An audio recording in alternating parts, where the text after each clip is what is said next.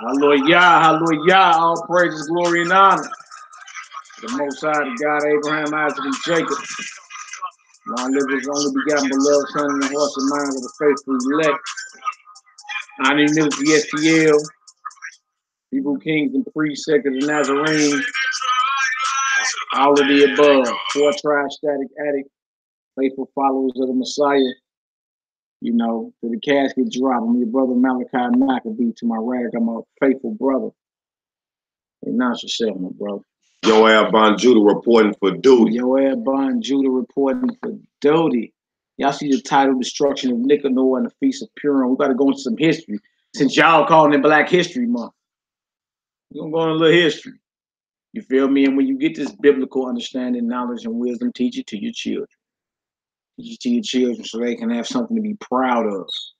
You understand? A history that reaches back before the plantation. You understand? A history that goes back thousands of years. They need to understand and know it. You feel me? So we're gonna let y'all climb on in here. We're gonna shout a few of y'all out, and then we're gonna get to rolling because we got a lot of scripture to get into.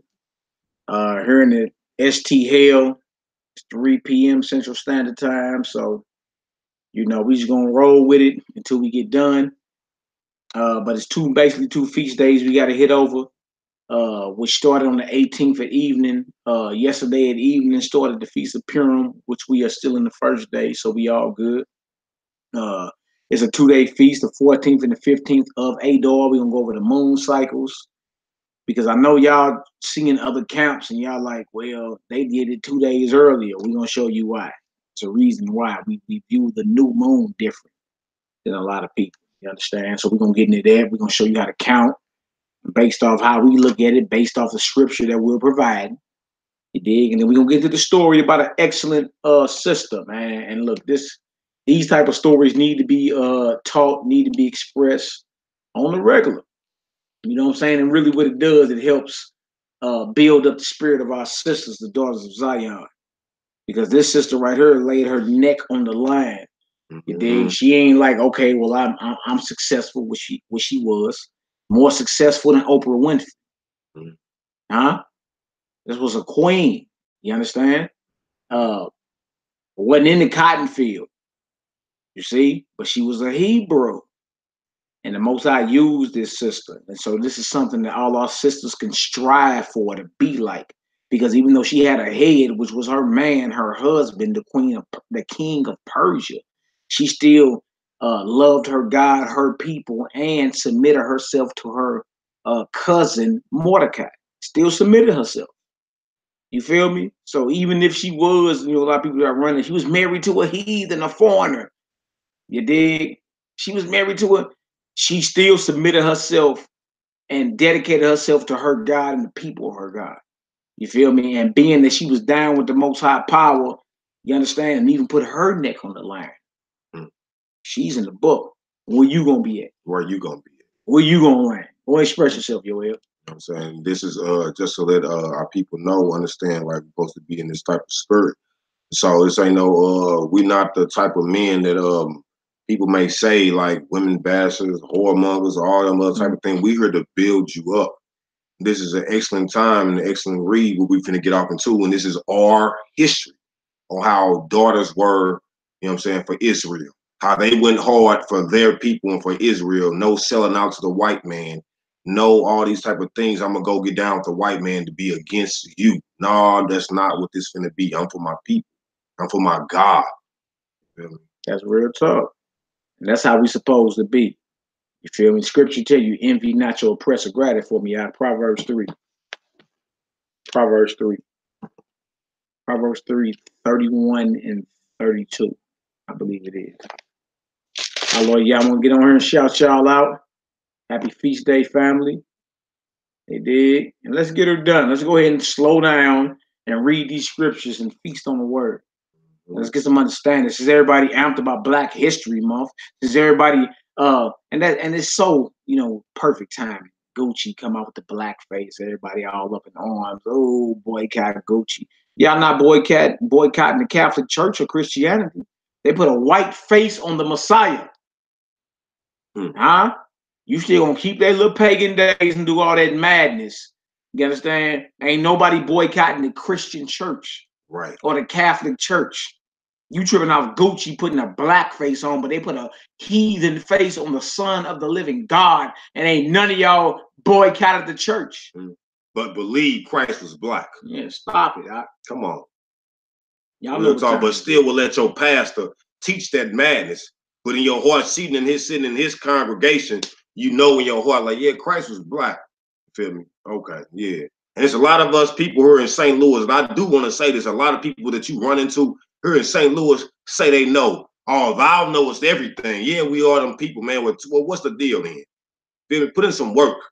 Put in some work. A lot of folk know that they Israel around here, man. Come on, man. That's not just gonna get it. Put in the work.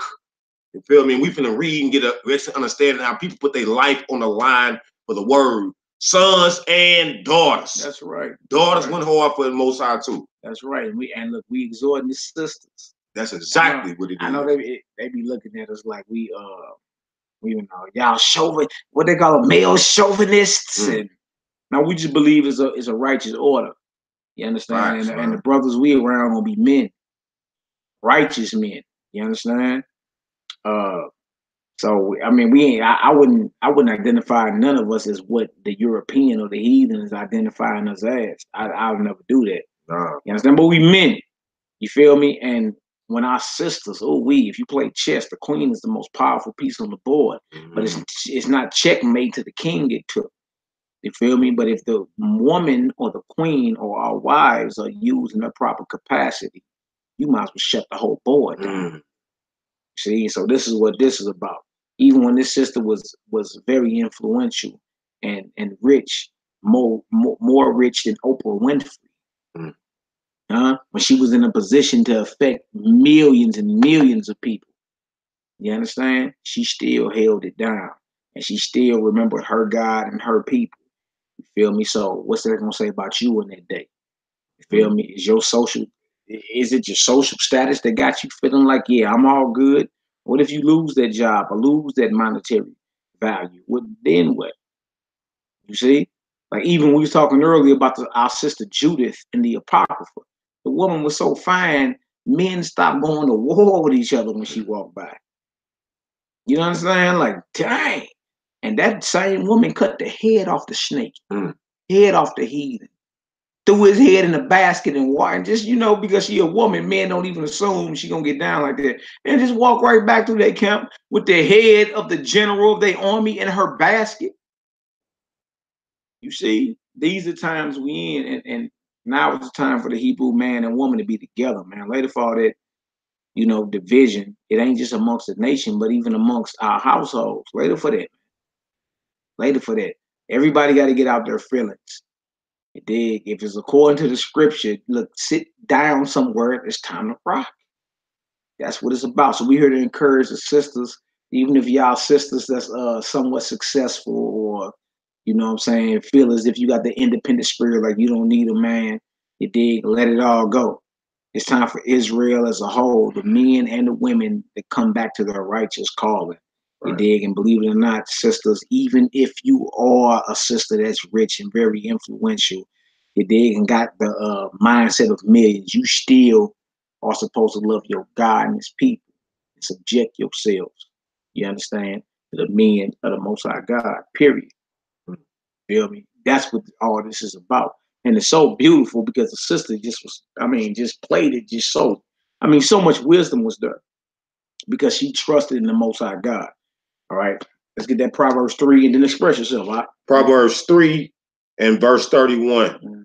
It say, envy thou not the oppressor and choose none of his ways. The scriptures say, envy not your oppressor and choose none of his ways.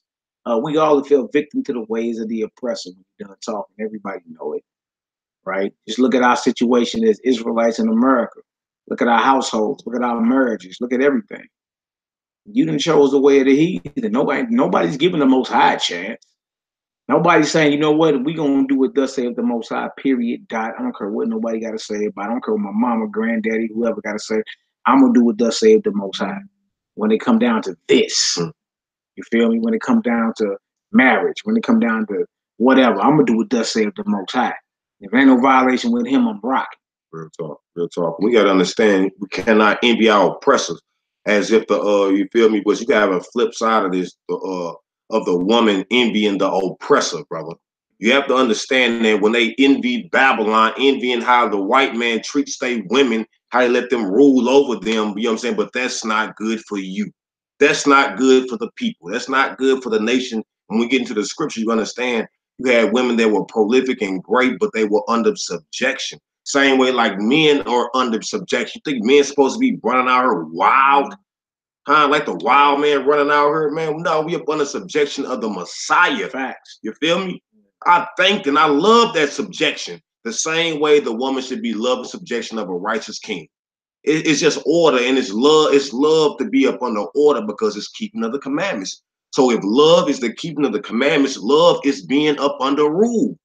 No matter how you slice it, no matter how you want to try to switch it around, say the old law is done away with, at the same time if somebody break into your crib, nigga, you all talking like that's wrong against God. You feel me? But you want somebody to be up under subjection. So as men are under subjection and we play a proper role within the body of Christ, the woman have a proper role to play as well when she is under subjection and being led. You feel me? You can be out of order doing all the wrong things, but you will see, you feel me, and think it's all good for now for the flesh of that carnal feeling. It's like candy. It tastes sweet right now, but your teeth gonna hurt soon. You feel me? Same way the woman think the independent mindset, the independent woman thing is good, but at the end of the day, you really are a lonely, bitter person. You feel me? Right. Right.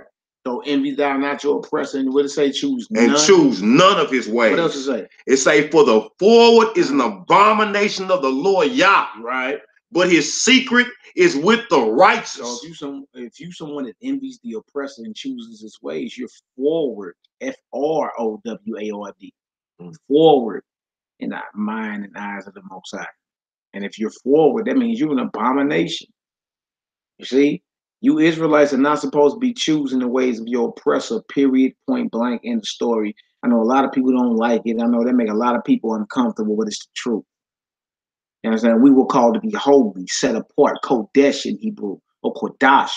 You understand? Holy, set apart. Set apart means separate. Not integrated, separate. And then people would see and say, you know what? Look at the wisdom they deal with. Look at how they move. And look at their laws. Look how their women are in order. Look how the men protect the women. Look at the children. And, man, we want to be like that.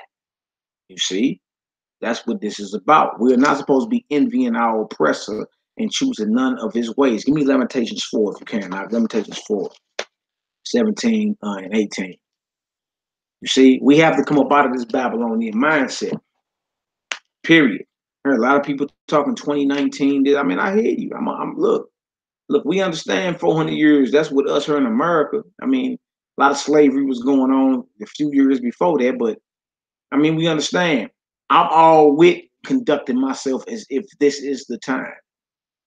Like Abraham did. And when Abraham was called out into the city of Canaan, not the city, but the land of Canaan, it says in the book of Hebrews, he was actively looking for the city that God built. You call me out of here, I'm looking for the city you built. See, and that's the thing with us. We need to be on that mindset, man. Faces and minds towards Zion. You dig? Like for real. Like that's what the scripture going to. The scripture going to towards Zion. Not falling in love with America and just, comfortable and tiptoeing through the tulips and I'm good as long as it's tax season. And come on, man. How long we gonna keep doing the same things and keep getting the same results? That's my question. All right. So I need Lamentations right after Jeremiah. Right after Jeremiah, Lamentations. Let me shout some of y'all out real quick. Y'all on this live. Popping. Poppy! My sister Sonya, not Sonia, y'all. Sonya. That's my sister. Much love to you, my sister. You know I got mad love for you. We rap a lot. All right. Ashanti Ya, Shalom, Shalom. Sam Stanley, Shalom. Marcus just Israel, Shalom. I rapped the other day, man. Good brother. Ella's good. Tuvaya, Shalom. You got to ask. Shalom, bro. Tuvaya. Randall Dawn, big truck in the house. Shalom, Hebrew. May the Most High bless you for all your generous support, my brother. You understand, man? The Most High bless you and increase you and your family beyond measure. I'll sing with my sister Poppy Shoot, man. It's a good sister. Poppy Shoot! That's my sister, man. Mina J! Mina J! Mina J! Mina J! Mina J, man. Shalom, sister. Shalom, sister. Shalom, According to Israelite, first spring and morning, the Israelite. Shalom. All praise to the Most High. Aniyah, the rib of my Yaki, Yaki. Shalom, my sister. Y'all come on down. Give her Aniyah awaken on her, y'all. About the Passover. Y'all want to keep Passover with us down here in the STL. My sister Aniyah. And that's the rib of my brother Yaki. You dig? She got a lot of info on that. So get with her. Sis, post some info up in her. I got a little something too. I'll be posting throughout the live chat. All right, so I'll pray. Kushin, Shalom. All praises to the Most High. Reza, that's my sister. How my young niece is doing? Tell them I said Shalom. Shalom. All praise to the Most High. Y'all in the building. Quinita Watson. Yeah, Esther. It's going down in Esther today. We're going to start in Esther. And if we got time, we're going to get into the destruction of Nicanor, which starts the day before this. But, you know. Okay, Yehuda ben Israel. Shalom. Benaiah. Shalom. Dan Yael. Shalom. Shalom. Y'all in the building. Y'all's a fit. Yisrael. Shalom. Y'all in there deep today. Shaul, Shalom, Hebrew was the word. Shaul. Shalom. All right, we in the building. Me and Jay laughing. There's something about that name, Shibu. I don't get those live. What you mean you don't get the live message? All right, y'all. So let's get it. You finished that verse 32, right? With Lamentations. Are we in Lamentations 4, y'all? 17 and 18. Lamentations 4, 17 and 18. So we just read, envy not your oppressor and choose none of his ways, for the forward or an abomination into the Most High, but the secret or with who? The righteous. Straight up, the forward. If you somebody that love your oppressor, you in the business of being a good old American pie slave, the Most High is not dealing with you, man. Y'all know the Most High ain't dealing with a Clarence Thomas. Not on the level of righteousness is what I'm saying. Yeah, Most High ain't dealing with a Sheriff David Clark. Y'all know better than that. Stop it. Stop it. Or none of these entertainers like Meek Mill. Look, when Charlamagne the God asked him on the Breakfast Club, he said, if the white man called you and told you stop all this talk about prison reform, what would you do? Man, he came right off his lips. I'm talking about before he finished asking him, I'll shut the hell up. I'm not dying for none of you niggas.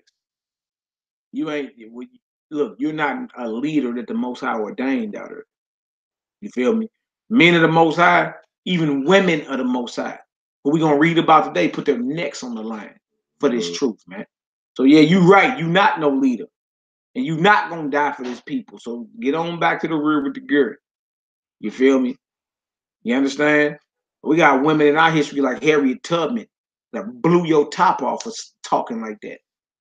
You did? We got sisters in our history like Judith that cut the head off the enemy. You dig? We got sisters in our history like Jael that drove a tent stake through the head of the enemy. What you talking about? You understand? Our sisters are righteous as well. See? So from the men to the women.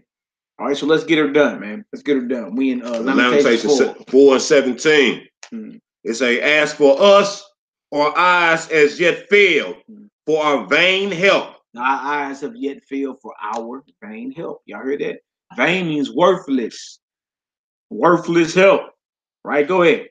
In our watching, we have watched for a nation that could not save us. In our watching, we have waited for a nation that could not save us. Do y'all see that? Yeah, look, we depend on America. We love America, right? But the scriptures say we have been waiting on a nation that could not save us, man. Vain help. Vain help. Worthless help. Right? Go ahead, verse 18. They hunt our steps. They do what? They hunt our steps. Is that not true to this very day? Lamentations was written through the time by Jeremiah. You understand? That's over 2,000 years ago. That's like 2,700 years ago. And he was talking about us. We are waiting on our vain help from a nation, the Babylonians, that could not save us, and how they hunt our steps. Then you get to Revelation 18 and you hear about the destruction of future Babylon. Oh, they hunt our steps. Sound familiar, don't it? Go ahead, Op. That we cannot go in our streets. That we can't even go into our streets. Tamir Rice can't even play in the park with a toy cap gun. Eric Gordon can't even stand on the corner and try to somewhat put a little money in his pocket and sell single cigarettes. I mean, hell, how much you get for a single square? 25 cents? What harm is this man causing? They hunt our steps. My brother Alton Sterling down in Baton Rouge can sell burnt DVDs. Right. They hunt our steps that we can't go into our streets. Go ahead, Op. Our end is near. Our who? Our end is near. Come on. Our days are fulfilled. No doubt. For our end is come. Our end is come. It's going to the end and destruction of our people, but we will be redeemed. All right, y'all. What we gonna do? We gonna go into this feast day that we're dealing with right now, which is the Feast of Purim, the 14th and the 15th of Adar. What we gonna do? We gonna show the new moon, because I know a lot of y'all saying, well, you know, some of the other congregations and camps kept Purim 2 days before us. You understand? We started last night. It don't end till Thursday. It don't end till Thursday. So Tuesday night to Wednesday night is the first day. Wednesday night to Thursday night is the second day. You understand? That's when it ends, Thursday night. For us, because we view our new moon different. So we're gonna show y'all the new moon. We're gonna read y'all the scripture about the new moon. So you can see, okay, that's why they do the new moon like that. We do the new moon slightly different. Our new moon is usually 2 days after our camps and assemblies, because we view it differently, and we're gonna give you the scripture on why we view it differently. You feel me? And basically, and with this super moon in the sky, which is a full moon, you'll see exactly why we did what we did. You feel me? Because what you can't make up is the moon cycles. You can't make that up. The moon is on a cycle and a circuit ordained by the Heavenly Father since creation. You can't make that up. You understand? So we're going to get into that too. So first we're going to show y'all about the 14th of Adar, which started last night at evening. All right, so let me do a screen share real quick. Everybody good? Y'all 100. I'm glad y'all up in this chat. Love y'all indeed and in truth. It's all 100. All right, we're just getting to some of this history since it's Black History Month. And we going into the book of Esther, and it's to build up our sisters, our queens. The Most High made man and woman in his image. Genesis 26 and 27. You understand? We both were made in the image of the Almighty. That's the image of God, man and woman becoming one. You see? So we love our sisters, even though, you know, we men, we gonna tell y'all get y'all ass in order. Get you in order. You did, but don't never mistake that we don't love our sisters. I don't deal with heathens, period. So you know, coming from your brother, you'll never see that. But you know what I'm saying? I love my sisters enough to tell them when they going off. And the same apply to my brothers. Apply to me. You understand? This brother just told me a few months ago some things he thought. Right here in this house, wasn't it, bro? It was right here in this house, too. Yeah, bro. Matter of fact, in that chair right there, you was sitting right there. In that chair right there. Nah, bro. No. That stomach that deal. Yeah, all right, man. All right, whatever. All right, but it's all good. All right, so we are actually encouraging our sisters. Never take that as what it is, but we men and we gonna roar. And y'all know y'all don't like weak men anyway. So let's keep it real. All right. So look, we're gonna do a screen share real quick. Bang. Let's get her done. And we're gonna read right here just real quick. Hold on. Yeah, right there. Bang. All right, hold on a second. Make sure I'm sharing right. Bang. Sure. All right. I want to read to y'all about the time, and then we're going to show y'all based off the count. All right. They on here, no weak men, no love. Not at all. I know my sisters. Exactly. I'm y'all brother, even if you disagree with me sometimes, I know you do. Some weak man gonna protect you. Y'all won't know Negro that's weak. Shalom to my no whore green, man, out the Holy Land. That brother's in Israel right now, man. Shalom to you, my brother. And to be honest, y'all women constantly test men. You feel me? Y'all test men to test their strength. Oh, yeah, you are strong. Okay, I know my position. All right, I like that. No doubt. Like just on the end, just on the strength of just something small, women, when you're man or your king or whatever, you feel on. You feel on his muscles and stuff. You're testing them. Same way like you test on kids. Okay, I know your strength. I know my place. You love that. You feel me? To where it's all just run over this man. He just the rag doll. That's it. The fun is done with, man. Give me somebody else. Yeah. Nah, that ain't what you want. You want them in there, you respect them more for it anyway. That's the whole point. All right, y'all, we in Esther 9:18. I just want to establish what I'm doing right here is just establishing a time frame, and then we're gonna go to the new moons and the scripture on how y'all supposed to look at the new moon. All right, that's how we're gonna do it. I'm gonna go ahead and just show why are we, because even though those are brothers, you dig, our feast days be like a day apart or 2 days apart sometimes.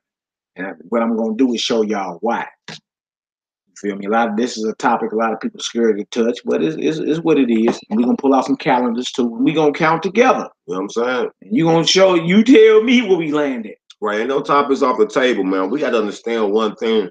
We'd rather be talking about this and discussing this and going through this with our people. That's right. Our manuscript, our history, you feel me? Our culture, rather so than talking about, you feel me, the world or these things of the world, or people people that are Gentiles in the mindset about who's the best dancer, Beyonce and all this corner music and all the things that have no merit, don't hold no merit right now.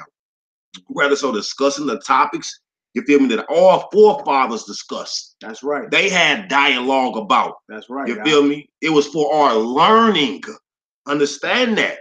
Right. Look, and that's Romans 15:4.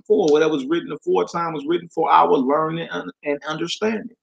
That we through patience of the scripture might have what? Hope, man. So it's about that. It should always be about the scripture, y'all, no matter what, man. We all got to get out of our feelings, men and women. I done seen men get in their feelings and act like women and misjudge the situation. So we're not just talking about our sisters. Even though y'all, the scripture call y'all the weaker vessel. Shit, man. Hey, Snoop Dogg had a song back in the day. Some of these men is women too. Yeah. Not exactly word for word. Some of these look just like you. Yeah, God. So look, that's what's going to be on the table if we're not dealing with matters according to the scriptures. Torah. We got to deal with the scriptures. Torah, why Basora? That's law. That's Old and New Testament. That's the law and the Gospels. What do you think the law is for? Yeah. Come on, man. We got to be real with so you got to live life. Come on, man. All right, so let's get this. Esther 9, start at verse 18.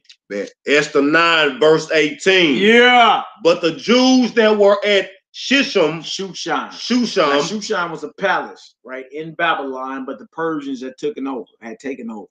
Some of us went back and started building our temple. Some of us stayed back. And this is what happened to the brothers and sisters that stayed back, right? So Shushan was the palace. It was like the White House of his day, okay? So that were at Shushan. Go ahead. But the Jews that were at Shushan assembled together, and on the 13th day thereof, right? And on the 14th day thereof, and on the 14th day, the 15th day of the same, they rested. You understand? Because what you got to understand is that there was a hit put out on us, and millions of us were going to die. If not millions, hundreds of thousands of us were going to die. You understand? So what happened was the plan that was put into law was overthrown because an Israelite sister. We here to encourage our sisters. An Israelite sister stood up. Feel me? And as we get into the beginning of the story, you're going to see. Right now, we're just establishing the time frame. All right, go ahead. And made it a day of feasting and gladness. Therefore, the Jews of the villages that dwelled in the unwalled towns made the 14th day. There you go, right here. Made the 14th day. We're going to count using the calendar, the new moon. We're going to count and show you when the 14th day of Adar started. Go ahead. Made the 14th day of the month of Adar a day of gladness. A day of who? A day of gladness. A day of gladness. So, y'all, this is a festive time for us. You feel that? Let's look gladness up. 8057. We're not supposed to be sad and somber. Shout Israel. I love women of all shades and sizes. Stick to your own. That's what we're going to teach. Stick to your own. How we going to get us a righteous nation? Stick to your own, Hebrew. Gladness, Shimka. Yom Hodot Semek or Semek. That's another one to say. It's just the feminine aspect of it. They put a hey at the end of it. Joy, mirth, gladness. Mirth, gladness, joy, gaiety, pleasure, joy, glad. Blithesomeness or glee, religious or festival, exceeding, gladness, joyfulness. So this is a festive time. Oh, happy day! You feel me? This is a festive time, y'all. You feel me? If we supposed to be festive, we supposed to be enjoying this. This is supposed to be gladness for us. See? Not a time of us being sad and unsure. Never that. You dig? Be sure of things, man. Strong, man. Build up the faith, man. Huh? He just did a marvelous work for us, man. Yeah, no doubt. Simcha, Ma'ak Nahor. That's right, Ak. And look, whatever your Hebrew, you gotta understand it, because that I teach Hebrew in Israel. Go ahead and throw it on out there, Hebrew. That's y'all brother Nahor Green. That brother been living in Israel for 18 years. He's a Hebrew Israelite, a straight brethren. Y'all get to know that brother, man. I talk to him all the time on WhatsApp. Good brother. Good brother. You understand? But y'all need to reach out to that brother and talk to him. All right. Verse 19, Aki, what it say? Beautiful, beautiful. Verse 19. Therefore the Jews of the villages that dwelt in the unwalled towns made the 14th day of the month of Adar a day of gladness and feasting. Yeah. And a good day. A good day, right? Today was a good day. Yeah. Come on, Hebrew. And of sending portions one to another. So if y'all ever wanted to give away gifts or whatever, y'all, this is the time. We supposed to be out feeding the homeless. You understand? Looking out for the less fortunate, being bestowing upon our brothers and sisters, right? And I was saying that a couple lives ago, get into the spirit of giving, man. Even if you don't got nothing physical to give somebody a compliment. Let your brother know his face shining. Let your Hebrew sister know, sister, you're looking beautiful today. You ain't gotta be lusting to say that. It's just the truth. You dig? Or silently give a prayer for him. Say a prayer for him. May the Most High bless you with peace, prosperity, and happiness or something. You feel me? Like getting that spirit. You feel me? Because this is what this feast day right here is all about. Right? And usually, let me say this too. Usually Passover is a month after this, but sometimes there's a 13-month dealing with our Hebrew calendar because the barley, a lot of our feast days were based off our harvesting, right? Passover or Feast of Unleavened Bread is based around the barley crop because we used to have to bring the first pickings or the first fruit or the bakor of our barley crop and present that to the priest during the feast. Feel me? But if the barley is not ready to be harvested, then it can't be the month of Abib. That's the first month of the Hebrew calendar. Abib is Hebrew. It means mature crops, the greening of the crops. Well, how can it be the greening of the crops if it ain't grown yet? You see, so this is the year where it's going to be a 13th month, actually. Passover is not till April 19th. It should be March 19th. You dig? But this is a year, sometimes like every 3 to 4 years, there's what's called a leap year or 13th month. Adar Bet, the second Adar. All right. But that don't mean we move Purim. You don't move Purim just because there's a 13th month. Purim goes down to the 12th month, Adar. All right. And usually the next month is Passover. Sometimes there's a 13th month because the agriculture got to line up with the heavens as well. Like how is it the month of Abib, which is the first month according to Deuteronomy 16 and Exodus 12. How is it the first month of Abib when the meaning of Abib means your harvest is ripe for harvest? It means the greening of the crops. Well, it can't be that March 19th because the way the crop is going now, it ain't gonna be ready to harvest. So it can't be that. See, so that's what we're dealing with this year. But that does not mean we move our date for Purim. Purim is in Adar, not the 13th month Adar, the 12th month Adar. Makes sense, all right? So send in portions one to another. Verse 20, y'all. Verse 20.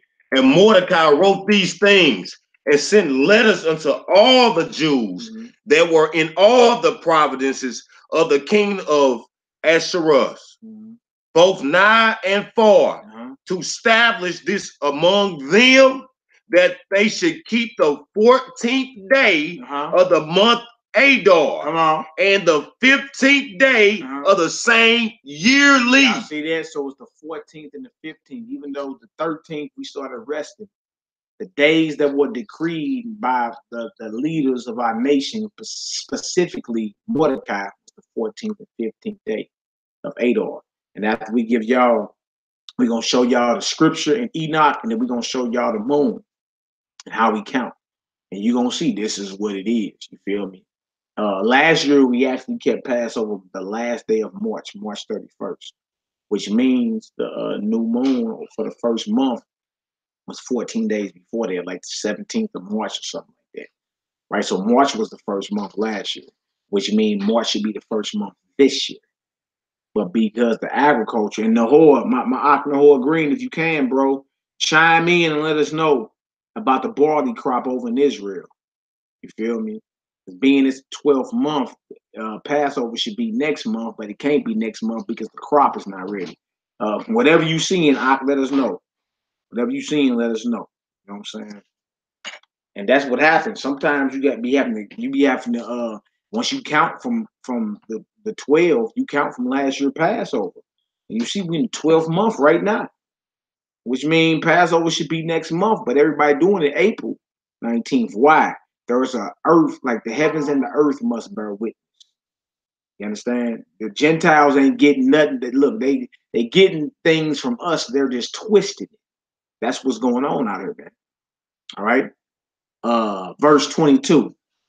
Verse 22. Yeah. As the days wherein the Jews rested from their enemies, and the months which were turned unto them from sorrow to joy, and from mourning into a good day, that they should make them days of feasting and joy, and of sending portions one to another, and gifts to the poor. Get out there and you know what I'm saying, get his word to the less fortunate. You feel me? Look out for them. It is cold outside.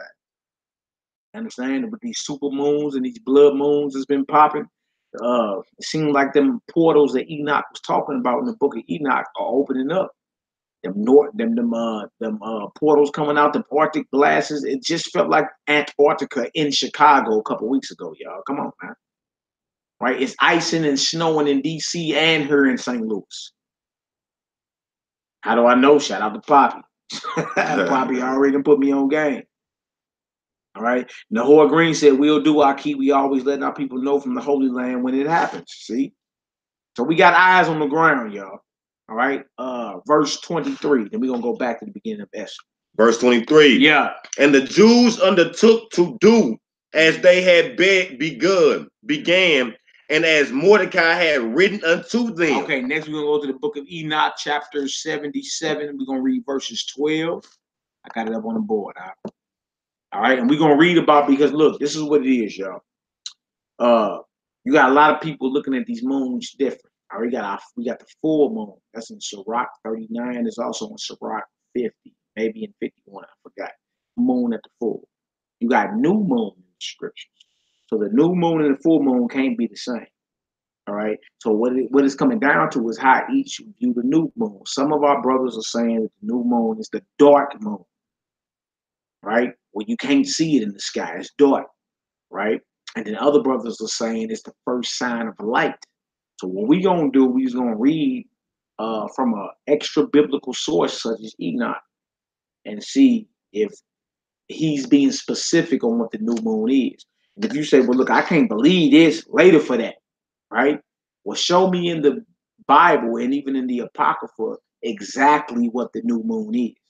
Exactly. Because this is about to get very, very specific. All right. Give me a 7 if y'all can see that up on the screen. Or do I need to make it bigger? Give me a 7. Give me a 7. You know, 150, I'm going to make it 175 just on GP. All right. All right. We're going to read verse 12 through 18. Okay, Chantel. Hey, shalom, Chantel. Shalom, Douglas Jones. Shalom, what it do? Yahweh dot North Star. Shalom. It's all good. Okay. Well, look, this is the book of Enoch. Look, now trip off this, y'all. Sometimes these verses on Enoch 78. The Enoch I got at the house is chapter 78. This is chapter 77, but it's still breaking down the actual moon. Iris Stephen, Shalom, my sister, lifesaver, Eliyah, hallelujah. All right, Yaakov, Yisrael. All right, so this is Enoch 77, verse 12. And y'all, if y'all can't find it in 77, go to 78. All right, it says, Uriel likewise showed me another regulation. When light is poured into the moon, how it is poured into it from the sun. What it's basically saying, y'all, is that the moon reflects the sun. All right, the moon actually reflects the sun. Shout out to my Ak Shebaniah over in the Holy Land as well. He's gonna be doing a lesson this weekend over the moon. You know what I'm saying? The metaphysical and spiritual implications of the moon and the sun. I rap with the brother several times a week, deep brother. Deep brother. You know what I'm saying? He over there with my Ak Nahor, actually. All right. So how it is poured into it from the sun, verse 13. All the time that the moon is in progress with its light, it is poured into it in the presence of the sun until its light is in the 14 days completed in heaven. Wow. Now we about to go count. When I pull up this new moon calendar, we're gonna count and see what the 14th day is. Y'all remember verse 13 and 14 in this Enoch 77. Remember what it says. It says, all the time that the moon is in progress with its light, it is poured into it in the presence of the sun until its light is in 14 days, completed in heaven. Watch this. And when it is wholly extinguished, its light is consumed in heaven. And on the first day, it is called the new moon. And on the first day, it is called the new moon, for on that day, light is received into it. Y'all heard that? The new moon is when you first see the light. It ain't the dark moon. Okay? It just gave you a cycle from the 14th day to the dark moon to when the new moon, to when the light first rises upon it. Y'all see that? The first day it is called the new moon, for on that day light is received into it. I'm going to ask anybody who don't believe in this book of Enoch. I'm just going to ask anybody. Show me in the Bible or the Apocrypha. You understand what the new moon is. We know new moon is in the Bible, but what is it? Because according to this Enoch, it says the first day is called the new moon, for on that day light is received on it. See, Nahor Green just said, as you speak in Aki, it's a full moon right now over here. He's in Israel, y'all. He's in Israel. We're going to count these days, Aki. We about to count. Hallelujah. Y'all reach out to our brother, man. Hey, Nahor, put your email in the chat, brother. No, people going to reach out. That brother been living in Israel for 18 years. Good brother, man. I actually met his father probably like 12 years ago. Brother Aziel. I actually met that brother. You understand? That's his father. As a matter of fact, Nahor older than me, so you know what it is. All right. It becomes precisely completed on the day that the sun descends into the west, while the moon ascends at night from the east. The moon then shines all the night until the sun rises before it, when the moon disappears in turn before the sun. Where light comes to the moon, there again it decreases until all its light is extinguished, and the days of the moon or the month pass away.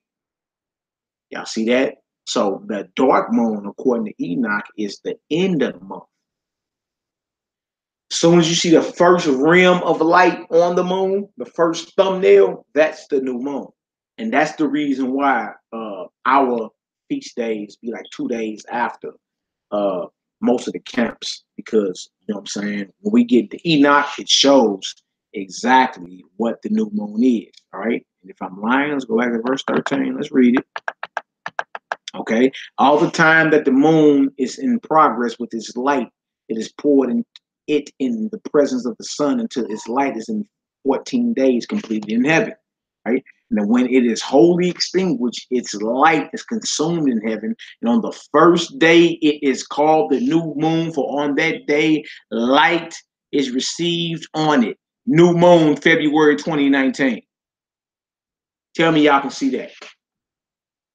The 5th, it was a dark moon. End of the month. 4th, you see that right there, right? That's a light. It goes to the 5th. It's dark. That's the end of the moon cycle. The first day is when you first see that light on it. That is February the 6th. That is day 1. Tell me y'all see that. Put a 7 on there. Put a 7 in the chat. Put a 7 in the chat if y'all see that. Right? February 5th was an all dark moon according to Enoch. That's the end of the month or the end of the moon. Okay? Month is named after moon. A moon is named after month. However, that's Sirach 43, if I ain't mistaken. Verse 6 to 8. All right? The Enoch we just read, let's go back. So y'all don't think, look, we ain't making this up. We not making this up. All right? Enoch 77 and 14. And when it is wholly extinguished, its light is consumed. That means the light is done with in heaven. Right after that, and on the first day, it is called the new moon, for on that day, light is received into it. Do y'all see this? Do y'all see this? It's fully extinguished on the 5th. First time light rise on after the 5th is when? The 6th. That's the first day. That's the new moon. Okay. So day 1 is 6. Day 2 is 7. Day 3 is 8. Day 4 is 9. Day 5 is 10. Day 6 is 11. Day 7 is 12. Day 8 is 13. Day 9 is 14. Day 10 is 15. Day 11 is 16. Day 12 is 17. Day 13 is 18 at evening. That would have been the start of the destruction of Nicanor. All right. And day 14 is 19. Last night, y'all, was the 14th of Adar. All right. That started right there at the feast, what we call Purim. We just read it in the book of Esther. Did it say 14th and 15th of Adar? 14th and 15th. Okay, so the 19th started at evening last night. Now we into the 20th. All right? The 15th of Adar start tonight when the sun go down. Y'all see that? It'll be the 15th of Adar. All right, and that'll go all the way over till Thursday. This feast don't end till Thursday at evening. It's a 2-day feast. You see? So based off the new moon and our counting, where we land at for the 14th day of Adar, the 19th. And the Feast of Purim started last night, believe it or not, y'all. And we still in that same day. That day ain't even been 24 hours yet. We still into that same day. All right? Day 2 starts tonight when the sun go down. All right? It already started for Ak Nahor over there in Israel. So do y'all see that? Ak Nagat, Ak Push. You see that, Ak? No, a full moon is not a new moon. They're totally different. Grab Sirach 39 for me, y'all. Let me show y'all that. A full moon is not a new moon. They're 2 different things. That's what the brothers from IUIC teach. They teach that the full moon is the new moon. I would tell those brothers that's a lack of study. It's a lack of study. Man, that's a lack of study. Even the heathens will tell you different than that. Yeah, come on now. We can't be playing around. Sirach 39, verse bing, bing, bing. We talk about the moon at the full.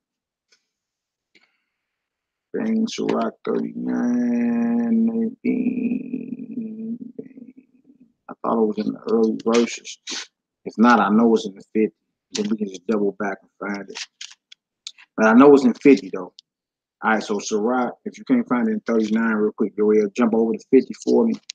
Sirach 50. You're gonna find it like real quick. Yep. Sirach 50 and 6. Give me that real quick. Sirach 50 and 6. Give me verse 5 and 6. Verse 5. Mm-hmm. It say, how was he honored in the midst of the people and is coming out of the sanctuary? He was at the morning star. He was what? He was at the morning star. He was as the morning star. right? In the midst of a cloud. Come on.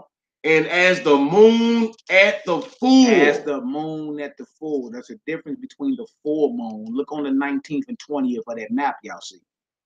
And then the new moon. Even if y'all saying the new moon was the 5th, it's a difference. It's a difference between the 5th and the 19th, ain't it? Look at the moon. Look at the calendar up there. It's a difference between the 5th and the 19th, or the 6th and the 20th. Matter of fact, it was a super moon last night. Found it. Yep. Sirach 39 and 12 is the second witness. Go ahead and read it out. Sirach 39 and 12. I'll start at verse 12. Yet have I more to say, which I have thought upon, for I am filled as the moon at the full. Y'all hear that? So there's a difference between new moon and full moon. When we read about the new moon in Enoch 77, it said it is the first sign of light. So that would have been the 6th of February. Day 1, day 2, day 3, day 4, day 5, day 6, 7, 8, 9, 10, 11, 12, 13, 14. At evening, everything is at evening dealing with the feast of the Lord. Right, everything is at evening. The 19th at evening started the 14th of Adar. We are still in the 14th of Adar until the evening today. Then we into the 15th of Adar all the way over to the evening tomorrow, and the feast is over. See, so we just wanted to show y'all that. Do y'all understand what we just did and what we just showed? Who all understands that the new moon is the first sign of light on the moon and not the dark moon? If you understand that, put a 7 up in there. Yeah, I seen the video of the super moon, man. It was wild as it was rising. It was off the chain. It was orange. It was kind of pinkish. You know what I'm saying? But it definitely was a super moon, boy. It looked like you could reach up there and grab it. St. Louis Israelites 2 in the house. Shalom, Gaza City, get it. All right, y'all. So we just wanted to show y'all why our feasts are like a day or two after most of the camps you'll see. Because most of the camps I know, they held their new moon February 4th. Ours was February 6th. You know what I'm saying? But I know the brothers. Most of it's based off the dark moon. They thought the dark moon was the 4th, but actually it was the 5th. It did, and here comes the 6th. So we actually are 2 days apart. That's it. Like, you know what I'm saying? But as long as brothers is trying their best to get it right, I understand. No doubt. And like Sirach 39 and 12 and Sirach 50 and 6 about the full moon scriptures. Y'all need that. Go ahead, Obed. I mean, Yoel, express yourself. No doubt. Like and we subscribe to the Book of Enoch. And a lot of, I don't know, I know how some other camps, they don't subscribe to the Book of Enoch. So there's a lot of understanding, deep understanding left out there for your wiggling and for your non-understanding self. But we got to understand, if Enoch was a prophet, one of the great prophets of the Bible, he has to have writings. So how can you not subscribe to his writings? Exactly. I'm just all I'm saying. Matter of fact, they talk about Enoch writings in Jude. You want to grab it real quick? Grab Jude in 14. There's only one chapter like a book of Obadiah, but it's you know what I'm saying, power. Show y'all that. It is what it is, man. You know, some people don't deal with it. We do, though. We gonna deal with it. A lot of people don't want to. I mean, it's what it is. You feel me? And then with these super moons and these blood moons, and then trip out the weather right after, man. I'm talking about Chicago felt like Antarctica a couple of weeks ago. You dig? Like, come on, man. We got to be real serious with this thing. Our Lord, y'all getting some understanding. So, okay, so those are full moon scripts. Anybody come to y'all from IUIC or whatever and say the full moon is the new moon, you can say you're a lie. Sirach 39 and 12, Sirach 50 and 6 talk about the full moon. You dig? And there's other scriptures in the actual Bible, the 66 books and the Apocrypha that talk about what? The new moon. There's a difference between the new moon and the full moon. Once we understand that, all we need to conversate about is, what is the new moon? Is it the dark moon? Or is it the first sign of light after the dark? That's what we need to conversate about. That's what we need to conversate about. And once we get on one accord based off that, because I ain't ran across one scripture in the 66 or the Apocrypha that tell you what the new moon is. That Enoch put it on the line. Yeah, it tells you everything. And told you. You know what I'm saying? It's just to say it snowed in Maui. It was a Yosemite Park. It was a lava pouring out the side of the mountain. Right? Earthquakes and all that, man. So yeah, this thing is going down. All right, where you at? Jude. Yeah, read Jude. Read verse 3 and 4, and then jump down to 14 for it. Jude chapter 1. Shalom to my sister Odelia. Come on, bro. Verse 3. Beloved, when I gave all diligence to write unto you of the common salvation, it were needful to me to write unto you, and exhort you that you should earnestly contend for the faith, right, which was once delivered unto the saints. You feel me? Earnestly contend for the faith that was once delivered unto the saints. Right? Spiritual war, y'all. It ain't gonna be smooth all the time with fancy soliloquies. You dig? Somebody gonna be offended. All right, go ahead, Doc. For there are certain men crept in unaware, right? Go ahead. Who were before of old ordinance to ordained. My bad, let me start that over. For there are certain men crept in unaware, who were before of old ordinance ordained to this condemnation. This judgment. He said they were before of old ordained to this condemnation. See, thank the Most High that He cast you as a righteous character within His movie script, because you could have been cast as a rebel. You see, the Most High is the ultimate puppet master. Somebody got to fulfill the role of the Antichrist.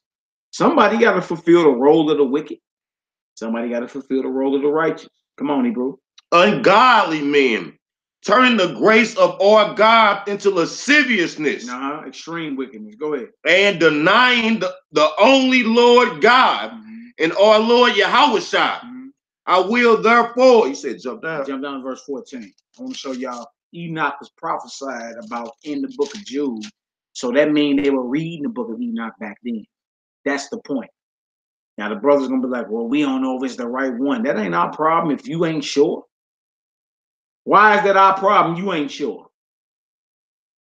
We don't know if it's the right book of Jasher or the right book of Enoch. That ain't our problem. Like we supposed to be mad because you not sure. The fact of the matter is this. Jude prophesied about Enoch's writings in the book of Jude. They were already reading them. They were already reading them. He wouldn't have been writing about them.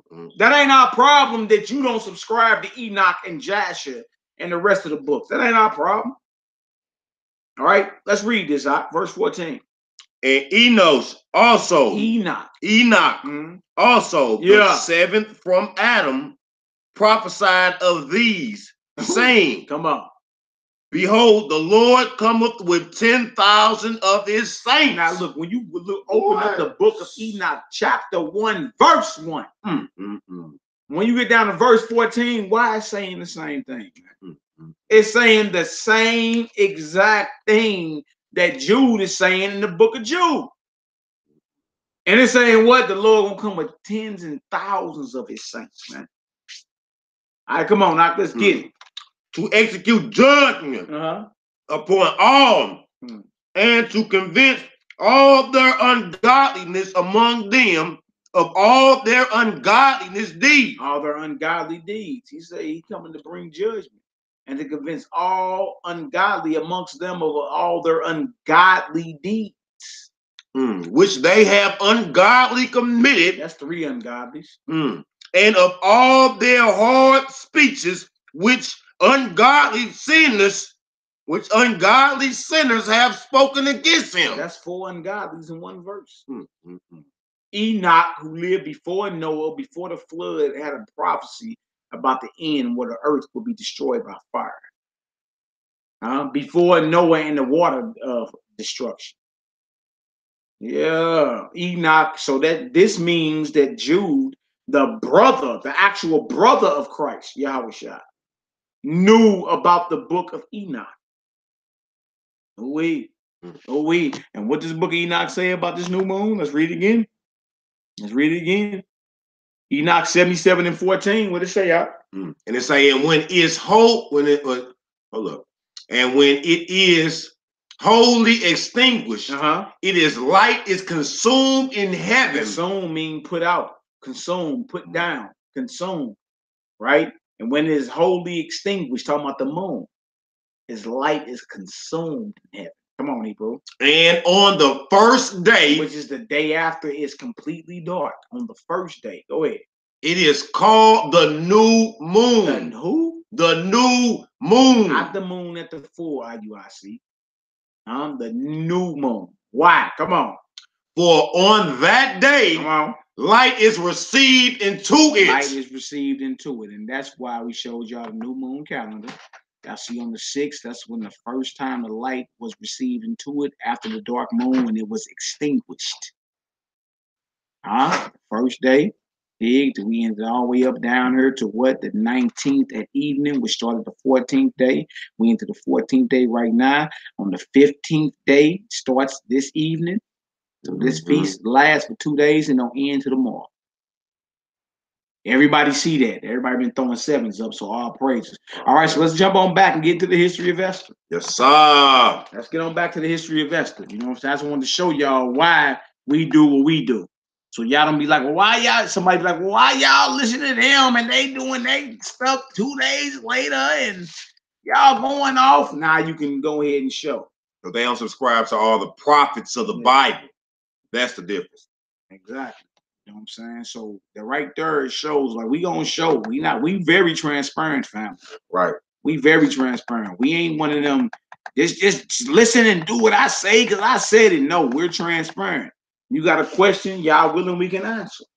We just showed y'all our new moon is different than camps. Most camps, should I say. Their new moon is the dark moon. And depending on who you follow, that may have been the 4th or the 5th. All right? We showed y'all that the new moon we observe is the first light that rises upon it. But we usually use Enoch 77, verse 14. Then we verse 14 and 15. Then we showed y'all when the light first rised on the moon after it was extinguished. The light was extinguished. That's the end of the month, biblical month. The first day of the month is when they first see light on it. They declare a new moon. That's day 1. Count from day 1 down to day 14 at evening. That was last night. We are in day 1 of Purim right now. All right, so we can explain why. All right, them brothers gonna go to Sirach 43, but you're not gonna see a dark moon being the new moon. Right, you're gonna see the scripture say a light that decreases in its perfection, and then it turns around right after that and say, but it increases after that. You see, it don't say that the new moon is the dark moon. That's something that we've been assuming this whole time. All right, you got something to say about it? Yeah, and it's kind of like just to understand, just when you watch a movie, if somebody take out part of the movie, say you went, stepped out and got popcorn or whatever, you feel me, and then you missed a part of the movie, then you're missing some of the information of what happened. But in game still the same, you see that part. So in like manner right here, if you're taking prophets out of the scripture, which the white man, which the heathen have done, so you wouldn't get the full understanding.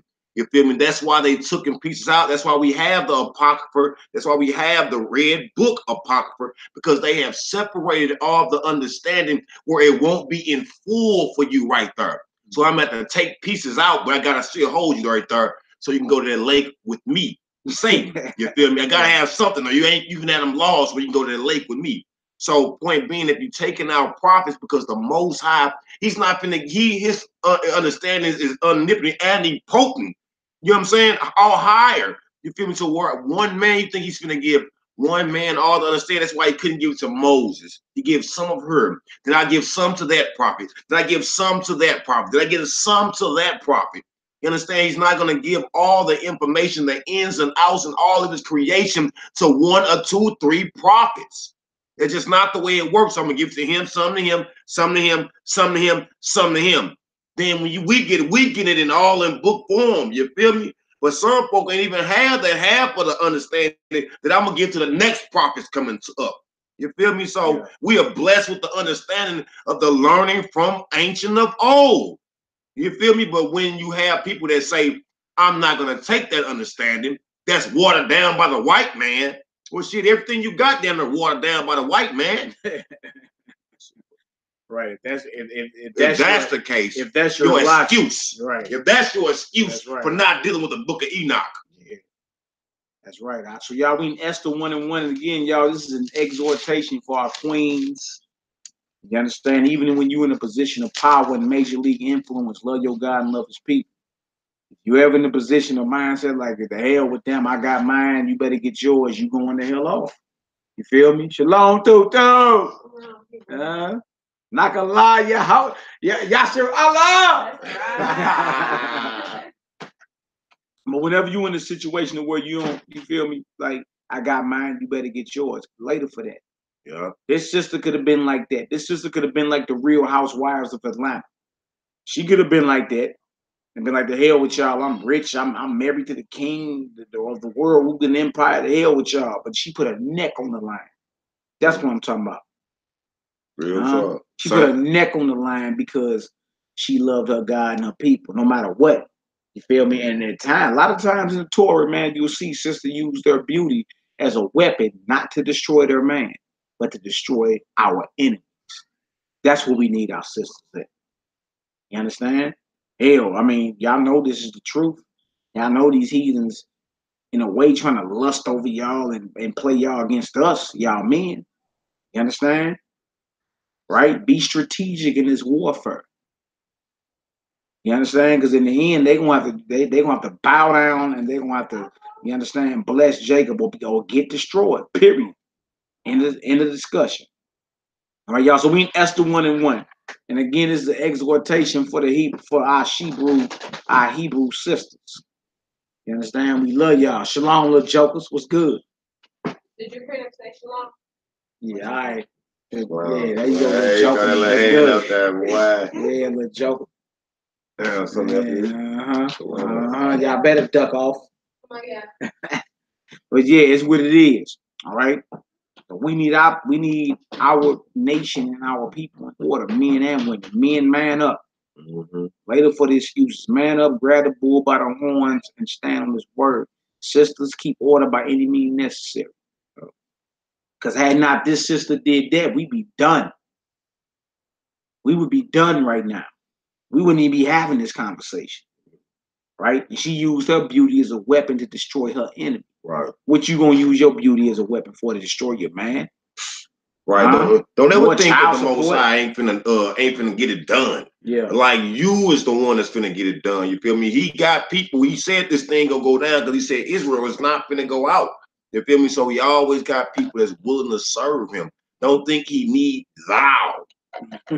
Straight up, man. Straight up, he got people in his walk that's gonna serve him. That's right. Always from the front, from Adam. You feel me? All the way down, man. You better believe it. Shit. You better believe it. All right, so let's get it. Esther 1:1.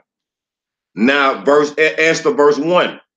It say, now it came to pass in that day of Ahasuerus. Ahasuerus. Yep. This is Ahasuerus, which reigned from India even unto Ethiopia, over the 170 and 20 provinces. So he ruled over 127 provinces from y'all see that, from Ethiopia and East Africa all the way to India. This was some major league, like real estate to be ruling over. All right. If you get into this, if you remember the movie 300, some say that's that bald-headed Persian king that was on the throne. Some say that. All right, come on, Hebrew. That in those days, when the king of Ahasuerus sat on the throne of his kingdom, which was in Shushan, the palace. Now, Shushan, for y'all that don't know, Shushan is like the ancient White House, where Donald Trump is sitting. All right? Where Donald Trump is sitting. Shushan is like the ancient DC. All right, go ahead. In the 3rd year of his reign, he made a feast unto all his princes and his servants, the power of Persia and Media, the noble and the princes of the provinces began being before him. Come on, when he showed the riches of his glorious kingdom and the honor of his excellency, majesty, many days. Come on. Even 180 days. Man, this Gentile king held a feast for 6 months every day. For 6 months, 180 days. That's 6 months. 30 times 6 is what? 180. That's 6 months. Wow. Come on, Hebrew. And when these days were expired, the king made a feast unto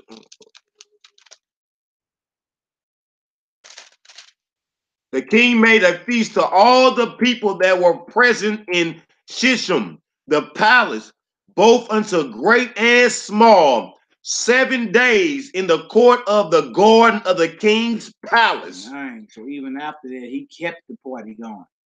Yeah, hands on me, keep the party going. Festive, right? Somebody that's in control like that and ruling and taxing the people like that, they can afford to throw a party every day for 6 months and then throw on an extra week behind it. You feel me? Just think about the hard labor and taxation that the people that he was ruling over in all them 127 provinces had to go through just so you could party for 6 months straight. Y'all see that? I see that whenever you seeing somebody living lavish, somebody suffering behind it. You better believe it. All right, go ahead, Al. Were white, green, and blue hangings fastened with cords of fine linen, and purple to silver rings, and pillars of marble, and beds were of gold and the silver upon a pavement of red and blue and white and black marble. Y'all heard that? This is going down. In the court of the king's palace were white. Man, the kings and the court of the king's palace was decked out. Y'all, this is ancient Babylon when the Persians start ruling. And again, a lot of people are saying that if you look at the movie 300, that bald-headed Persian king, they saying that this is him. They call him Xerxes in here, but in the Bible, they call him Ahasuerus. He was decked out. Decked out, all right? Verse 7. Yeah, man, look, that comes from exploitation of your 127 prophets. All right, go ahead, Al.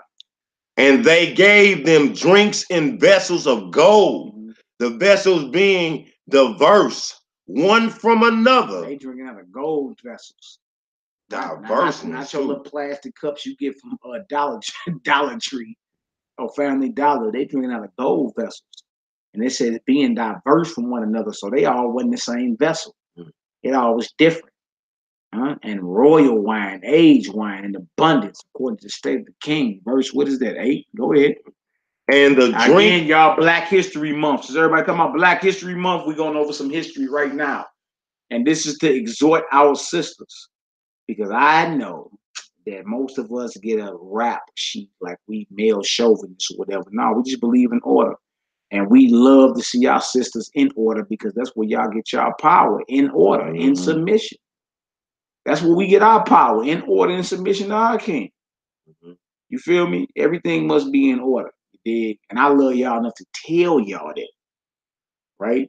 I'm not about to be like these suckers out here just gonna tell you what you want to hear because I think that's gonna make you give me a hug or something. Man, the hell with that. That ain't gonna get us nowhere. We need the stone cold hard facts. So we know how to maneuver out here. And I love y'all enough to tell you that. All right? Yeah, come out. You know, damn, that they come off a lot. Oh, look, I'm a man. I don't know nothing about all that. I was raised by a man as well. My daddy was a man. Man. I walked hard, fought it loud, drove loud cars, just was a man. You know what I'm saying? So I don't know no other way just to be all, passive and weak. You understand? We got to stand up and roar in this last hour. Men, claim your masculinity. Women, claim your femininity. We need that. Look at me and Jay laughing, laughing at me. It's the truth.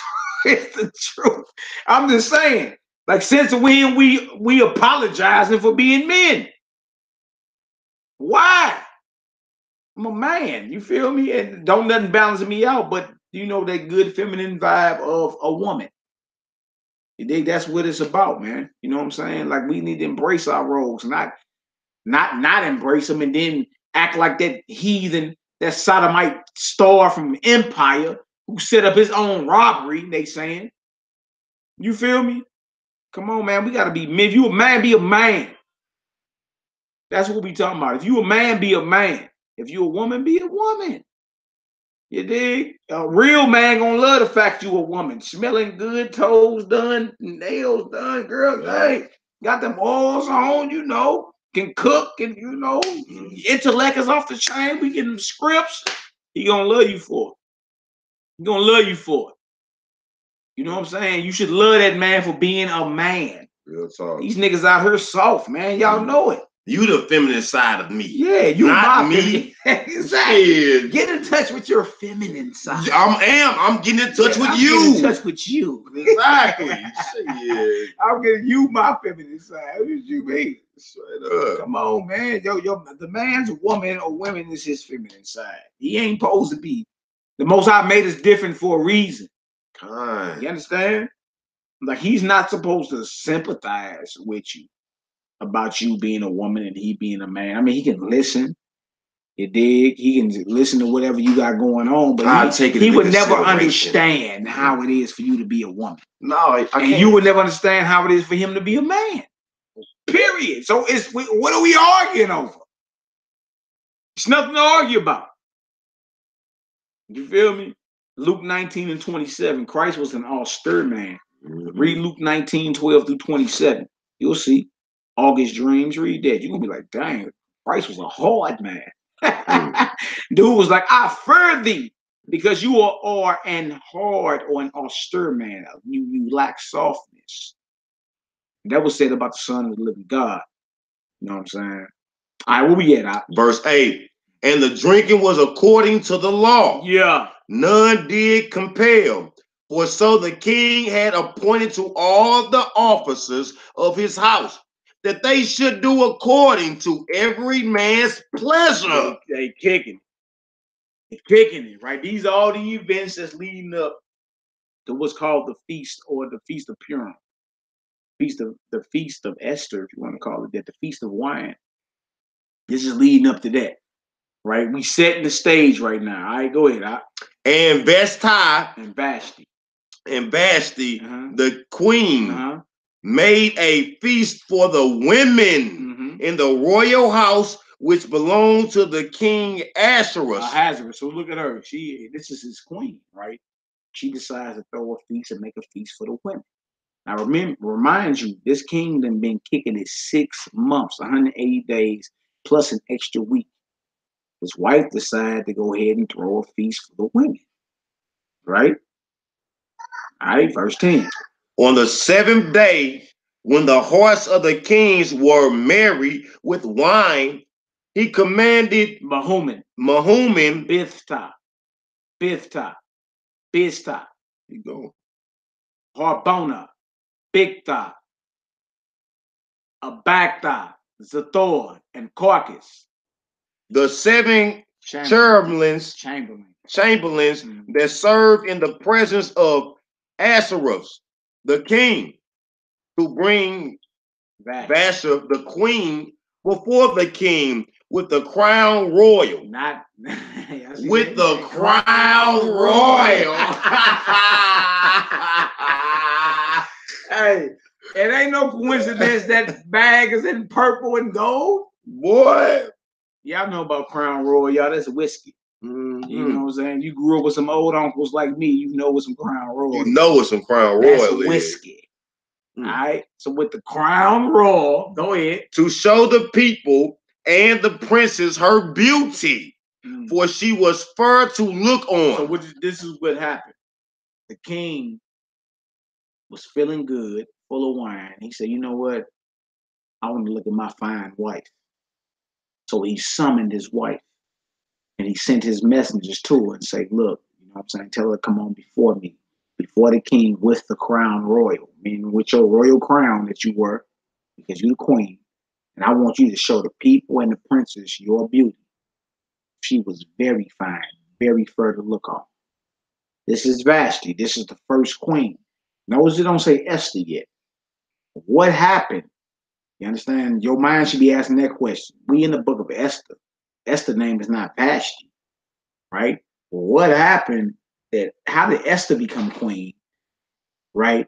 Vashti. How did the end of the story end up like something else? That's what you should be asking right now, right? She was very fair to look on, a very beautiful woman. So she was not a walrus. She was not a sea creature. She was fine. All right. And the king was feeling good and was like, I want to look at my beautiful wife. Tell her, come on in front of her, put a crown on, and come before me. You feel me? Come on, Hebrew. But the queen Vashti refused to come at the king's command by his chamberlains. Y'all see that? So, but she said, I refuse. He want who? You want me to come? It's like she been summoned, and she like, nah, I'm not going. Right now, don't forget, she's throwing a party in front of a whole bunch of women. Never forget that. Okay. Her man summons her. Come before me. She refused to come. Right. So this ain't only bad for her. Think about the rest of the women that's looking at her because she's the top woman in the nation. She's the queen. And if the queen is rebelling against the king, what is that going to be for the rest of the households in these provinces by the time those women get back to their husbands? Open rebellion. Do y'all see that? She refused to come. All right, go ahead.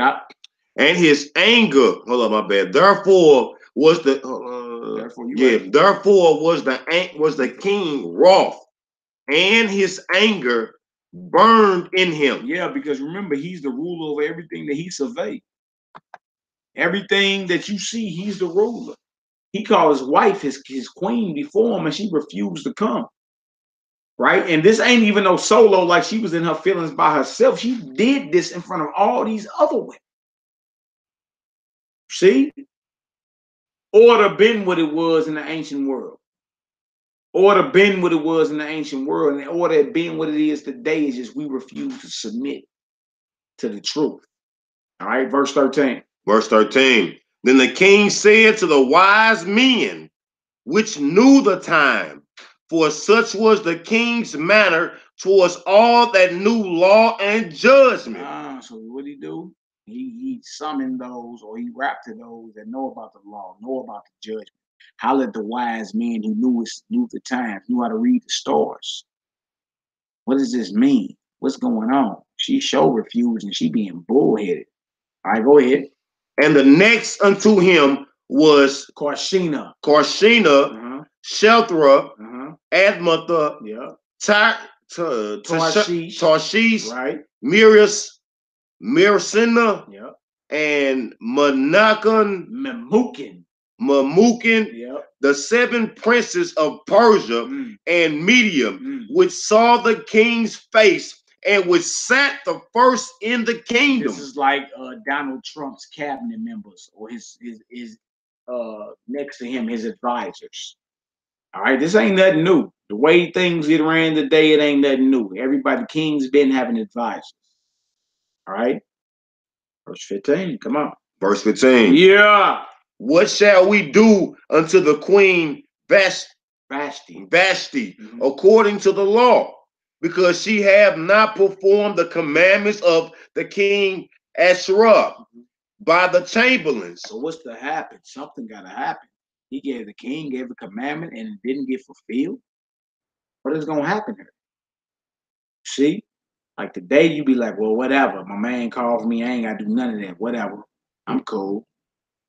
See what I'm saying?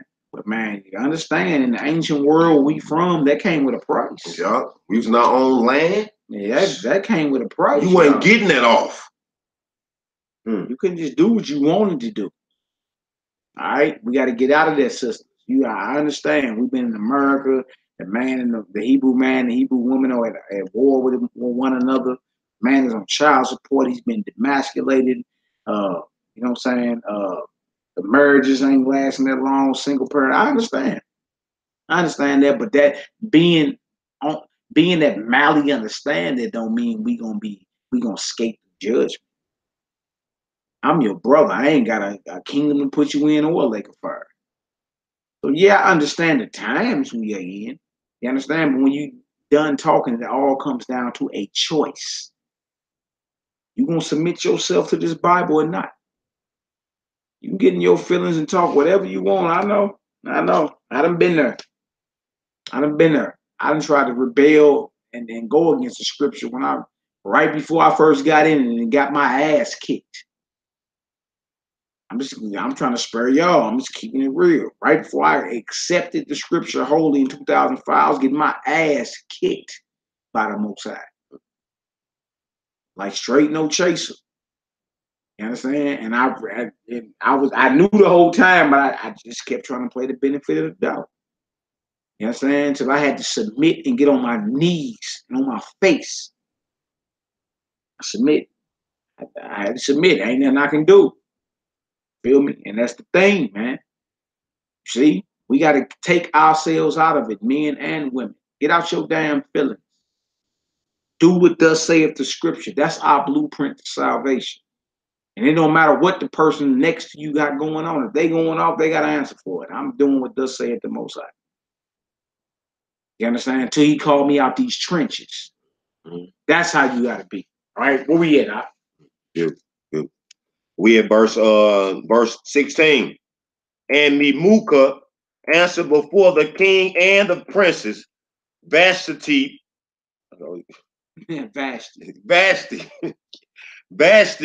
the queen had not done wrong to the king only, but also to all the princes and to all the people that are in all the province of the king of Assyria. Mm-hmm.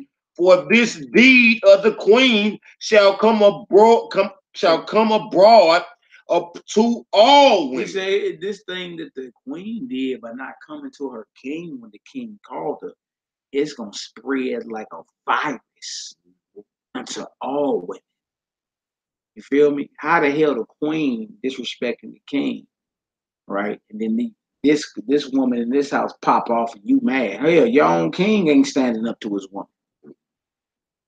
See? Like, look, if this don't get handled, it's gonna be rebellion in everybody's household by the end of this.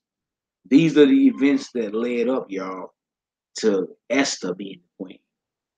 These are the events that led up because somebody decided to get out of order and get in her feelings and act as if she wasn't submissive to her husband. See? I mean, I wish I could make this stuff up, but I can't. It's the truth. And as your brother, I gotta tell you, even if you disagree with me, I gotta tell you the truth. Come on now, stop it. All right, go ahead. So that they shall despise their husbands in their eyes when it shall be reported. The king Asherah commanded Vashti, the queen, to be brought into before him, but she came not. Like, man, we gotta strike while the iron's hot. We gotta dead this right now. If we don't, everybody's household is gonna be out of order by the time the cock crows in the morning. What we gonna do about this? You see, and this is what Negroes that claim they in the Bible, claim they Israelites, but playing this Israelite thing like it's a religion. You scared to stand in the seat of judgment and make a righteous judgment on the matter. You scared to be like, well, dang, now look, based off that madness you pumping, you can't even come back around her till you get yourself together and admit you was wrong. You scared to do that. Why? What are you scared to tell somebody they going to hell off for? You know what I'm saying? And scripture tells you the saints are going to judge the world. And that we also won't judge angels. That's what the scriptures say in Corinthians. Huh? How much worthy are we to judge the matters pertaining to this life? Yeah.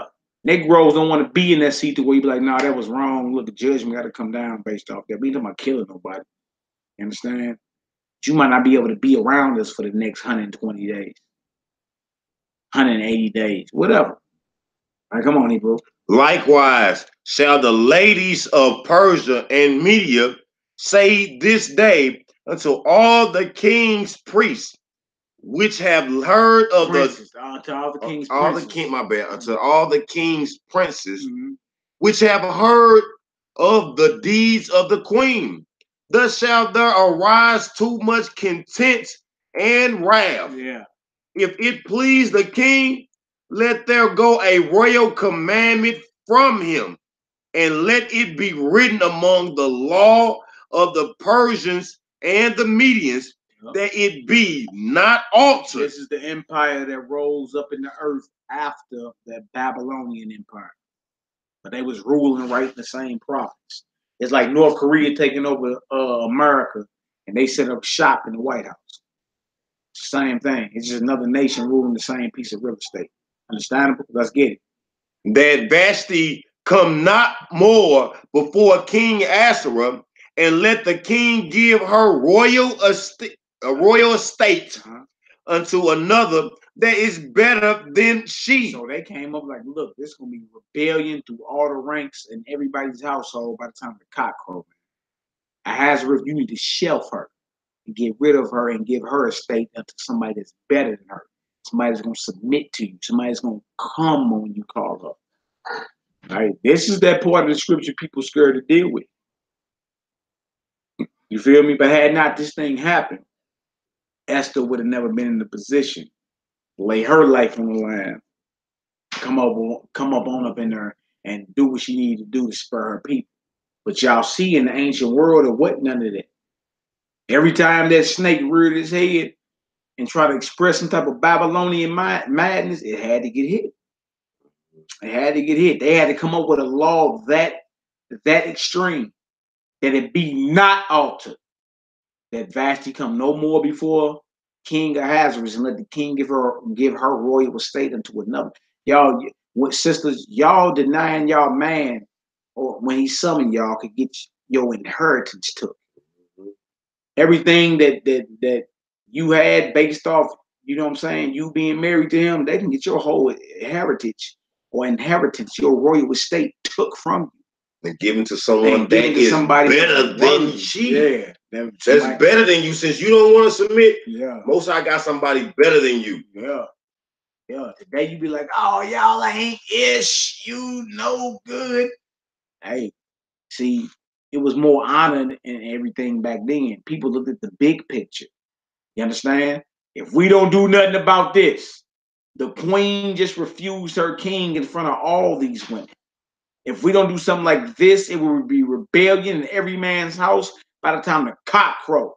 We need to come up with a law that she can never show face ever again, that her royal estate, her inheritance, given to somebody that's better than her. Somebody that know how to be a woman.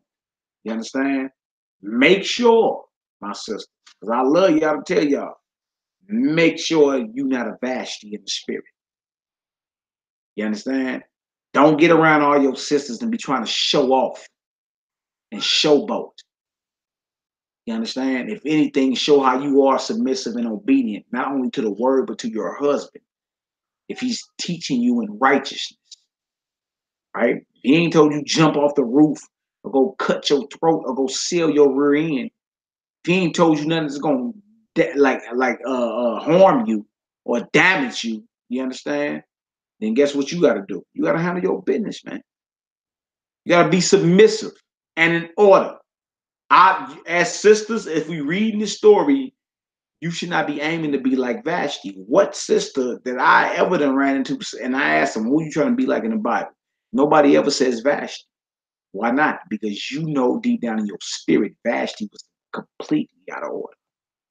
Completely out of order. Just like Jezebel. And that's why she don't come up. All right, come on, Hebrew. And when the king decreed, which he shall make sure, he say, and when the king decree, which he shall make, shall be published throughout all his empire, for it is great. All the wives shall give to their husband honor, both to great and small, no doubt, and say, please, and the saying, please the king and the princes. And the kings did according to the words of Mamukin. Come on. For he sent letters into all the king's provinces, into every province according to the writing thereof, and to every people after their language. Right. And every man shall bear rule in his own house, and that it should that every man should what? Bear rule in his own house, and that look rule up. I'm looking it up right now. Rule. Take your time, brother. Take your time. Look at the rule, brother. What word they got up here? So raw. So is prince. I know that much. So rule all together. To be or act as prince. Rule. 10. Have power. Every man should have power in his own house. Be a prince in his own house. Rule. Prevail. Over. Reign. Govern. Yes. Dominion. All together. Make self prince. Bear rule. I think everybody understand that. That was all about making sure the order, the God-given order was established. Feel me? And notice, y'all, it was outside of your own vain feeling. If your man called you, you had to come. Feel me? It wasn't like he was about to pimp her out, let somebody else deal with her or nothing like that. You understand? But he knew he had a beautiful wife, and he wanted her to put her crown on and come before him. And be his glory. Yeah, and for whatever reason. Yeah, so for some people like, well, that would have led to lust. I mean, look, when you done talking, we can assume a lot of things. I could assume that he was calling her before him to pimp her out, right? No, the fact of the matter is an order was given by her husband, and it wasn't nothing unlawful. See, we go off and we start leaning to our own understanding. If we stop that and just deal with the scriptures based off what it is, you'll get more understanding than trying to like throw it out there as if like your Babylonian mindset gonna dictate what thus saith the Most High. It never will. It never will. All right. So the fact of the matter is, she was summoned. She didn't come, and she did that in front of all the women, and the laws were put out. Look, if we don't do this, guess what's gonna happen to? This is gonna happen to every man. Every man better bear rule in his own house. He better act as a prince, have dominion. See, that's why we telling the men, man up, man. Man up. Take the bull by the horns and man up. Understand? Our sisters, by any means necessary, get in order. Get in order. You feel me? Only then can we be a powerful nation. It ain't gonna work no other way, man. You understand? And we tried it every other way. Voting, being single, being political. It ain't gonna work no other way. It's only gonna work because you done bowed your neck in submission to the scripture, these men and these women. You understand? And by any means necessary, we gonna be obedient. Right? We ain't here to tell you ain't gonna, but of course you're gonna make mistakes and tripping, man. Look, learn from what you slip up at and keep it moving. Learn from it and don't do it again. All right? That's the 2-in-1. Let's get it. Let me finish off this last verse. Go ahead, Hebrew. It say that every man should bear rule in his own house, and that it should be published according to the language of every people. Esther 2:1. Yeah. After these things, when the wrath of the king Asherah was apparent, he remembered appeased. When the wrath of King Ahasuerus was appeased, meaning he wasn't as angry as he was. He was a little calm. All right, go ahead, bro. He remembered Vashti and what she had done and what was decreed against her. Right, and what was decreed against us. So when his anger, appeased or calmed down, he remembered what went down, the law that was put out and what was decreed. Feel me? And again, y'all, we can assume to know anyone's mind about anything, right? But again, these are the events that led up to Esther, a Hebrew woman, Hadassah, being queen to this foreign heathen, right? And her putting her neck on the line for her people, right? The same events, like trip off the events that went down for Jacob and Esau having to sell his birthright. See, the Most High decree something. What we have a problem with as a people is what it has to happen for his word to come to pass. Right. You don't like the ugly stuff. You want it just all perfect and dang, it's just gonna be cool, smooth. Smooth as eggs. That's how you want it. You know what I'm saying? But no, that ain't the case. The Most High decree something and say, look, this is what's gonna happen. It's the in-between stuff you get mad at as a human. as a man or a woman. Ugh, that was ugly. Dang, I don't like the fact that happened. But that had to happen for his word to come to pass. You see? That's why the scripture says, lean not to your own understanding. Let it go. If you really want to understand this Bible, you got to let go of all that Christianity. You got to let go of all your own opinion, and that seems as if that you ain't going to understand the Bible like that.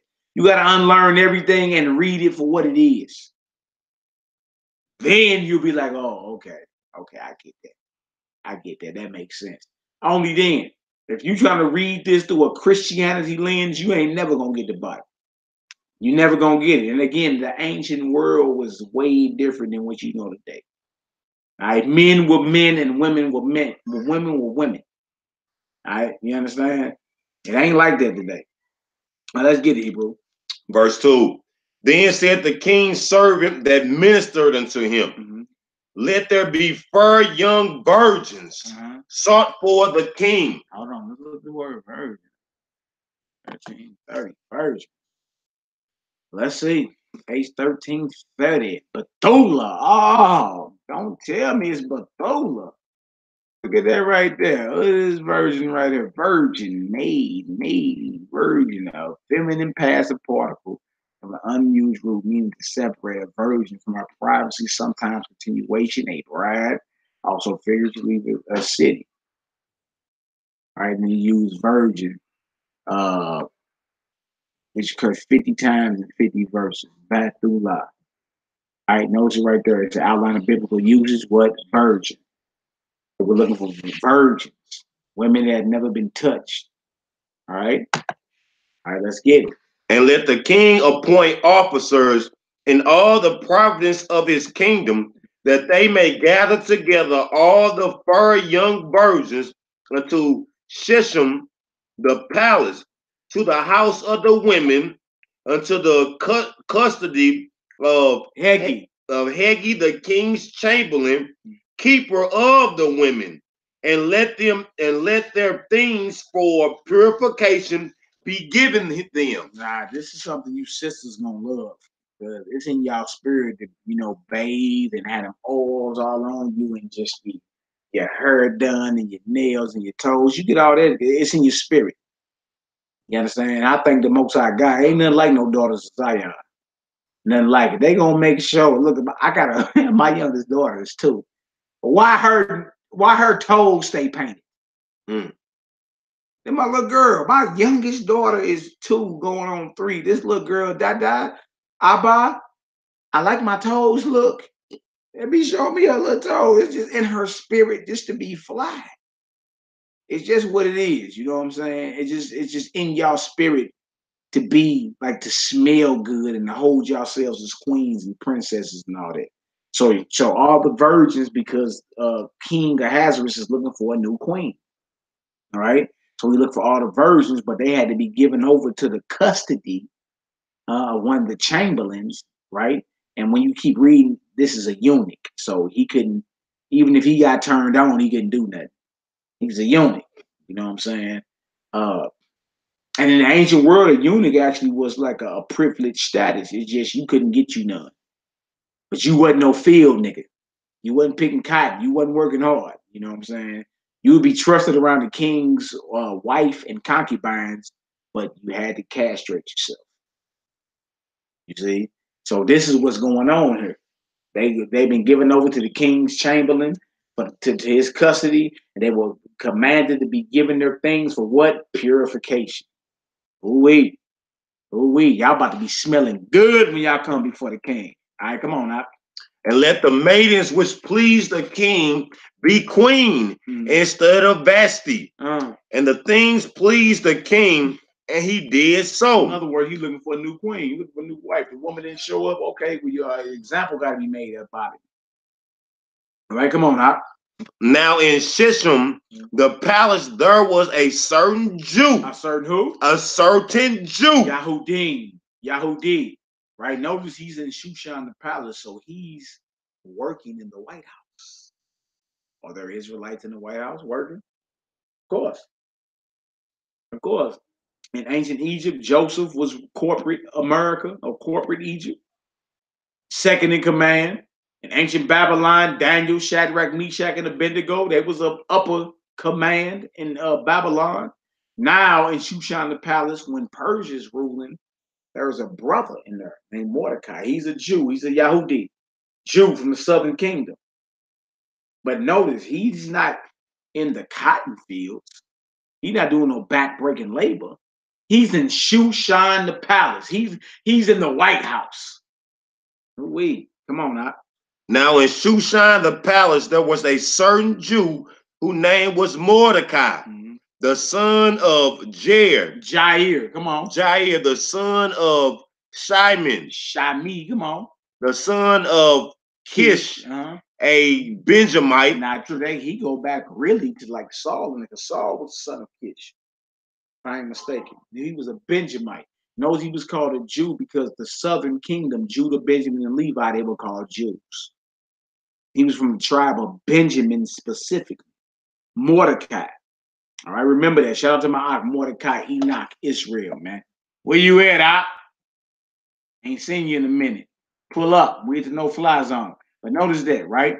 He's a Benjamite, but he's called a Jew because Judah, the kingdom of Judah, was comprised of Judah, Benjamin, and Levi. All right, and they're in captivity. When the captivity in Babylon, 70 years and passed, a lot of the Israelites went back, a lot of Jews went back, but Mordecai and his family stayed. And you see why. They wasn't field niggas. They was in the White House. All right, verse 6. Who had been carried away from Jerusalem with the captives which had been carried away with Jeconiah, king of Judah, whose Nebuchadnezzar, the king of Babylon, had carried away. Yeah, so you know, that's the family. His family was carried away under that 70-year Babylonian captivity. Verse 7. It say, and he brought up Hadassah, that is Esther. Not sure about that. So the Hebrew name for Hadassah, for Esther, is Hadassah. So if you sisters want to get named, you know, after Esther, you should take on Hadassah, not Esther. Right. You understand? Hadassah is the Hebrew. Esther is more her captivity name. All right. And he brought up Hadassah, that is Esther. Come on.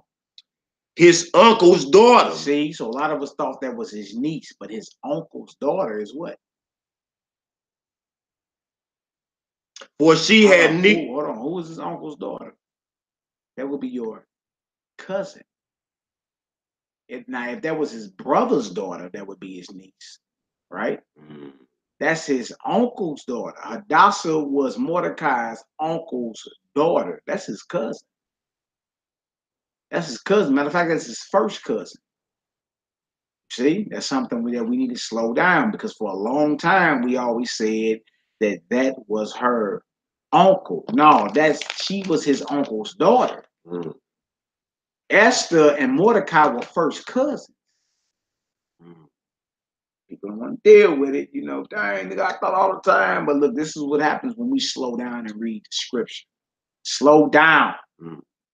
Stop trying to speed race through this thing.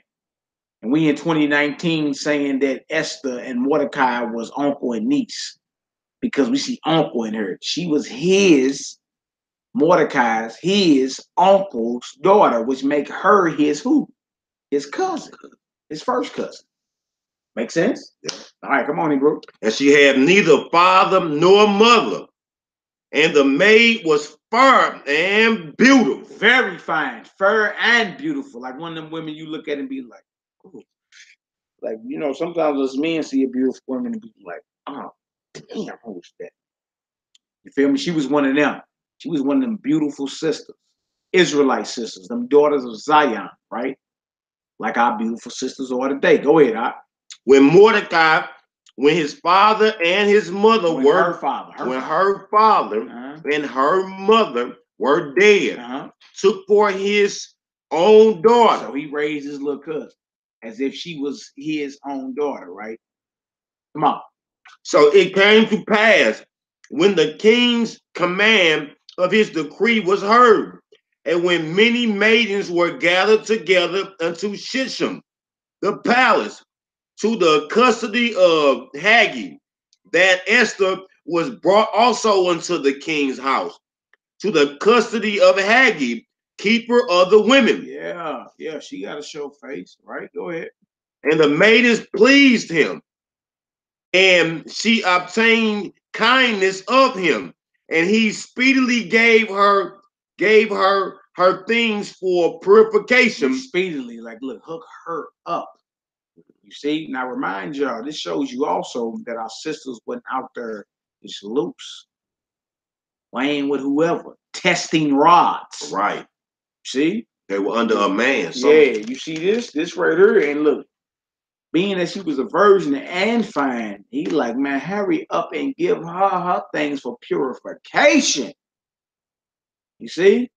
Again, y'all, your beauty is not only in your silence, your beauty is your weapon, but stop using your beauty as a weapon against your men. Stop that. You gonna use your beauty as a weapon, need to be against our enemies. All right, come on now. Beautiful. And he preferred her and her maidens unto the best place of the house of women. Esther had not shown her people nor her kindness, her kindred. For Mordecai had charged her that she should not show it. So she wasn't out there full-fledged showing she was an Israelite, right? Mordecai like, look, lay low, because you have to be strategic in this warfare. Understand that, y'all. Right here, she didn't show her people nor her kindred, because Mordecai, her cousin, right? Even though she was about to be up under the order of the king was about to be her head, she still submitted to her Israelite family, her cousin. Period. Even though she was married to the king of Persia, she still submitted herself to the God of Israel, her cousin. You understand? And she loved the Most High's people. What would you do when you was just chilling, drinking out of coconuts, living a tropical life? You feel me? Trillions in the bank.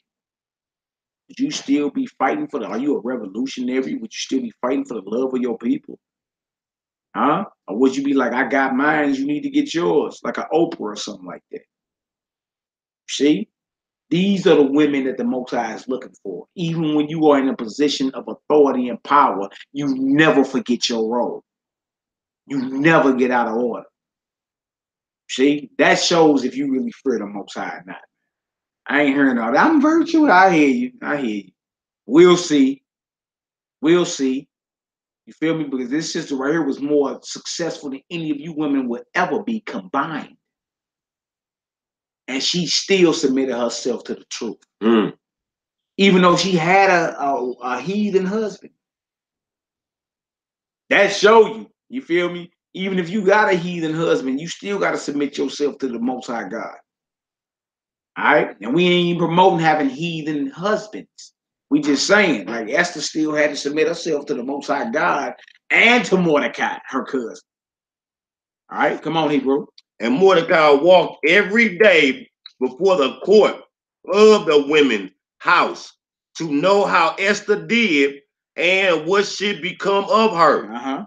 Now, when every maiden turn was come to go into the king's Asherus, after that she had been 12 months, according to the manner of the woman. Come on.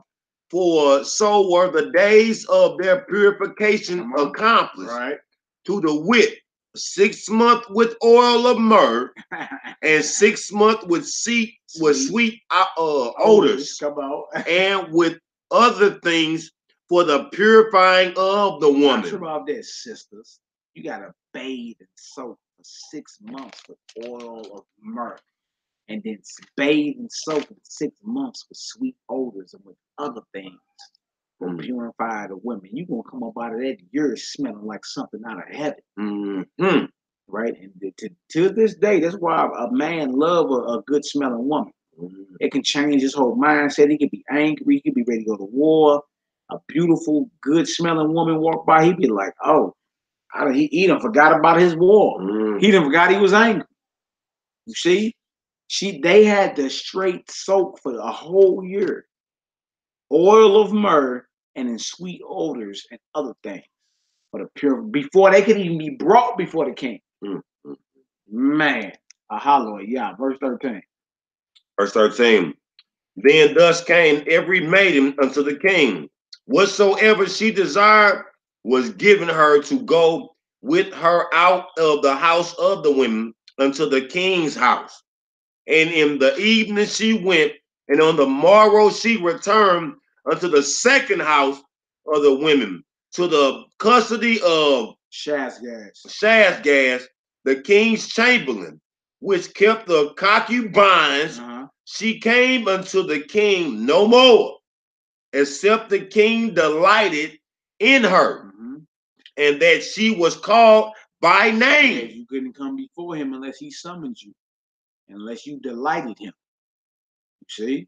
So even the king's concubines were kept under custody of one of the king's chamberlains. But remember, these chamberlains were eunuchs. You feel me? The king couldn't have those who were watching over his concubines and wives, boning his concubines and wives. So if you wanted that position, you had to castrate yourself. But you was a slave, but you wouldn't have been a hard worker slave. You'd have been a house nigga. All right. So you couldn't come before him unless he delighted in you and that you were called by name. Go ahead. Go ahead out. Now, in the turn of Esther, the daughter of Abihail, the uncle of Mordecai, who had taken her for his daughter, was come to go in unto the king. She required nothing but what Haggai, the king's chamberlain, the keeper of women, appointed. She ain't need nothing extra, right? Go ahead. And Esther obtained favor in the sight of all them that looked upon her. That's that Hebrew beauty. Daughters of Zion. Ain't nothing more beautiful than y'all on this planet. That's why we need y'all in order. And hurry up with it. I ain't going off kind of hard, brother. That made me spill my coffee. I love you enough to tell you, hurry up with it. Hurry up and get in order. Because ain't nothing more beautiful than a daughter of Zion. You already got it physically. I don't even know, it's just spiritually. Ain't nothing more beautiful than that. Ain't nothing more powerful. Y'all beauty was so powerful, men stopped going to war amongst each other. That's power. That's power if it's used in its proper capacity. Right now, your beauty is used to destroy your families as a whole. I'm not saying all y'all. I'm saying as a whole. You feel me? Y'all beauty should be used as a weapon against our enemies. It should always be for us to come up. See, always look out for your man. Understand, we public enemy number one out here. Right? No, we're not condoning no lazy men sitting around scratching, fighting, none of that. But never forget, you understand, there is no nation if the men, the backbone of the nation, you understand, are in the crosshairs. You feel me? And the women are completely devoted to those that got them in the crosshairs. It'll never work. It'll never be a nation. All right, go ahead, Al. Verse 16. So Esther was taken unto the king Absalom, into his house, royal in the 10th month, which in the month Tebeth, and in the 7th year of his reign. And the king loved Esther above all the women. So it is possible, even though you got many women, to love somebody more than the other. That's something people don't want to talk about. You know what I'm saying? Well, I was loved less than the others. I mean, that's all throughout the scripture. I mean, he don't love you, you dig? But he loved her more than all the other women. They ain't even say that wasn't his women. They just wasn't promoted to the position that she was. But he loved her above all the women. All right, go ahead, Doc. And the king loved Esther above all the women, and she obtained grace and favor in his sight more than all the virgins, so that he set the royal crown upon her head and made her queen instead of Vashti. They put a crown on her head. Y'all see that?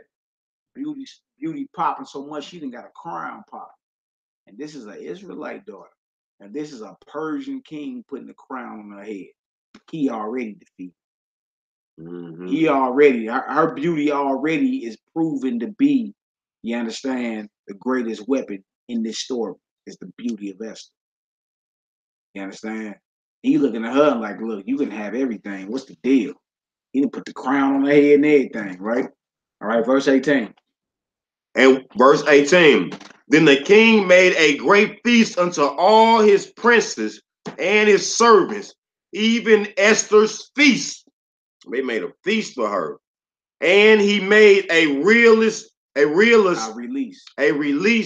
the providence and gave gifts according to the state of the king. No doubt. And look, this story is about Israelite beauty, Shaul. Like, stop it, bro. If that's what you own and you trying to, like, you know, deal with Gentile women, and that's your thing.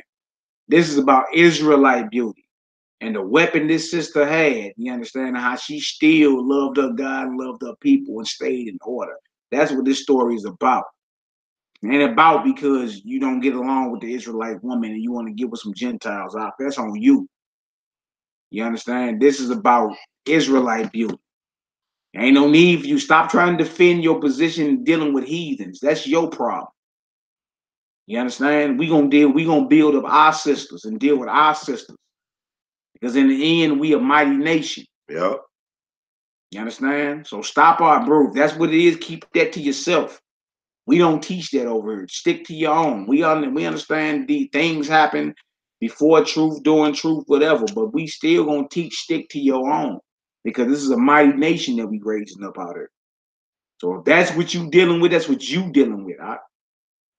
You feel me? But this ain't about everybody's beauty. You know what this is about? This is about our Israelite sisters' beauty.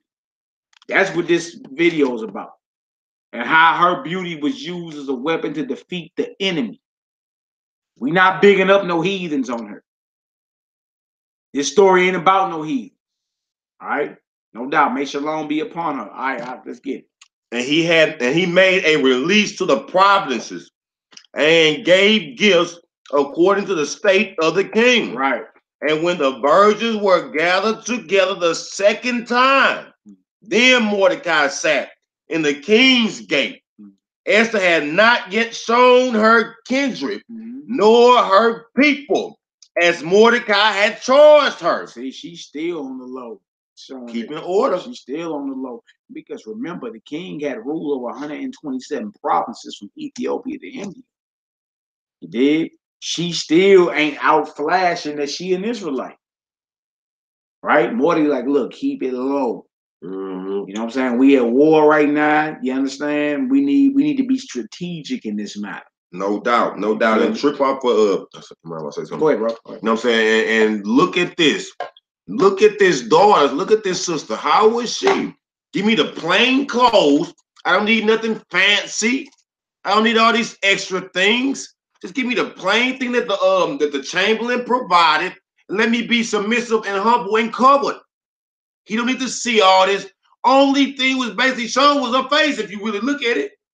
Oh, it wasn't all that. Come on, man. So in the like manner, instead of wearing those stretch pants with the monkey shown, with the monkey print in the front, you feel me? Let's be in orders, daughters. So us kings can take y'all in righteousness and look at your beauty, which for what it is, the inner beauty. And then when we get to see that, oh Lord, but not off the jump, man. Don't advertise that off the jump. Be like this sister, which helped her people and was prolific, and she's in the Bible. And you see her persona, you see her aura, and you see the things that she done. So you have examples. That's right. On how you should be as a woman. We got our example, Yahushua. Plain and simple. Perfect example. Y'all women, there you go. Here is a good example in her demeanor and her attire of what she got going. No doubt, no doubt. What verse we at? We at verse 19. And when the virgins were gathered together the second time, then Mordecai sat at the king's gate. Esther had not yet shown her kindred nor her people, as Mordecai had charged her. For Esther did the commandments of Mordecai, like as when she was brought up with him. Hey, bro. Hey, Shaw, man. You'd have been down there whistling at white women and got Emmett Till. Like, stop that, man. You know what I'm saying? Just let's deal with the story we dealing with. Let's big up our Israelite sisters. That's what I'm talking about. All right? Let's big up our Israelite sisters. It's too many times that the stereotypes are going on out here about the Israelite men and women. This is about our Israelite sister who was beyond beautiful. Nigga, a white woman can hold a candle to her. Hey, her candle.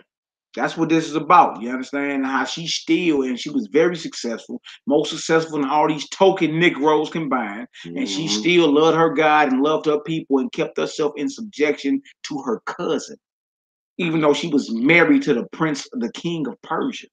That's what this is about. You loving vintage white women ain't got nothing to do with this. Got nothing to do with this. We bigging about Shebrews today. Right. Know what I'm saying? Like, keep that to yourself, man, because we don't promote that. All right. Let's get her done. All right, what verse you in? And just for you, brother, a wicked, what's up, bro? A wicked woman is given to a wicked man. God. So if you can't find you a righteous Israelite woman, brother, maybe you want to maybe chicken loud self. You don't like your milk of magnesia? Shalom, the Gaza City Giddy in the building, man. My milk of magnesia. Pardon me, brother. Could you scoot over and tap that white woman for me, please? Y'all got the court jester in the building, man. Y'all crazy, man. I ain't messing with y'all, man. What verse we in, man? We in verse 21. Yeah. They say, in those days, while Mordecai sat in the king's gate, two of the king's chamberlain, Bigthan and Teresh. Bigthan and Teresh. Sound like something. Yeah, sound like you already know what that sound like, brother. It's like of those which kept the door were wroth and sought to lay hands on the king's Absalus. Yeah, so it was some spies in there. They was trying to, you know what I'm saying, overthrow the king, basically. Right? And these are the events why Mordecai is sitting at the gate of the palace of Shushan. Two of the king's chamberlains, right? Bigthan and Teresh. They was plotting to kill the king. That's what happened. They was plotting to kill the king, right? Morty heard about it and was like, "Oh no, I gotta do something about this." All right, go ahead. All right, verse 21. It's saying those verse 22. Okay, 22. Verse 22. And the things were known to Mordecai, who told it unto Esther, right, the queen. So Morty, like, that's his cousin. Esther is his cousin. So he's like, look, Bigthan and Teresh finna murk your husband. You know what I'm saying? Let the king know. All right, go ahead. Who told it unto Esther, the queen. And Esther certified the king thereof in Mordecai's name. And when inquisition in other words, she let it be known, like, I got this information from my cousin, Mordecai, who sits in your court, who sits at the gate. I got that from him. All right, go ahead. And when inquisition was made of the matter, it was found out. Therefore, they were both hanged on a tree. And it was written in the book of the Chronicles before the king. Now, trip about this. These next chapters we about to get into real short. This is the book we're going to be in for the whole day. We're dealing with the book of Esther. We showed y'all the new moon, what it is according to the book of Enoch. We showed y'all the calendar. You feel me? Now we about to go into Esther 3 and 1, and we're about to deal with our enemy. Our enemy, I call him Hating, Hanging, Haman. Boy, Haman. Oh, that's that Hating. Wait, hold on. What did you say like Hating, Haman. That's in the rap. Yeah, that was in a rap a while back. Like Hating, Haman. Enemies like Hating, Hanging, Haman. The son of Hamadatha. Now, when we did the Agagite, when we did our research, understand this. This research went right back to Esau the Edomite. And then it also connected to Alexander the Greek, proving that Alexander the Greek, the son of Philip the Macedonian, was an Edomite from the seed of Amalek. Right? We got that breakdown out there too. If y'all don't know it yet, go ahead and let us know, and that'll be the next video we do. It'll be a real quick video because the breakdown ain't even that long. And we'll show that Alexander the Greek, who was ruling a world empire, Alexander the Greek, who was ruling a world empire, actually was a descendant of Esau the Edomite. You know what I'm saying? No doubt. Like, if y'all want something, y'all want some holler at us. You know what I'm saying? Like, where this lesson need to be brought forth. If, you know what I'm saying, majority of the people would say, like, give us a lesson on this topic. You know what I'm saying? Shit, we gonna feed the people that we service. That's right. If you asking for it, you know what I'm saying? We service. No doubt. We brothers, man. That's how we get down. That's how we rock. We love our brothers. We love our wives. We love our sisters. You understand? We love our mothers, our fathers, our cousins. All these brothers' children are my children. Yes. Like I said, my children. You know what I'm saying? It takes community to raise us, man. Real talk. Big, so. And that's an order of the Most High. He say, man, anybody that bless you, I'm going to bless them. And anybody that curse you, I'm going to curse you. That's ordained from the heavens, brother. That's not our words. You feel me? We telling you love your people. You feel me? But it was told to you of old time. Yeah. Yeah, real talk. Feel me? So, okay, we in Esther 3:1. 3:1. All right. And now what we about to get to is one of our enemies who got real close to King Ahasuerus. We got a queen, an Israelite queen, that's his wife. But he had a right-hand man that was a sworn enemy of us. And his whole thing was to get at us and kill us. Right? And come to find out, if you trace his lineage from Agag, he's an Agagite, a son of Agag. You trace Agag back, you're going to run into the Agag was the king of Amalek. That's 1 Samuel, the 15th chapter. You're going to run right into it. Agag. That Saul, remember Saul refused to kill that king? Yep. That was Agag. You understand? The Agagite. All right? And he was the king over Amalek. Who was Amalek? The grandson of Esau. That's back in Chronicles, the 3rd chapter. Right? So now we connect Agag to Esau through his grandson Amalek. And when we get into the apocryphal portion of Esther, it's going to call this same Haman or Amen, it's going to say the Macedonian. Well, that's the same thing they say about Alexander the Greek. He's a Macedonian. His father was Philip, who? The Macedonian. So are you telling me Alexander the Greek was an Ishmaelite or a black man? Don't add up for y'all. Don't add up. Everybody know he was a white man. For all those that everybody know that the Greeks, that Alexander the Greek, Ptolemy, Seleucid, Antiochus, Epiphanes, Lysimachus, all his generals, they was all so-called white men. Everybody know that. Even the Caesars in Rome were white men. You understand? Now, how is it that this Macedonian, Alexander the Greek, son of Philip the Macedonian, and Haman and Esther is considered a Macedonian, but he descends back to Esau the Edomite? That's how we know Esau is the so-called white. It makes sense. We bang with the nigga in the beginning. He's the end of the world. Use the symbol of an eagle, mountain dweller, control the resources of the land, blessed with the sword. He got the best weapons. Stop it, man. You can't get around it. It's him. It's him, bro. Now you understand that this heathen right here in this ancient Persian Empire wasn't just any old heathen. He was an Edomite. Okay, and we'll bring that breakdown out later on. We ain't gonna do it today, but it's real easy. All right, real easy, brother.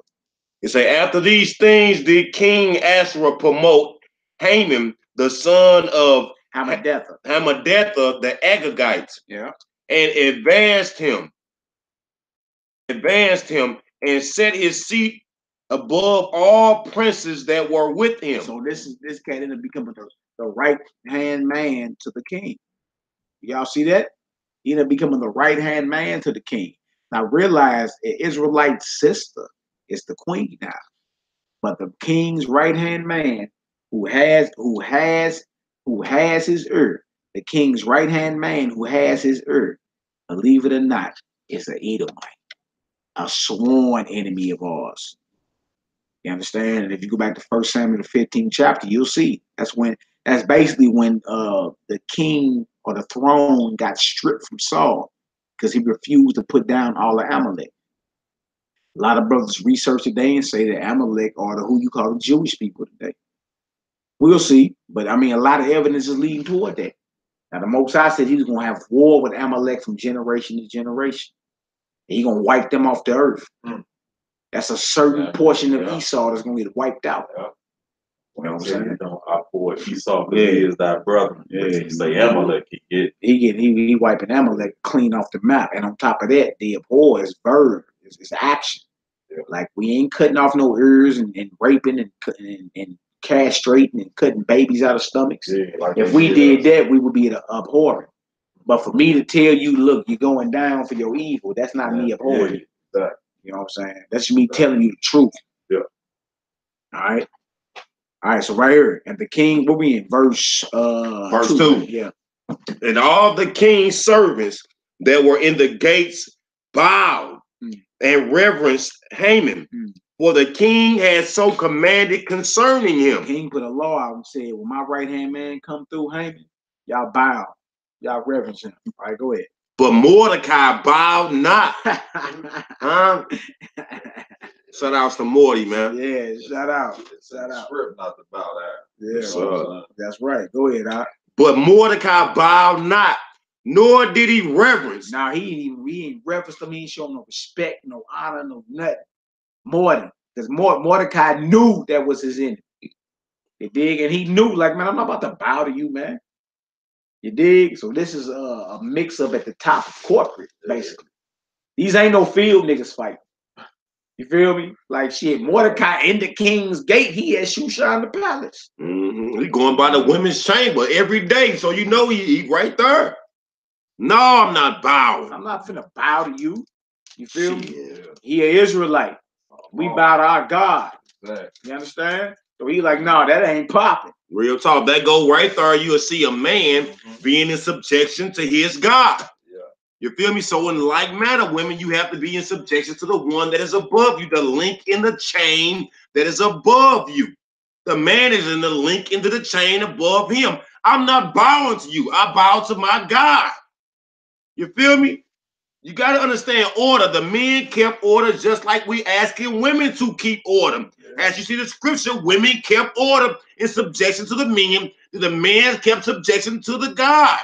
You see that? You see this order that what you see is playing out very beautiful. The woman is in subjection to the man is in subjection to his God. It's order, beautiful, and it's in sync. Beautiful thing. Real talk. And trip about this. I asked, could the king have killed him for that? Yes. Yes. Like Shadrach, Meshach, and Abednego. Right? They was thrown in the fiery furnace because they didn't bow. Yeah. Yeah, man, look, when you serve the Most High God, man, look, you're going to come in opposition to the laws of man eventually. They going to say something and execute something where you like, man, I'm not doing that. I'm not doing that. I'd rather eat cat shit with a knit needle. Hey, y'all remember president? Old boy Kirby had one leg. Old boy Kirby had one leg. He was like, the police was trying to extort him. And he was like, man, I told him I'd rather eat cat shit with a knit needle. Then that madness, you crazy. Bro, why you got me watching to go watch Pulp Fiction again? Oh, man. Like these old movies, man. All right, so where we at? Let's get it. Bet. We in verse 3. Yeah. And the king's servant, which were the king's gates, said unto Mordecai, why transgresseth thou the king's command? Man, you tripping. Why you not bowing? Right? Why you not putting your hand over your heart and pledging allegiance to the flag? You feel me? It's the same situation. People don't want to deal with that, man. It's the same situation. You pledging your allegiance to something that can't give you life. What you think that is? You feel me? If you pledge any allegiance, it's to the Most High God, man. It's to the Most High God and to follow his son as the perfect example out here, man. You understand? Because in doing that, you're worshiping the Most High how he intended us to worship by patterning yourself after his son, the Messiah, found of in that New Testament. Real talk, a perfect example. Yeah, that's how you rock that. Because remember, he's the image of the Most High God. So we pattern ourselves after him. The Most High can look on his creation and say, I'm looking good. I'm looking good. Looking good out here. Real talk. Go ahead, Doc. Like, and put it in a simple form. What father wouldn't want to look on his son and be like, boy, that's my boy. He doing his thing. God. Or even, I would take it a little further. If anybody had a teenager play football or sports or anything, when they clowning on the field or doing whatever, you smiling and grinning and stuff. Yeah. Same way like the woman, if you had a daughter and she looking prissy and she got a little purse looking like you're happy about it. Come on now. Let's be honest about this thing. Children bring life and bring smiles to your face. So let's do that for our Father, our Heavenly Father. Let's bring smiles to his face when he look upon his creation, his children, which be us, the chosen ones. He even chose us. Yeah, God. He even chose us. So why when he look at his light, he look at us, he see dullness, man. The women all out of order. The men want to be weak. How I done chose y'all, but I'm gonna keep y'all because I kept my word. I kept my word. Y'all ancestors gave me y'all words back in the day. In Exodus 19, huh? What you say we gonna do? Huh? We gave him our word. We gonna do this, Israel. Let's stand on it, man. So we have prolific people in the scripture to show us how to get it done. This was written for our learning, man. Let's get down, women and men. Real talk, bro. Get her done, right? Come on. Let's do Romans 15:4 because you speaking on an excellent point. It's powerful. What was written aforetime was written for our learning. Romans 15, I believe it is, in 4. Boy, we all got to get it in order. Hey, man, across the board, bro. We ain't bashing our women. Y'all shouldn't be bashing us either. Yeah. Everybody got to get this thing right. Get it right. I like that track. I don't know who even sing that. I just want to get it right so I can walk down the streets of gold. I love that song, bro. Do too, boy. Every time I'm over there, they be singing. They be singing right with me. Romans 15. Romans 15:4, I believe it is. Romans 15:4. Yeah. It say, for whatsoever thing were written aforetime, Right. were written for our learning. Y'all heard that? Whatever was written aforetime was written for our learning. Right? Come on, That we through patience right and comfort come on of the Spirit right might have hope. might have hope. You see that? Whatever was written aforetime was written for our learning. That's what this is about. It ain't about nothing else. Right? It's about us getting better. Better than the day before. Striving to be perfect. Right? And even when we slip, we get up and learn from it and keep pushing. Feel me? We don't slip and stay down. You get up and keep pushing. Don't make no excuse for yourself. Right? But what if this is the deal with any of our sisters? Right? Where you got to deny yourself and your status and your billionaire lifestyle. Hell, you the queen. You can do whatever you want. You got him starstruck. It's impossible. He knows she that fine, but she don't know I got him. Huh? That's impossible. How he knows she that fine, but she ain't looked in his face and been like, well, I got him. You feel me? She had every opportunity to turn her back on her God and her people. Yeah. Look at what she jeopardized. Everything.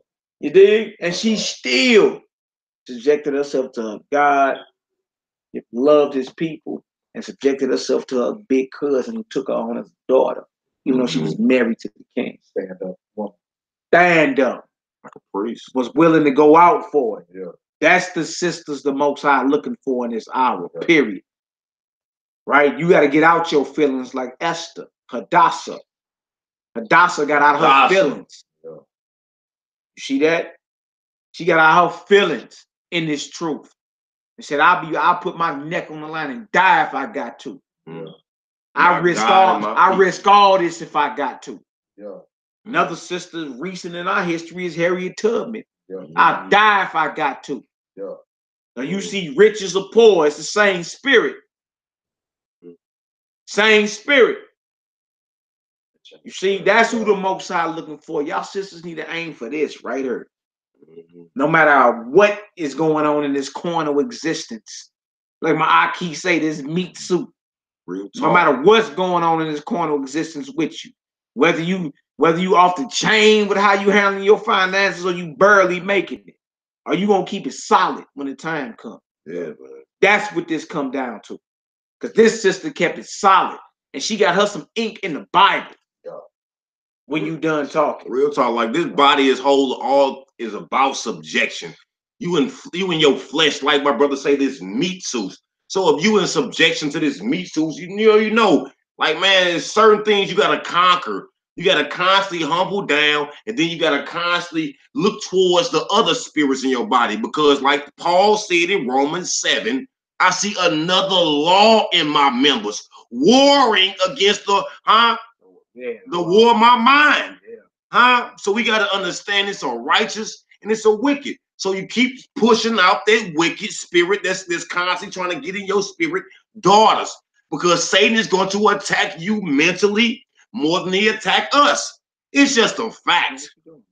It's just a fact. You feel me? For y'all we may be physically stronger mentally, but you feel me? Y'all have to go and understand y'all have to fight this war for us. This war has to be fought on different fronts, on different sides. So fight the war for your king. Your king needs you to do something, and Satan telling you to do something else. Fight the war. We're going to fight the world for you. You feel me? And in one order, in one unison, we can fight for Yahweh. Because that's what it's all about at the end of the day, fighting for Yahweh. I made y'all my chosen people for a reason, to give out my word unto the masses. Let's do that. So we have to big up and lift each other up. How do you do that without doing your job? You can't do that as a weak man, and you can't do that as a strong woman, as to speak independent woman. You know what I'm saying? Yeah. Everybody keep their order in their job, and we can fight for Yahweh collectively. Hey, unstoppable. Yeah. You want to see something unstoppable? Huh? You want to see something unstoppable? A man and his wife or his wives agreeing together. Ooh. A nation in order. Ooh. Huh? Following Yahweh Shah Messiah.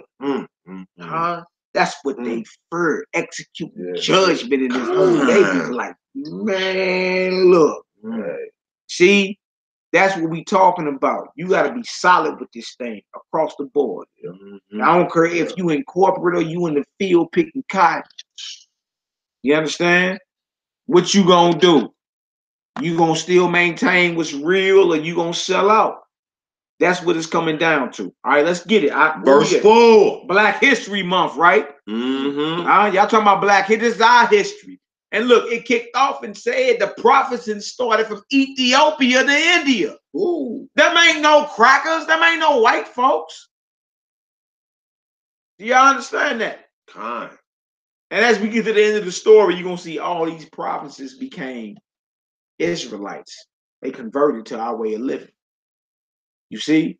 And this is from Ethiopia, which has the longest standing Hebrew culture, going back before the Roman Catholic Church to India.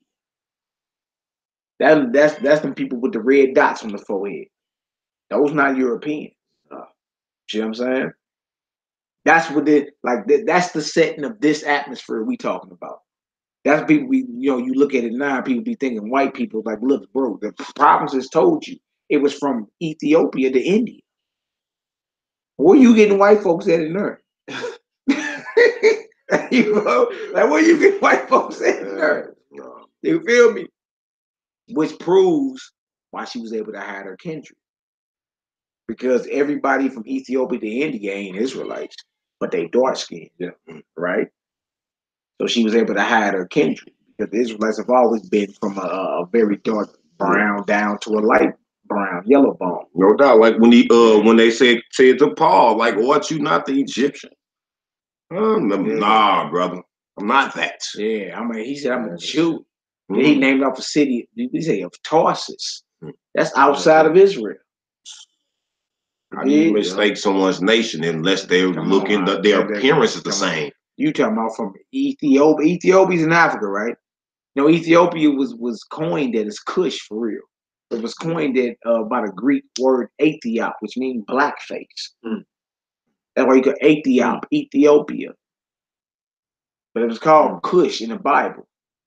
You know what I'm saying? Yeah. So this province we reading about, the who he has in subjection is from Cush all the way over to India. Get a map. Where you see Europe at in Russia. Above. You see? You know, yeah, way above. Yeah. I'm talking about way Oh, beyond I above and over. And, Yeah, over you know what I'm saying? above. Yeah, these are all Looking at the dark-skinned nations. So Black History Month. You want to talk what? So Black History Month, right? Even though this is from the angle of the Israelites, our people, we ain't knocking whoever else was involved.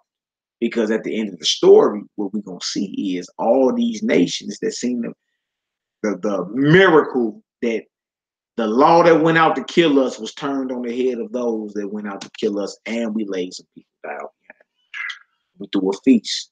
We started last night and don't end to the morning night. Don't end to Thursday. You know what I'm saying? Come on, Hebrew, let's get it. Let's get it. Hallelujah. Hallelujah. We in verse 4. Yeah. Now it came to pass when they spake daily unto him, Right. and he hearkened not unto them, that they told Haman to see whether Mordecai's matters would stand. For he had told them that he was a Jew. Hold on, let's look this up right here. We keep seeing this Jew, right? We know you're Benjamin, right? From the tribe of Benjamin. Look Jew up. If you know how to read Hebrew, that says Yahudi. Our brothers without the vowels will say Yahweh Daya. Yahweh Daya. All right? Yehuda, Yahweh Yahudi, Yahweh Daya. You know what I'm saying? That's what my brothers would do without the vowels. Notice it comes from the Hebrew, the etymology of it comes from the Hebrew word Yahuda or Yahweh, like I just said. All right, we're gonna roll it down a little more. Judah, right? It's not Jewish, it's Judah, the tribe of Judah, or the kingdom, or the kingdom of Judah. You feel me? Which consisted of Judah, Benjamin, and Levi. Okay, that's what we're dealing with. All right, Yahudi or Yahweh. All right, Judite, Jew, or look at that, descendant of Judah. Descendant of Judah. We all know Christ is called the Lion of the tribe of Judah. Right? Judah was dark skinned. Our forefather Judah, our daddy Judah was dark skinned. Dark skinned man. Christ is described as a dark skinned man in the Bible. Right? Skin of brass, Revelation 2:18. Hair of wool, Revelations 1:13-15, along with the red eyes, white woolly hair. The hairs in his head were white like wool. All right, that's from your head down to your beard. Yeah, his feet as if brass, as if they burn in the furnace. Truth. It's the truth.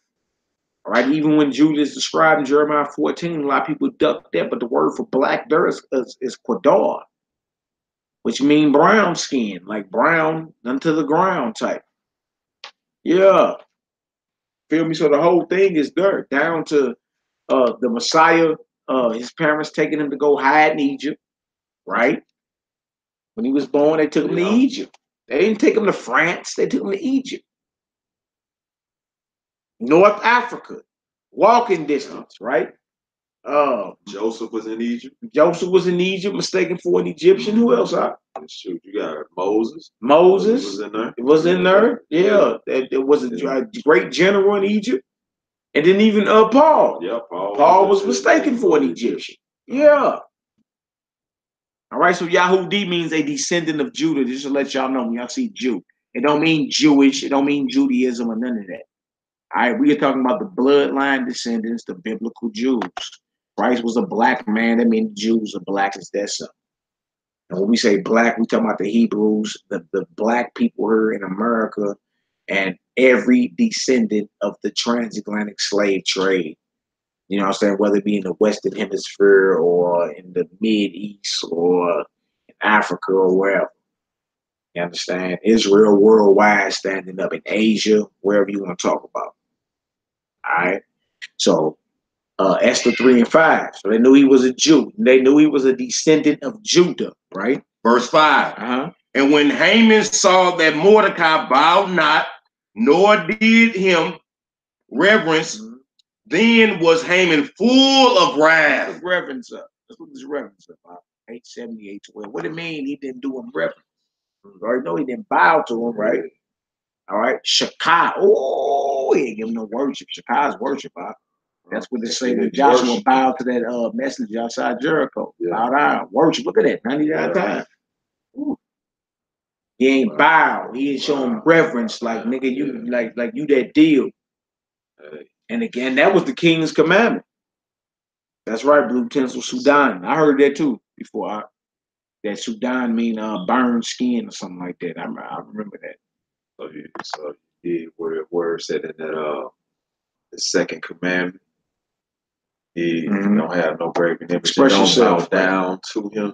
Right. You know what I'm saying? Right. It also commands you not. That's in the law. Don't bow down to no man either. You did. Yeah. But you ain't supposed to be bowing down to him. Like in the sense of reverence and worship, the reverence of God. Yeah. Or you that back is submission. Exactly. Look, meet me at the altar. What he do? He go and bow down to his woman, submit to his woman.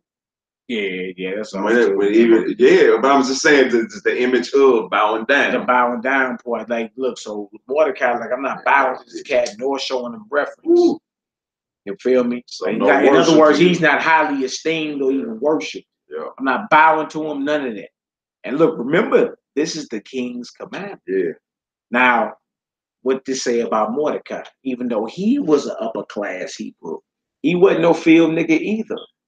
He was in the king's palace, right, at Shushan, but he refused to bow to the man that the king sanctioned. Hey, trip off that. What that say about Morty? Morty was a Benjamite, bro. Yeah, stand up guy. Man, stand up, bro. Yeah. That shit could have got you killed. There wasn't no noodle back. Yeah. You gotta believe that, man. Yeah, you may look at me as a house nigga, but I ain't. Yeah, I ain't none of that. I ain't that. Like, my life on the line. You can pay me, but I ain't finna do what you told me. I ain't finna submit to you. Yeah, look. Him and his cousin. Him and his cousin Hadassah, bro. So we got a brother like that. I if you want to name it, Zor. His brother Zor. Yeah, Zor. Shit, brother, he had suit and tie Hebrew. Okay, I'll talk with you. But I'm an Israelite and I'm gonna tell you that. Yeah, kind of. I popped up on him a few days ago. That bro had just unloosened his little necktie and shit. I'm like, boy, what you doing? Man, he had his slick bottoms on. But hey, that brother very deep when it comes to the history and cartography, like dealing with maps and all that. Yeah. You know what I'm saying? That brother very deep, man. And that's what I'm saying. Like when he told Esther also to look, hide your kindred.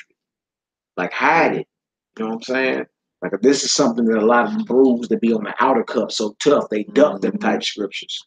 Yeah. Why was this sister told to hide her kindred? Because if she's hiding her kindred, that means she's not dressing accustomed as if she's an Israelite. No fringes. And the most I dealt with, no fringes. Amongst other things. Amongst other things, she's a woman. Amongst other things. Amongst other things, she more than likely was dressing like she was a Persian. Yeah. You know what I'm saying? Amongst many other things, not just the fringes. If she's hiding her kindred, that means she can't identify as a Hebrew. She can't identify as a Hebrew then. She's hiding her kindred. Yeah. And because Mordecai, her cousin, told her, right? I trip off this. She's married to the king. Boy. Bro, she's in subjection to her big cuz. Yeah. She had to know her beauty was power. Yeah. You feel me? A woman know when a man look at her that way. She was in subjection to the law and to our God. That's right. Because Mordecai was a man of the Lord, man. And he took her, and he raised her as if that was his daughter. So he's the father in the situation. Now notice he the one, like he oversaw it. He knew the king was about to bang. Notice he was overseeing the whole thing, but behind the scenes, he played the role of the father the whole time. While she was being selected, he was following, peeping what was going on. You know what I'm saying? Yeah. He already knew. Like it go back to what you saying. Like people Most High prophesied things, but the problem with the people in Israel, you have a problem the way the Most High gets it done. Yeah, that's what it is. That's what your problem is. It's not okay. He prophesied it like same way like he prophesied to Jacob and Esau's mother. I told her what's gonna happen. She thought this came. He said this was gonna happen, but it's not gonna happen. No. Sit back and relax, and it's gonna happen. But it happened. So the outsiders will look, oh, this is a jacked up way. No. You have a problem on how he got it done. He said, I'm gonna get it done. Right. That's if he used evil to show you good, so how do you get mad at him for getting something done? He said, I'm gonna get done. They got a problem with how he gets it done, yeah. Bro. That's your problem, bro. I agree. Feel me? Most High pronounce a word, but how it gets done is when you got a problem with. You start getting emotional. You be like, well, hold on. He said that had to happen. But yeah, so and so got ate by the dogs. I mean, she had to get ate by the dogs for the prophecy to come fast. The prophet said that she was gonna get ate by dogs. Like, you can get in your feelings all you want, but that don't stop the judgment. And then trip off this, it tell you, David said, the judgments of the Most High are righteous. Yeah. The decision he made and the judgment he decreed is righteous. And undo with how you feel about it, man. It's the truth. This is what people don't want to deal with. Right. The history of the Israelites, and you can see why all his judgments are righteous. Everything he put down. No doubt. Like if you go to the Torah, and I'm glad that the Torah portions, I can't wait for the next Torah portion, and you get to getting them laws and seeing how he actually dealt with a situation. You can go to your past and be like, how in the world can you say that this is done away with? You know what I'm saying? The way he handled every single situation. It's like there's nothing you can come up with for real, that there's not something that happened, that there's not a law on how to deal with this matter. You feel me? So in the Torah portion shows how our people dealt with individual daily life situations that just will come up. You like, this happened. Why it's the book of life. What? Say that again. It is a book of life and how to get eternal life. All right. So we in verse 6. Verse 6. And it say, and he thought scorn to lay hands on Mordecai alone. Look at that, because he wasn't bowed to in reverence. You see the psychology of this heathen? Well, the rough him up. The psychology of this heathen. Lay hands. Get over here. Get over here. Hey man, the old boy, what was that movie? Last Night, Morgan Freeman and them. Was it Last Night? It was a night movie. Obed, if you listening, can post it up and never look, man. Dude played Haman to the T. He was the right-hand man to the king. This nigga hated Morgan Freeman. He was the leader of this Bartlow clan. You know what I'm saying? Yeah, then his peoples end up getting back a whole year later at these niggas. You know what I'm saying? But man, the honor that was there, the whole role of Haman, and how he just was being evil. The king didn't even know it. You dig? It was right in that movie. Go ahead, Doc. What it say? And it say, for they had shown him the people of Mordecai. Wherefore Haman sought to destroy all the Jews. All the descendants of Judah, the kingdom of Judah, which include Benjamin and Levi, Loya. Go ahead, Doc. Wherefore Haman sought to destroy all the Jews that were throughout the whole kingdom of Absalom, even the people of Mordecai. So that's all the Israelites from Ethiopia all the way over to India. See? Gotta kill everybody. Like this new world order hit been in the earth, y'all. That's the thing. And they can't get rid of us. Right? The creator of heaven and earth and made a covenant. And it will stand. But this ancient hit, since this Black History Month, since everybody want to talk all this Black history, comical to me, we ain't gonna deal with the elephant in the room. You understand? This Bible is Black history when you done talking. Got nothing to do with no. Ain't got nothing to do with the Prince of England, Harry and William. This ain't got nothing to do with them. This your lost history, black people. Understand that this Bible is live and is real action. It's history. It's understanding. It's prophecy. It's prophecy. It's so many things all in one. Why do you think it's a #1 seller? Yeah. It's been a #1 seller for how many odd years, ages and years? Christ is the #1. All you gotta do is look it up. Christ is the #1 talked about man. You feel me? In the last 2,000 years. Woo! Nobody talking about nothing, man. More than Moses. Who you talking about? And you ain't nobody talking about nothing. More ham sandwich. It's the truth, man. You know what I'm saying? And that's the whole thing. It's just the people. His people been hit. Now we back forward. We coming with. All right. So in the first month, that is the month Nisan. In the 12th year of King Ahasuerus, they cast Pur. We get Purim from. Pur. Look at that. Look at that. We see we're gonna go through here and we're gonna learn as we go. All right. Why is it called Purim? Mally, why is it called Purim? Who knew? Power or poor. All right. The root word it comes from there, it makes it spell the same. It means lot or peace. A lot, a special feast among the post-exilic Jews to celebrate their deliverance from Haman's destruction through Queen Esther's heroic actions. But notice it said the same thing is a lot or a piece, right? It's almost like casting lots, which are some brothers go into and say them like ancient dice, right? Something that you would throw down, but see this lot right here, with lots in it.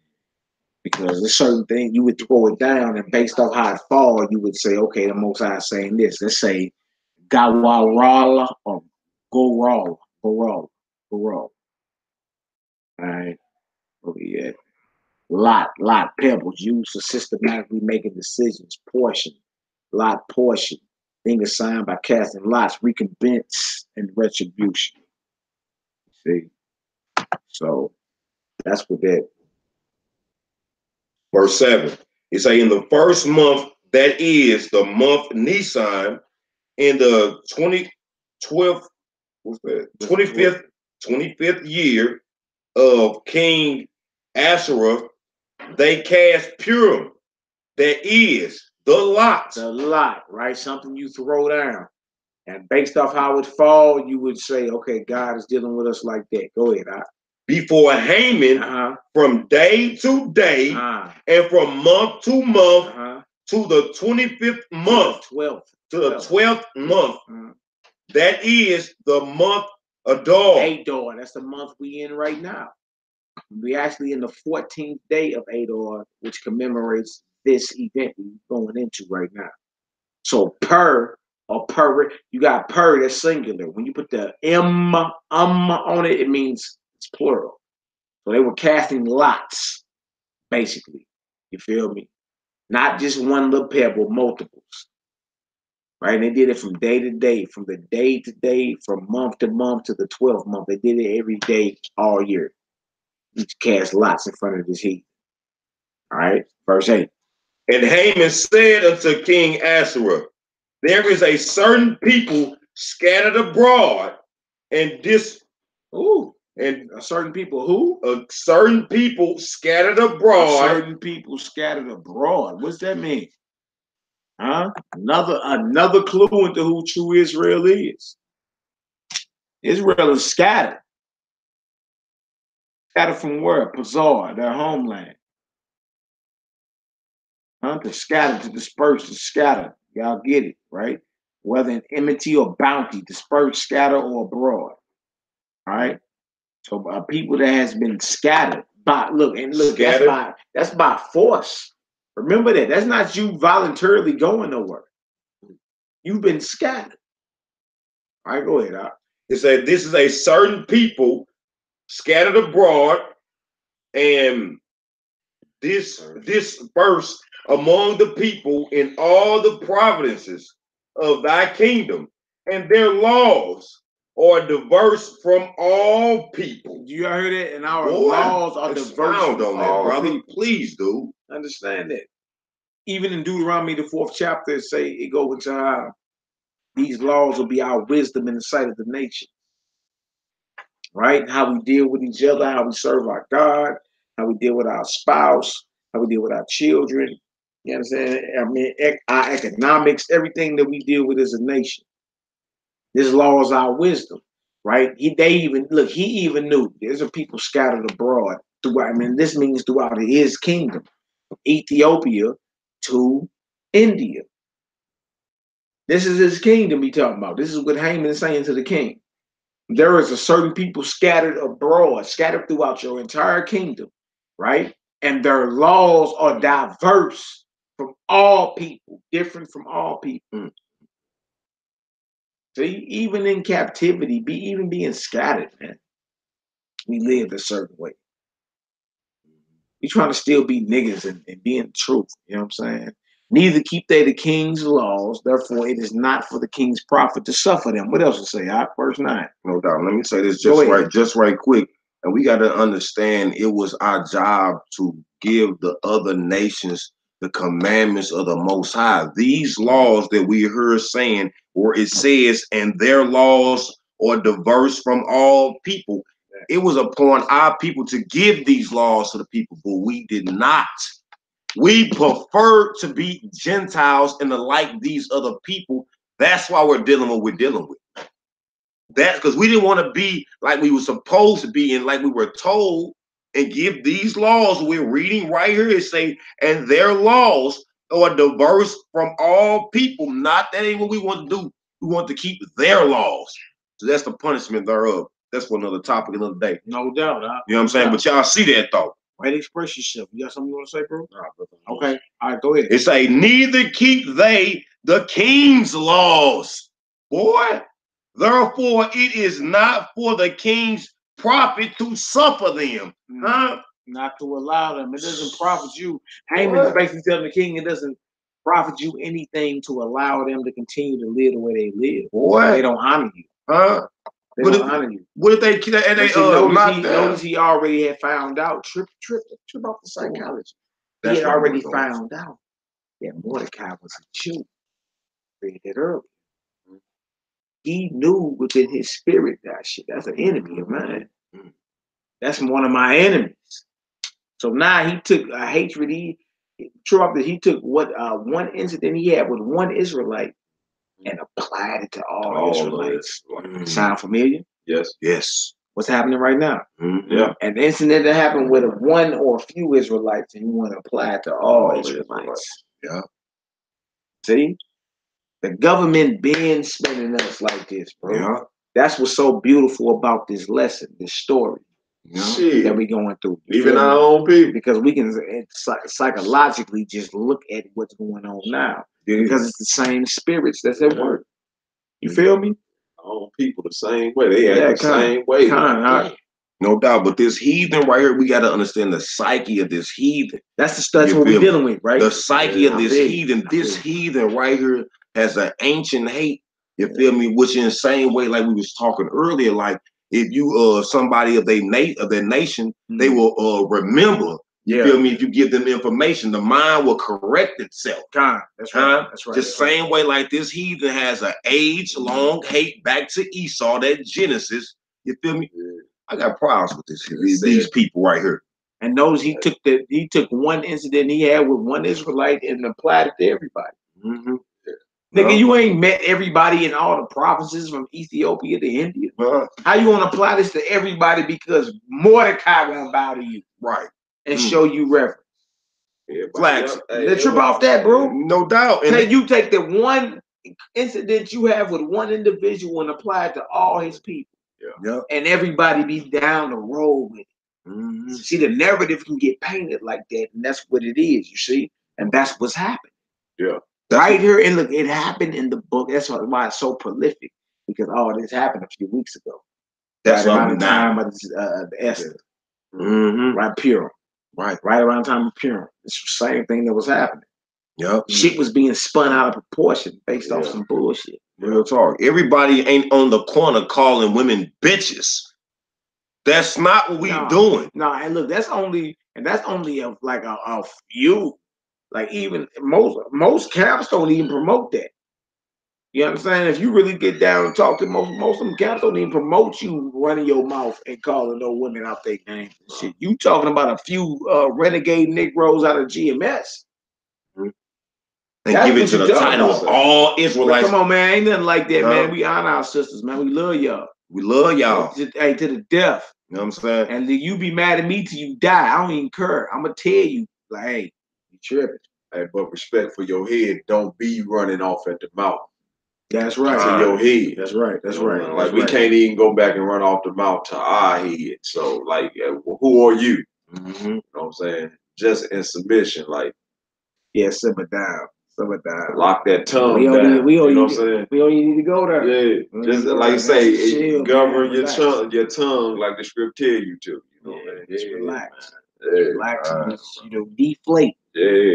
Yeah, man. We got a war. We got a war we fighting. Right. Look, we got a big war we fight. We need our sisters with us. Exactly. Right. We don't need civil war. We know it's civil war.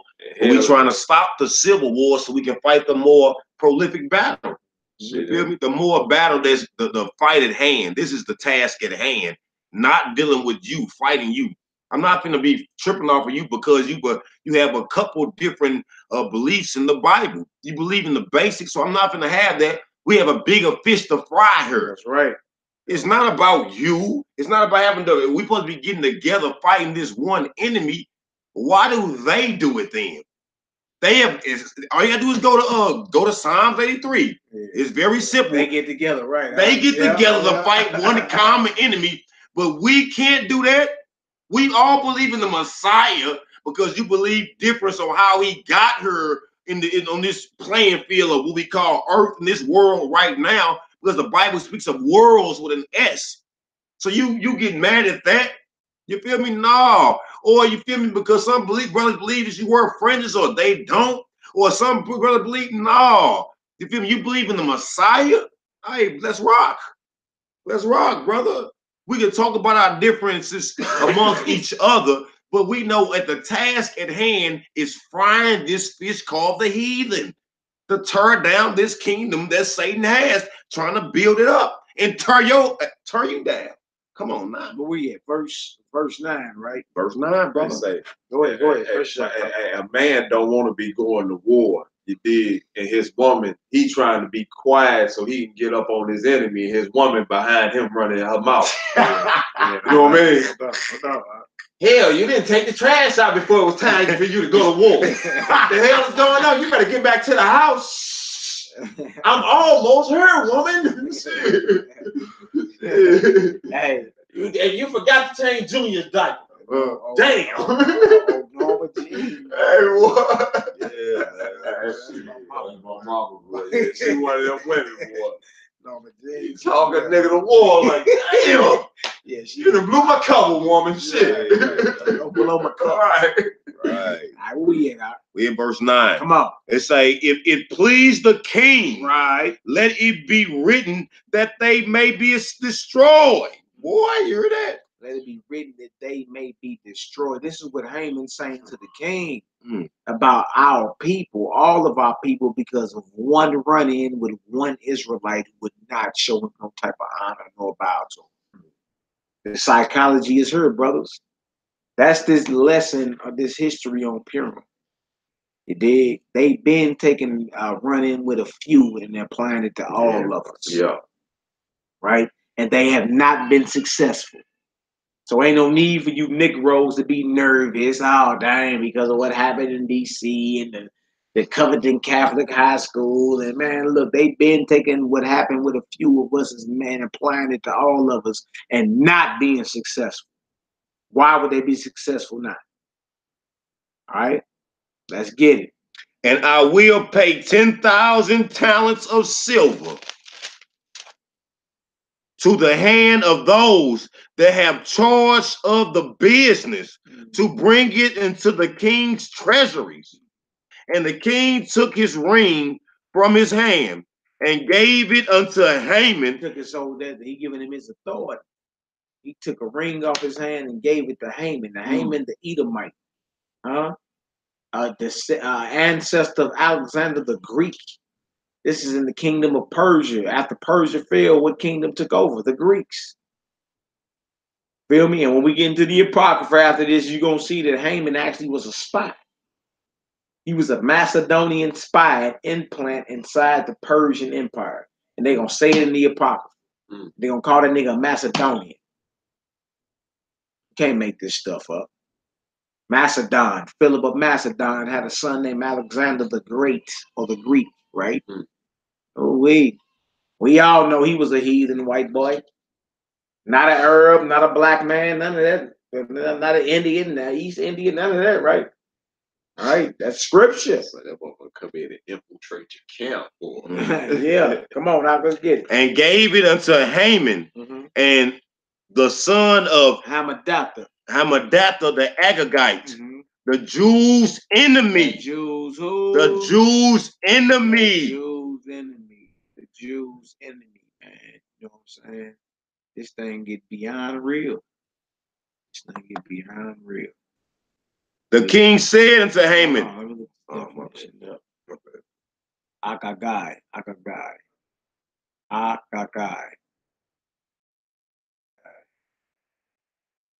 Said of Haman the Agagite.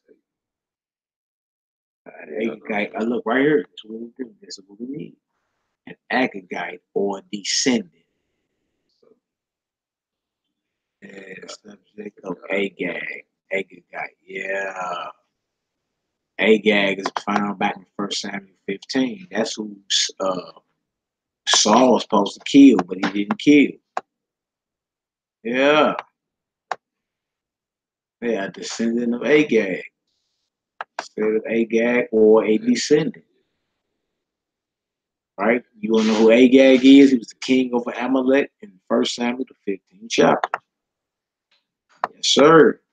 Amalek is a grandson of Esau, the Edomite.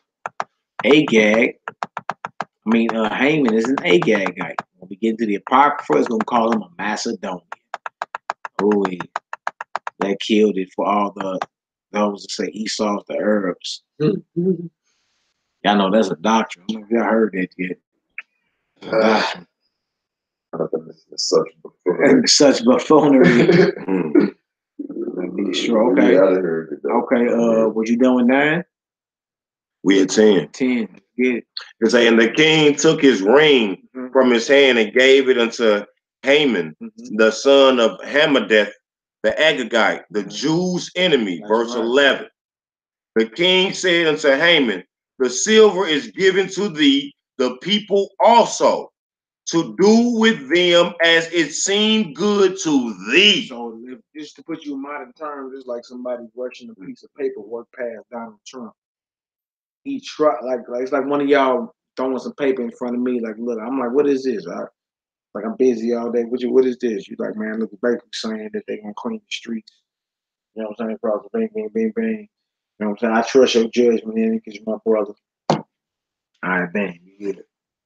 You feel me? Based off what you basically told me, right? This is what's happening to the king of Persia.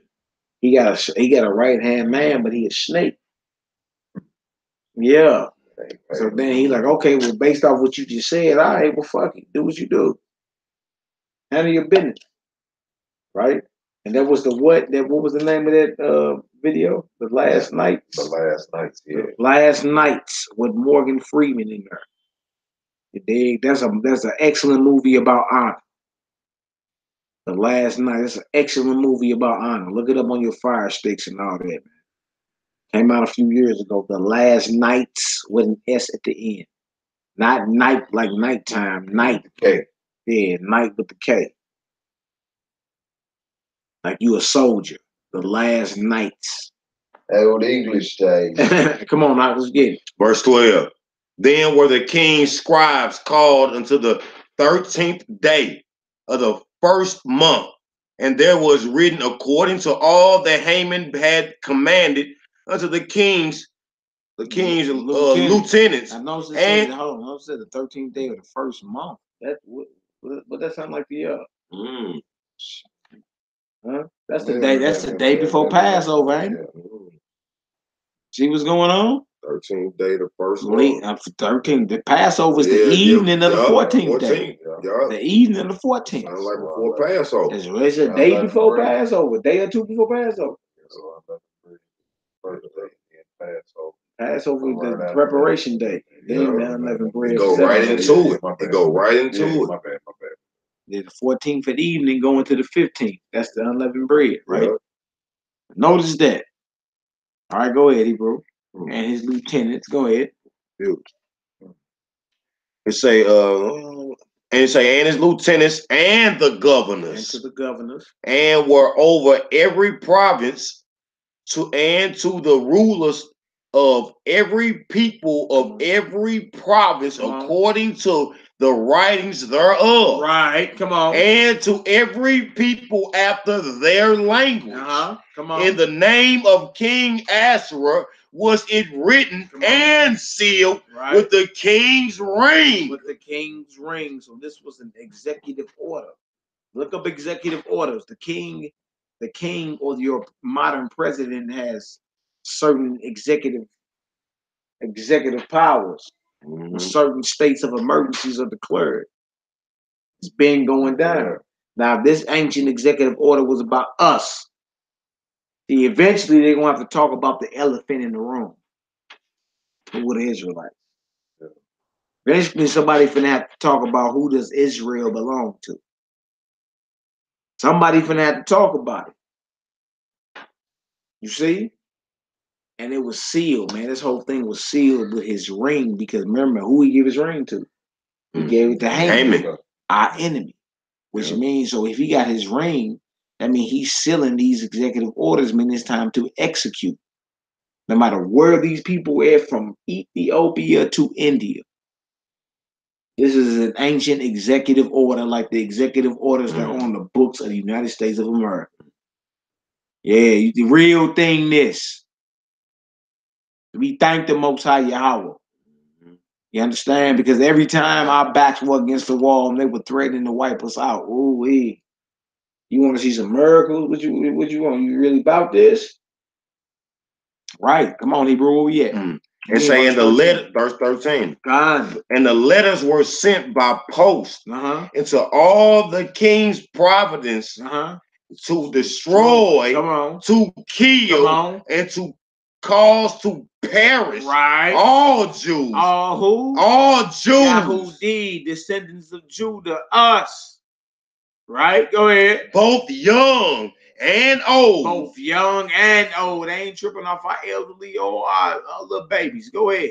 Little children and women. Women ain't exempt either, or the little children. Go ahead. In one day. In what day? In one day. Man, it was a massacre, like in Rwanda. Y'all remember Rwanda? A million people got killed in 100 days. It was back in '94 on Hillary Clinton watch, or Bill Clinton watch. They was about to kill all us in one day. Bro, this was 2,500 years ago. Because of the hate one Edomite had because of one incident this Edomite had with one of our people.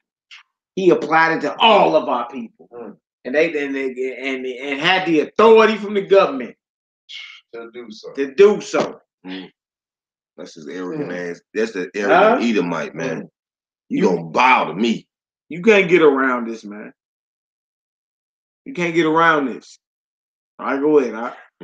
Both young and old, little children and women, in one day, even upon the 13th day of the 12th month, which is the month Adar, and to take the spoils of them for a prey, the copy of the writing for a command to be given in every province, which published unto all people, that they should be ready against that day. Be ready for that day, right? Go ahead. The post went out being hasted by the king's command, and the decree was given in Shechem, the palace. The White House. Go ahead. The king and the king and Haman. And the king and Haman, your enemy.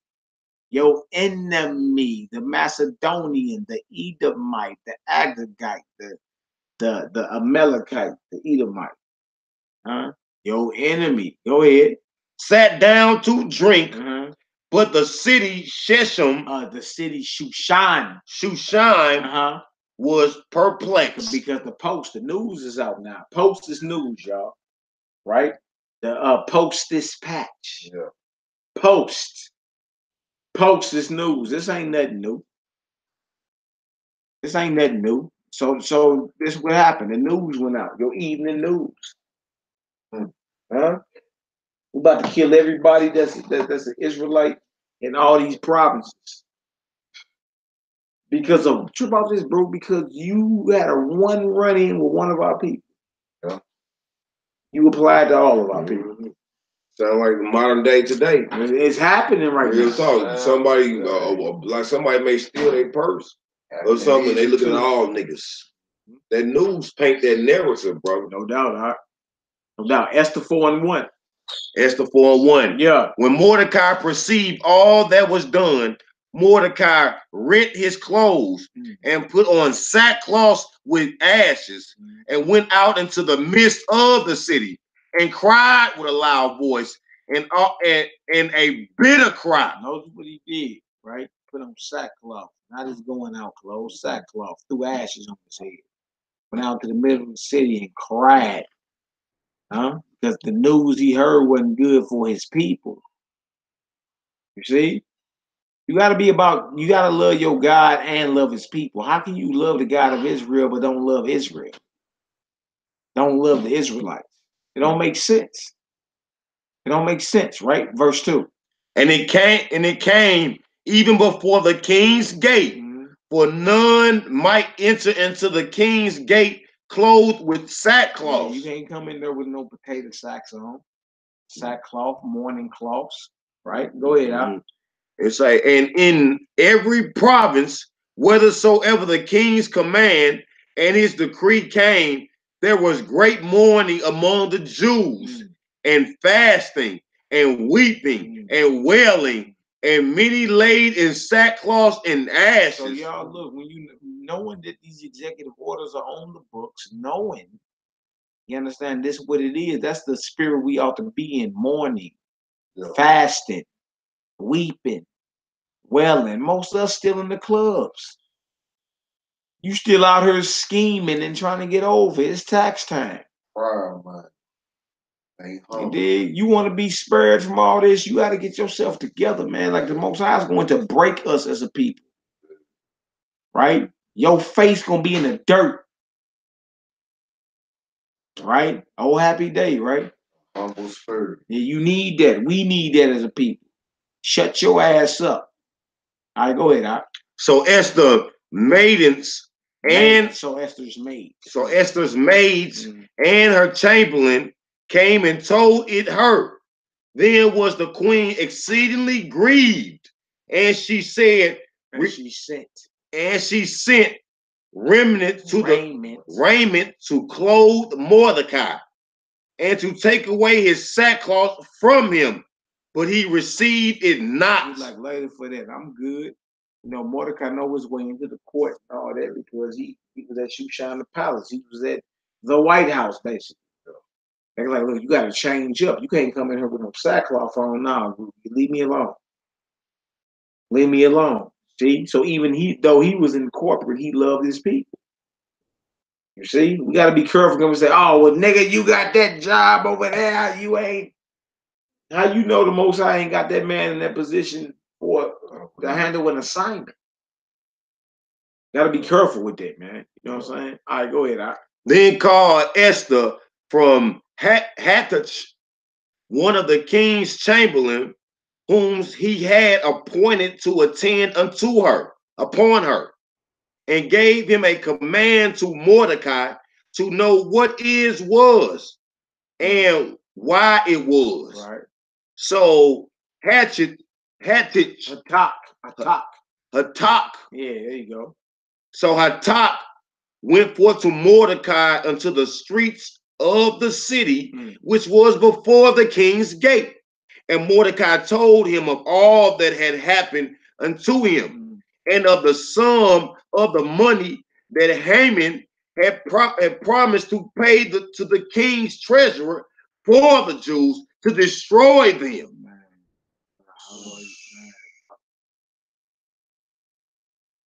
All right, verse 8. Verse 8.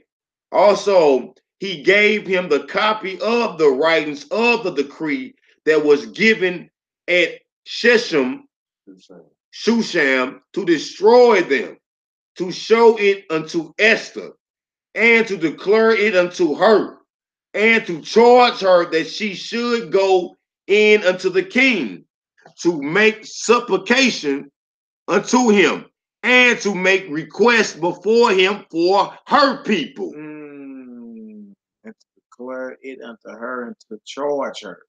She would charge? What's charged, bro? 6680, right? Watch this. Charge her. So why? Why? Man. One. Man. Y'all see that? Give order. He gave her a command. Hey, if you feel like it, come on, no. That's showing you as a man, you gotta like look, when things gotta get done, shoot straight. Shoot straight. You understand? Shoot straight. Things gotta get done, shoot straight. Can't be tiddly-winking with this thing, man. You understand? Bro had to shoot straight and let it be known. Gave a command. He ain't come off like he was asking her nothing. Hey, look, this what it is. This is what it is. All right, go ahead. Verse 11. Yeah. And all the king's servants. Verse 11. Okay. All right, I'm with you. Go ahead. And all the king's servants and the people of the king's provinces do know that whosoever, whether man or woman, shall come into the king, into the inner courts, who is not called, there is one law of his to put him to death. Yeah. Except such to whom the king shall hold out the golden scepter. Yeah. That he may live. But I have not been called to come in unto the king this 30 days. Like in other words, you can't just go holler at the king, bust through his door. Excuse me, we need to talk. Huh? See, you see, what we've learned in Babylon don't fly in the ancient world. It don't fly. You dig? It's something totally different. He like, look, it's only like she like, look, it's only one law. If I go before him and I have not been called, the law is death unless he extends his golden scepter unto me. Scepter is something that means rulership, something any type of ruler would have had in his hand. You know what I'm saying? Unless you extend. Yeah, Bruce said he was on the left. I'm reading 12 now. So he said he extended his scepter out there. Right? Unless that happens, I'm a dead woman. Right? So now you know the level of the game you playing. And you still proceed, that's rock. All right, come on, Rock. Good. Verse 12. Yeah. And saying they told to Mordecai Esther's words. Then Mordecai commanded to answer Esther, think not with thyself that thou shalt escape in the king's house more than all the Jews. Yeah, Morty told that. Hey, just to tighten you on up. Don't think you're gonna be safe up in there in the White House while we suffer. Don't think that. Get that out your head. You feel me? Even if it ain't in your head, if it come tempting, you don't think that's gonna slide. Right? Why? Come on. For if thou altogether holdest thy peace, right, at this time, come on, then shall their enlargement and deliverance arise to the Jews from another place. Morty had faith. Yeah. He said, if you fail to do what you've been called to do, because you heard this time for a reason. That's what we must understand too about where we at. Yeah. We heard at this time for a reason. You understand? You could have been born 40 years earlier. Yeah. And not been here right now. Right? Right. Right? So he letting it be known, like, look, if you don't arise and do what you're supposed to do, deliverance is gonna happen. That's his faith. Yeah. Right? Or you could stand and become great and get your ink. Get your ink. Because you were called for this situation right here. That's what we need to be telling our worldwide family. You understand? If it's righteous, get your ink, man. Do what you've been called to do. Do it and get it done. All right, go ahead. But thou and thy father's house shall be destroyed. And who knoweth whether thou art come to the kingdom for such a time as this? Okay, look, if you hide from this, you and your father's house are going to be destroyed. Deliverance is going to happen for Israel from another place. But who knows? You mess around and been born for this situation right here. Yeah. See? Fulfill your purpose, man. Fulfill your purpose. All right, go ahead. Then Esther bade them return Mordecai this answer. Go gather together all the Jews that are present in Shushan and fast ye for me. Do what? And fast ye for me. So you can fast for others. Some people believe you can't, but that would go against Esther 4:16. Fast ye for me. Huh? And neither eat nor drink 3 days. That let you know about the real fast is no eating and drinking. Right? 7 of her ladies gonna fast too. All right. Let's get it out. Neither eat nor drink 3 days, God. night or day. I also am my maidens will fast likewise. Come on. And so will I go in unto the king, which is not according to the law. And if I perish, I'll perish. You hear that? That's powerful. Boy, daughter, you see that? That's the mindset we need y'all in. We need y'all in that mindset. Righteousness. Don't forget, she got a head. He a Persian heathen foreigner. Right? But her allegiance ain't to Persia. It ain't to Shushan the palace. Her allegiance to her power, her God. You see? And the man that took her as a daughter, her cousin, Mordecai. You feel me? And the love of the people of the Most High God. So I just don't like, I'm never against sisters out here getting their thing. I just don't like when sisters get out here like that and then they get that to the left mindset. You must not know about me. You must not know about me. I can have another you in a minute. That type mind. Like, come on, stop that. A wicked mindset. That's a harlot's mindset. That's right. Express yourself. That's a harlot. Now, I was just thinking when Hebrew, that's a harlot's mindset for a woman. Yeah, you ain't supposed to be thinking I'm finna go here. This nigga fucking up. I'm finna go. Excuse my French. This nigga's messing up. I'm gonna go and get another. He can't get it done. Yeah, he can't get it done. Yeah. All right, verse 17. Let's get to the next verse. So This is history, Black History Month. Huh? From Ethiopia to India, and you telling me this is Brett Favre? Huh? From Ethiopia, the provinces was 127 provinces from Ethiopia to India. And you gonna tell me this is who? Jerry Springer? 2,500 years ago. From Africa to India. Yeah, okay. I hear you talking. And this is where the Israelites are dwelling? Okay, I hear you talking. Come on now. So Mordecai went his way and did according to all that Esther had commanded him. Yep, next chapter, chapter 5. These chapters ain't long. It's coming up. We're going to get on into it. We want to show our people what it is. All right? So for anybody to understand, we went into the new moon earlier. We went to why our feast days be like a day or two later than most camps or assemblies that you know about. because of the way we view our new moon. Right? We pulled up the new moon calendar, we pulled up the Enoch to show when the new moon was, and we counted, and we right on time. Down to the super moon that was in the sky last night. You feel me? So we right on time. Okay, Esther 5:1. Now it came to pass on the third day that Esther put on her royal apparel. Remember, she been fasting this whole time.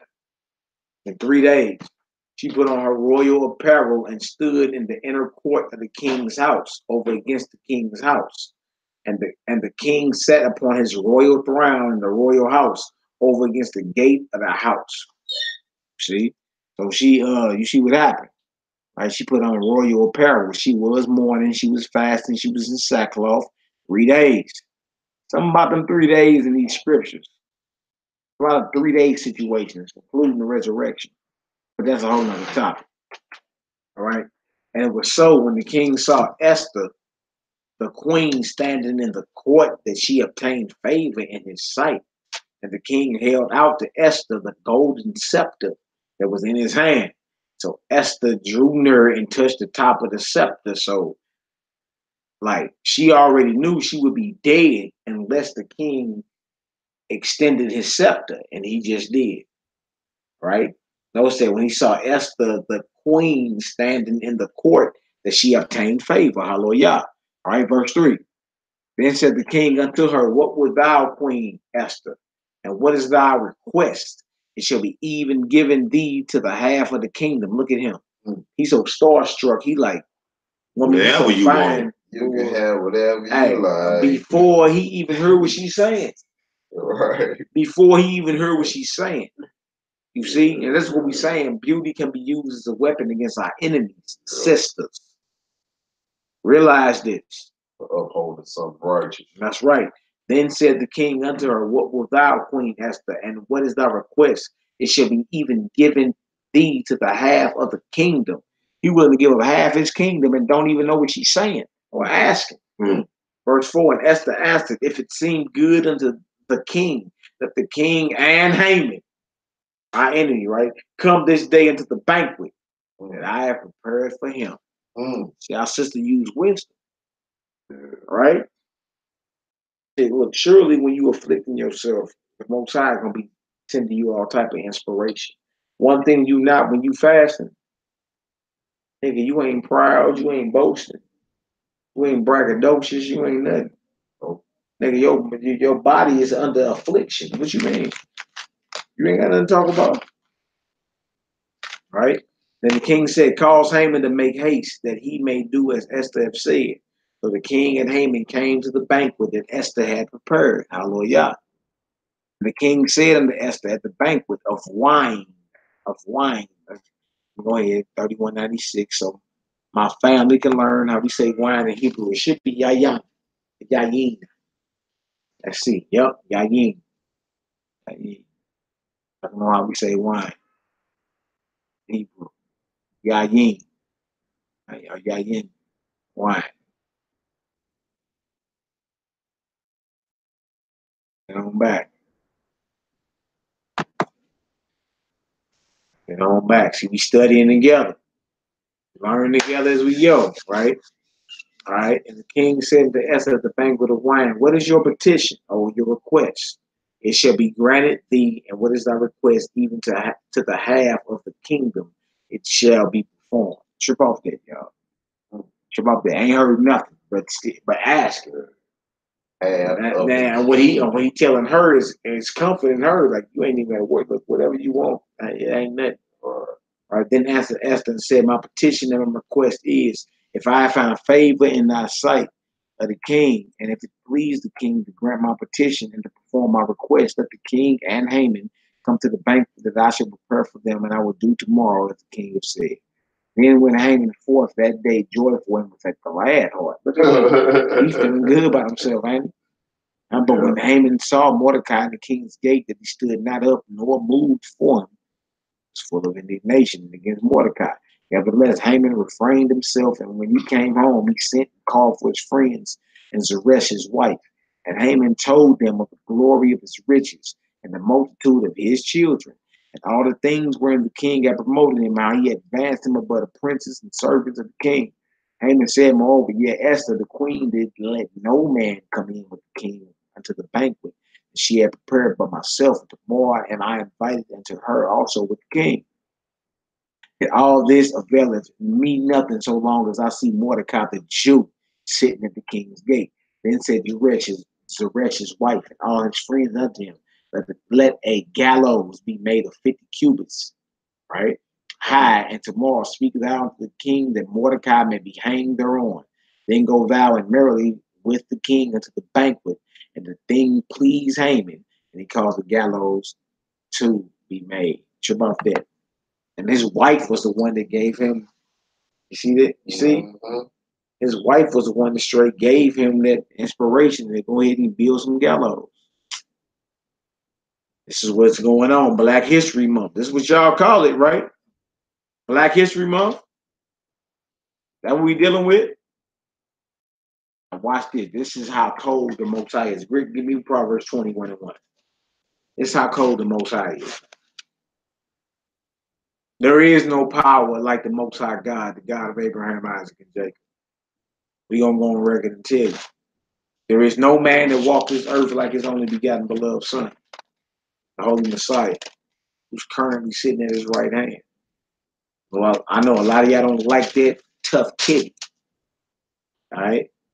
Proverbs 21:1, I believe it is. Like what it say. Proverbs 21:1. Yeah. The king's heart is in the hands of the Lord Yah. That's about this. The king's heart means his mind. King's mind is in the hand of the Most High Yah. Right, we're about to read about a king who had some visions while he was sleeping. Right? Go ahead. As the river of water, he turneth it wherever he will. Whithersoever he will. Second witness, chapter 16:2. Trip off this. Trip off this right here. Esther 6:1. Right? On that night, could not the king sleep. He commanded to bring the book of records of the chronicles, and they were read before the king. Couldn't even sleep that night.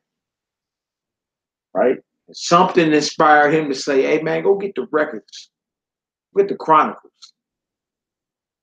Something telling me to go, I need to read some out the chronicles, the records of what didn't happen. That's how precise and strategic the Most High is. Right? Order had already been given, kill all Mordecai people and Mordecai, build gallows, do all that. Right? The next day, they on that.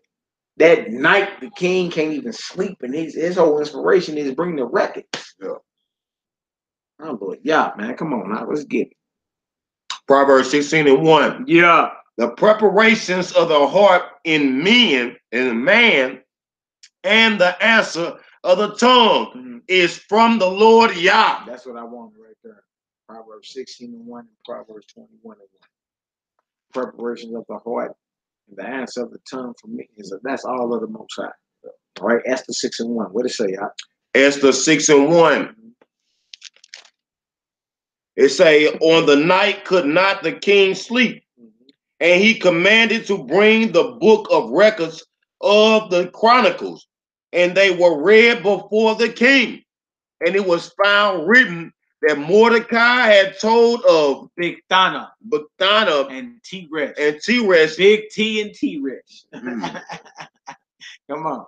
Two of the king's chamberlains. About that, eunuchs. Come on. The keepers of the door, who sought to lay hands on the king Asherah. Yeah, they actually had a coup plan. Come on, and go ahead. And the king said, what honor and dignity, right? What honor and dignity have been done to Mordecai for this? Like, no, he's a king. He has 127 provinces he runs, right? But the Most High got in his mind, look at your chronicles, look at your records, right? He found out that it was Mordecai that actually saved my life. Well, what honor had been done for him? Any honor? Go ahead, Op. Then said the king's servant, right, that ministered unto him, there is none done for him. None been done for him. He saved your life. He strategic because Mordecai spared his life back in chapter, what was it, 3 or 2? Maybe in 4. 2. It was in 2, chapter 2. Maybe in chapter 4, but whatever. He had been spared his life because he been was like, look, these niggas trying to get at y'all. Right? All right, come on up. 6 and 4. All right. It say, and the king said, who is in the court? Now Haman was come in unto the outward courts of the king's house to speak unto the king to hang Mordecai on the gallows that he had prepared for him. Not sure about that. His whole mission was coming in because he had built gallows based off what his wife told him, right? He come in, he about to tell the king, look, I'm about to hang Mordecai on these gallows. Remember them people I told you about? I'm about to hang Mordecai. And it's all based off of hatred because he wouldn't bow to him nor show him reverence, right? All right, go ahead. Verse 5. Yeah. It say, and the king's servant said to him, behold, Haman standeth in the court. And the king, go ahead. And the king said, let him come in. Trip off the timing. Nobody ever trips off the timing of this, right? He want to know whatever done happened about the honor for Mordecai for saving my life. Yeah, I was tripping up there. Right? Nothing has happened. His next question is, well, damn, well, who's in the court? While he's asking this question, here comes Haman with the mindset of telling the king, I'm gonna kill him. I want to hang Mordecai. Yeah. That's his whole mindset. He walking up in there like, I'm about to go convince the king since I got his ring. I'm about to convince the king. We can hang Mordecai and already built the gallows. Dang. You see? All right, come on, let's get it. So Haman came in, and the king said unto him, what shall be done unto the man who the king delighteth to honor? Now Haman thought in his heart, to whom would the king delight to do honor more than to myself? Now, trip off this. Who you honoring more than me? That's what trip off this. What the old heads used to say. Don't count your money till you bank it. I don't count it till you flip it. He assuming the king talking about him. He assuming. I mean, maybe rightly so, you his right-hand man, but you still assuming. You know what I'm saying? And don't forget, he's coming in there with the mindset that to convince him to hang Mordecai on gallows he already built based off the inspiration of his woman. Wow. Go ahead, Doc. And Haman answered the king, for the man who the king delights to honor, let the royal apparel be brought which the king useth to wear, and the horse that the king rideth upon, and the crown royal which is set upon his head. So look at Haman thinking, well, he got to be talking about me. Let me get that royal pearl, right? That you used to wear. Let me get that horse, that you ride upon, and let me get that crown, which is upon his head. Let the royal apparel be brought to the king, because he's thinking this is about him, right? Verse 9. Man, you gotta love the Most High. You gotta love how poetic and how strategic and how how he strikes you so like out of this world. All right, go ahead, Doc. And let this apparel and the horse be delivered to the hand of the one that the king most noble princes, that they may be arrayed the man whereof whom the king delights to honor, and bringeth him a horseback on horseback. What? Bring him on horseback through the city, through the street of the city, and proclaim before him, thus shall it be done. Thus shall it be done to the man whom king delights to honor. Then the king said to Haman. Said to who? Said to Haman. Our enemy. Come on. Make haste. Hurry up. Make haste and take the apparel and the horse as thou hast said, and do even so to Mordecai the Jew. That Yahudi, that Yahadaya. Yahweh Daya. Oh. Do it when everything you just said should happen. Do that for Mordecai the Jew, the man you going in there to talk about the hang. The man you going there to convince the king to hang. He said, do all that for Mordecai. Boy, that's how precise the Most High is. So that nigga got to stir like a boy, that his heart fell out of his chest. I know it fell out of his chest. Boy. You can't at that point. You know you dealing with something higher than yourself. You on the way in there and confident because you got the king's ring. Right? It already went out in the post. Right? You going in there confident, like, man, I done built gallows. My woman got in my ear, I done built gallows. I'm going here to convince the king. Who in the court is this nigga?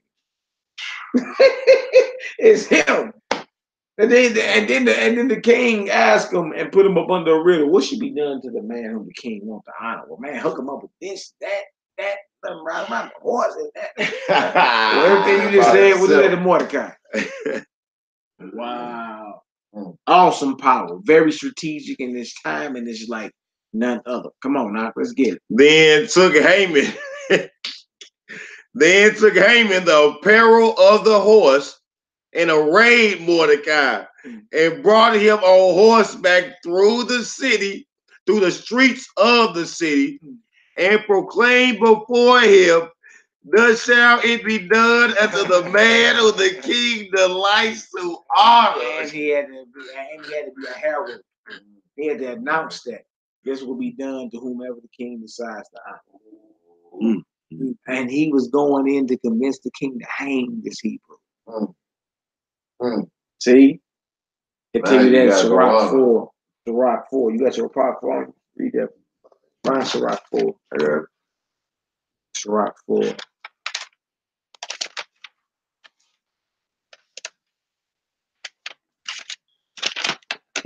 Give me verse 20, is it 27, 28? Sirach chapter 4, verse 27. Make not thyself an underling to a foolish man. Don't become a servant to a foolish man. Right, go ahead. Neither accept the person of the mighty. Yeah, just because you powerful, mighty, and got influence don't mean you can be my faith. Right? Go ahead. Strive for the truth unto death. Strive for the truth. Fight for the truth unto death. Come on.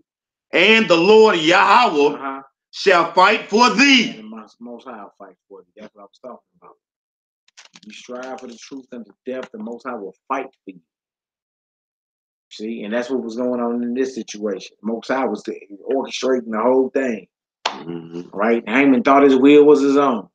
Man's going to the Lord. Jeremiah 10, give me 23 through 25. It's right around verse 25.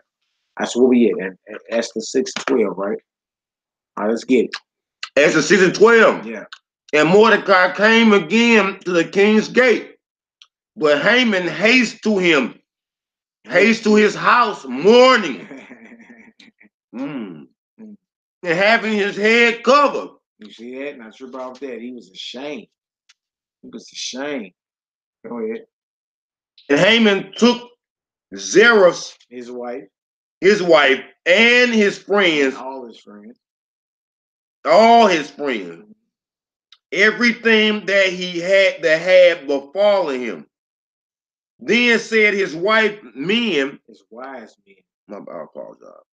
Then said his wise men and Zeresh, his wife, unto him, if Mordecai be of the seed of the Jews. If Mordecai be who? Be of the seed of the Jews. Be one of them Israelites. Go ahead.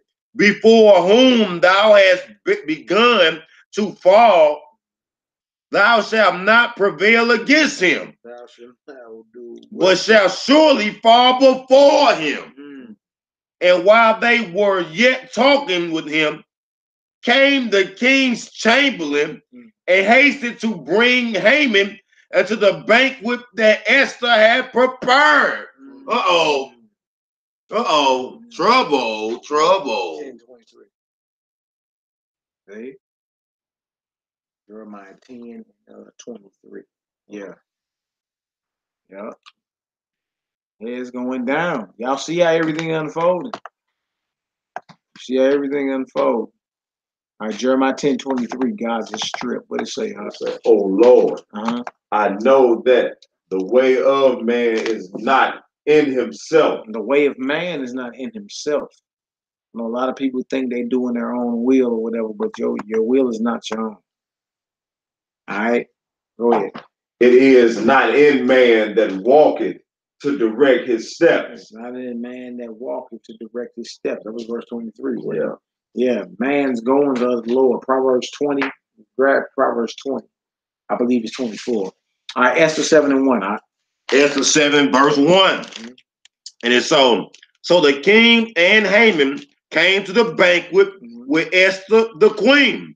And the king said again unto Esther on the second day at the banquet of wine, what is thy petition, Queen Esther? What is your petition, woman? Look good, right? And it shall be granted thee. You done drug this on for long enough. Mm-hmm. What's the deal? Talk to me. And it shall be granted thee. Whatever you asking, you gonna get. Talk to me. Come on. And what is thy request? And it shall be performed, even to the half of the kingdom. Then Esther the queen answered and said, if I have found favor in thy sight, O king, and if it please the king, let my life be given me at my petition, and my people at my request. For we are sold. I am my people to be destroyed, to be slain, to perish.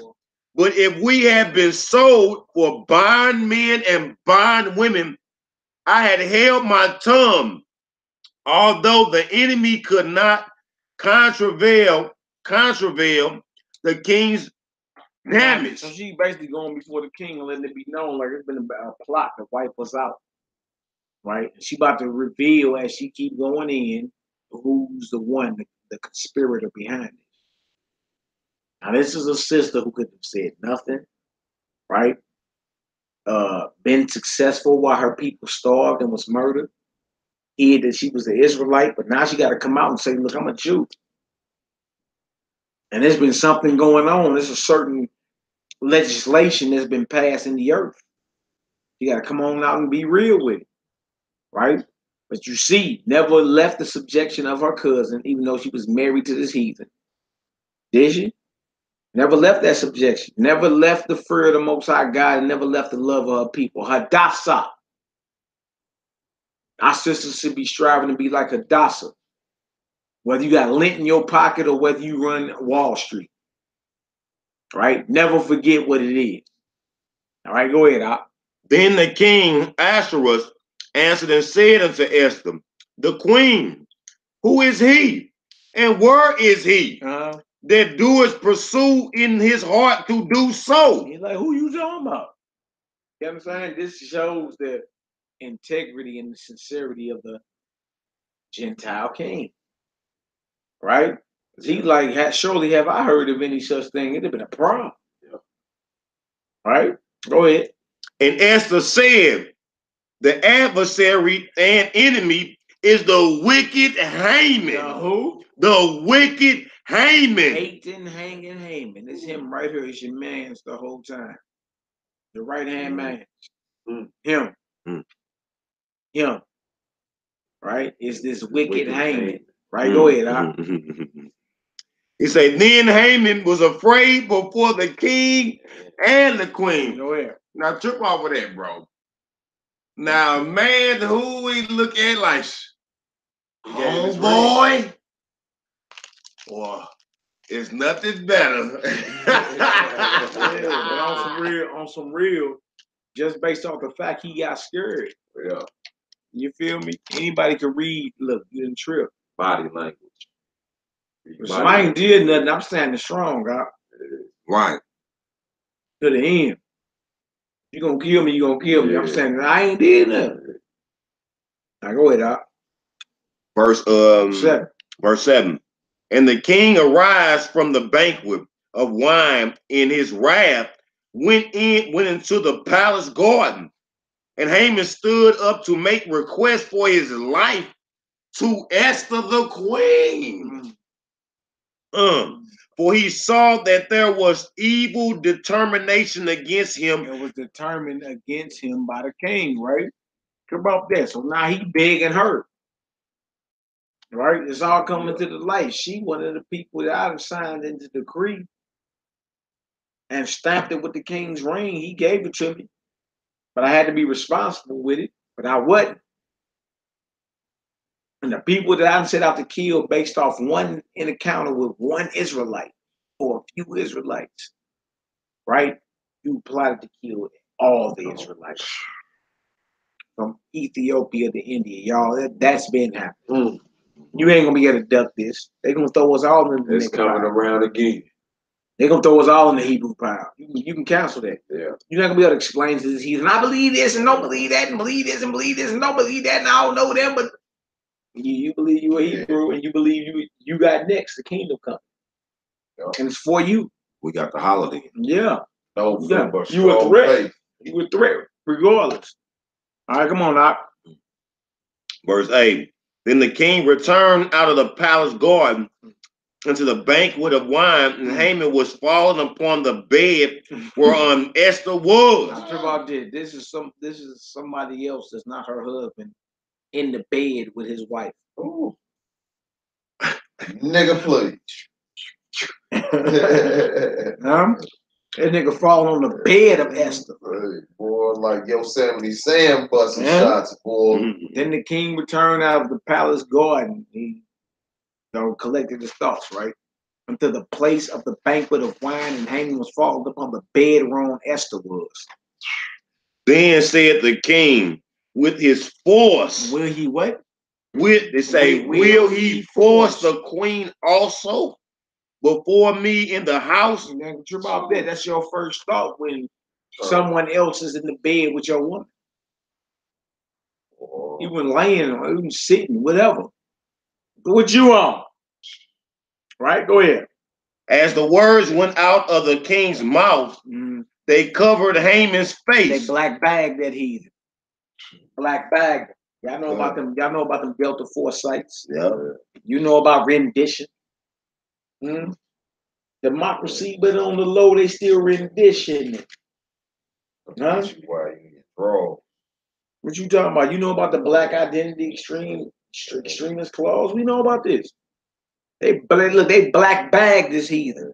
Come on now.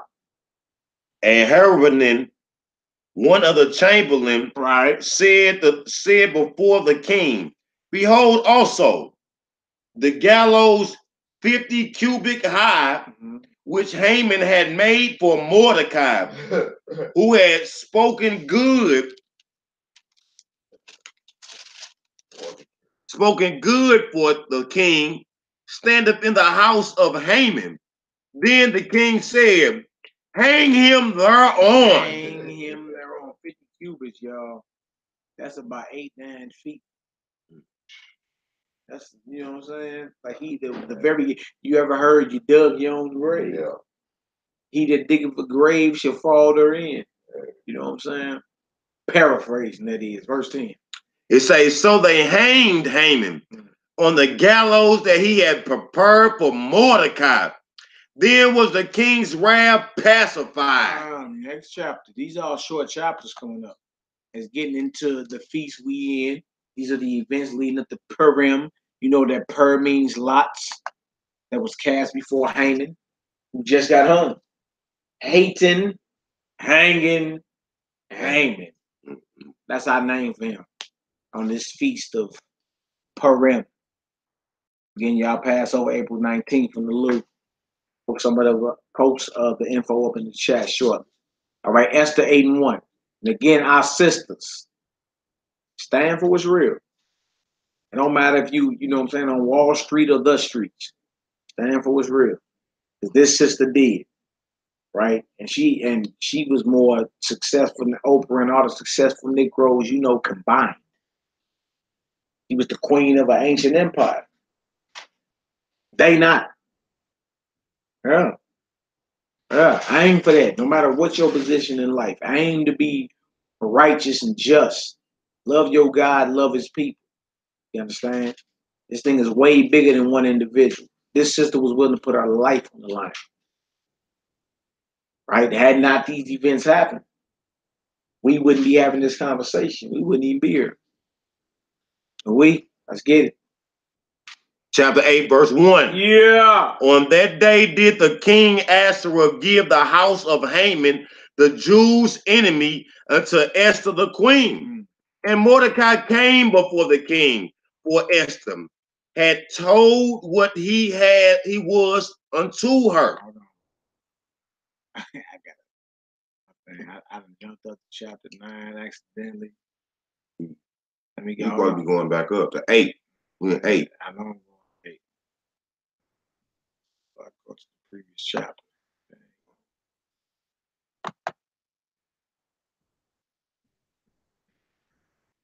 All right. Verse 2. And the king took off his ring, which he had taken from Haman, and gave it unto Mordecai. And Esther set Mordecai over the house of Haman. And Esther spake yet again before the king. So his wickedness didn't profit him nothing, because his entire estate was given to Mordecai. And the very man that refused to bow to him in the beginning. You see what happened in Israel when you stand on the laws of the Most High and do what's righteous, he'll fight for you. That's why we went to that Sirach 4:28. He'll fight for you. Right? In the end, this wicked heathen estate was inherited by Mordecai. The very man he wanted to kill. The very man he built the gallows for. Go ahead, Doc. And Esther spake yet again before the king, and fell down at his feet, and besought him with tears to put away the mischief of Haman the Agagite, and his device that he had devised against the Jews. Then the king held out his gold sepulchre towards Esther. So Esther arose and stood before the king. That's right, sister. And said, if it please the king, and if I have found favor in his sight, and the thing seemed right before the king. Boy, you see how she's talking to the king? Yeah. Boy, fool. Yeah. Yeah, now come on up. And and Bonquisha, and you saying what it is. She asked for permission to talk. If it please the king. And if I have found favor in his sight. And I speak. And the thing seemed right before the king. And I be pleasing in his eyes. Yeah, sisters, us as men are not complex creatures. We ain't complex. You talking like that, it ain't nothing he ain't gonna give you. Yeah, what do you want? Ain't nothing he ain't gonna give you. You talking like that? What you want? It's psychology on both sides. You see, study of the mind on both sides, right? And I be pleasing in his eyes. Let it be written to reverse the letters devised by Haman, the son of Hammedatha of the Agagite, which he wrote to destroy the Jews, which are in all the king's provinces. Remember, his provinces are from Ethiopia to India. Where you getting heathens at? Where are you getting white folks at? Except for him. Haman.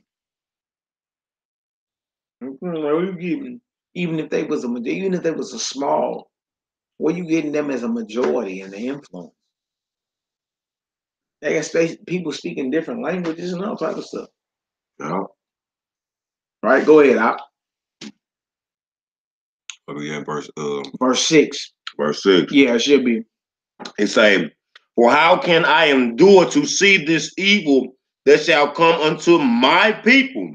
Or how can I endure to see the destruction of my kindred? Y'all heard that? That's how all our sisters need to be. I'm in too.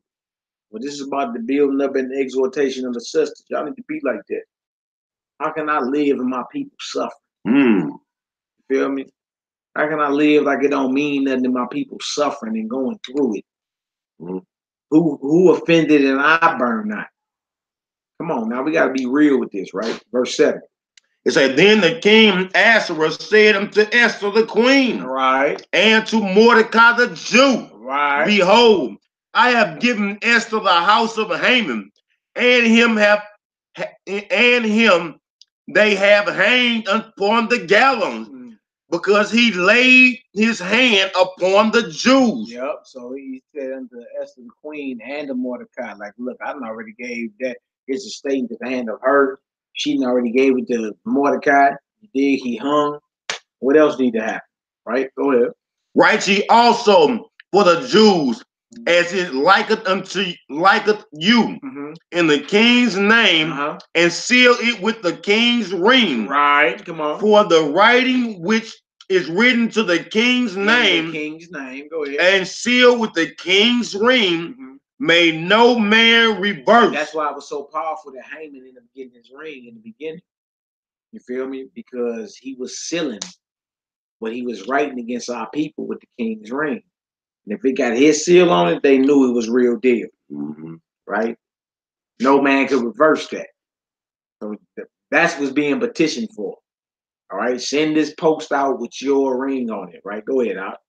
Then were the king's scribes called at that time in the 13th, in the 3rd month, that is the month Savan.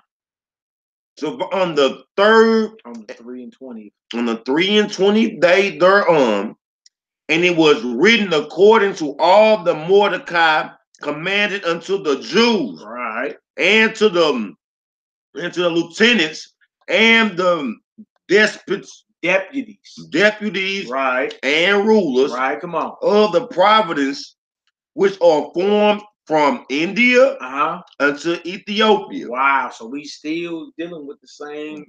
We're not dealing with France and Nova Scotia. We're not dealing with Sweden and Norway and Finland. We dealing from India to Ethiopia. Are we making this up? Bro, our people are all over. You understand? We got people all over this map. But this is further proof that this history of Purim. That's why it's beautiful. It go down a lot of times in Black History Month or at the end of it. You understand? But it's beautiful because it actually shows. How y'all talking Black history and y'all ain't talking about Ethiopia or India or Israelites or Hebrews or Egypt? You see? Yeah, the Bible is Black history when you done talking. India unto Ethiopia. All right, come on now. 127 provinces, right, unto every province according to the writing thereon, right, and unto every people after their language, and to the Jews according to their writings, and according to their language. And he wrote in the king Asher's name, and sealed it with the king's ring, and said, let us by post on horseback, and riders on mules, camels, and young dromedaries. Come on. Wherein the king granted the Jews which were in every city to gather themselves together, and to stand for their life, to destroy, to slay, and to cause to perish all the power of the people and providence that would assault them, both little ones and women, and to take the spoil of them for a prey. You should be ready to avenge yourself. Be ready to defend yourself. Nothing wrong with that. Right out the Bible, Esther 8 and 11. Where in the Bible do it say you can defend yourself? Esther 8 and 11. You got the right to defend yourself. That's what this was. You see? The defense of family, women, little children, elderly, everybody. How is that not righteous? Right? How is that not righteous? All right, verse 12. Upon one day in all the provinces of King Ahasuerus. Come on. Namely upon the 13th day of the 12th month, which is the month Adar. Come on. The copy of the writing for a commandment. A commandment. A suggestion. A commandment. If you feel like it. A commandment. Come on. To give in every province, which publish unto all people, And that the Jews should be ready again that day. Against that day. Against that day. Come on. To avenge To themselves. what?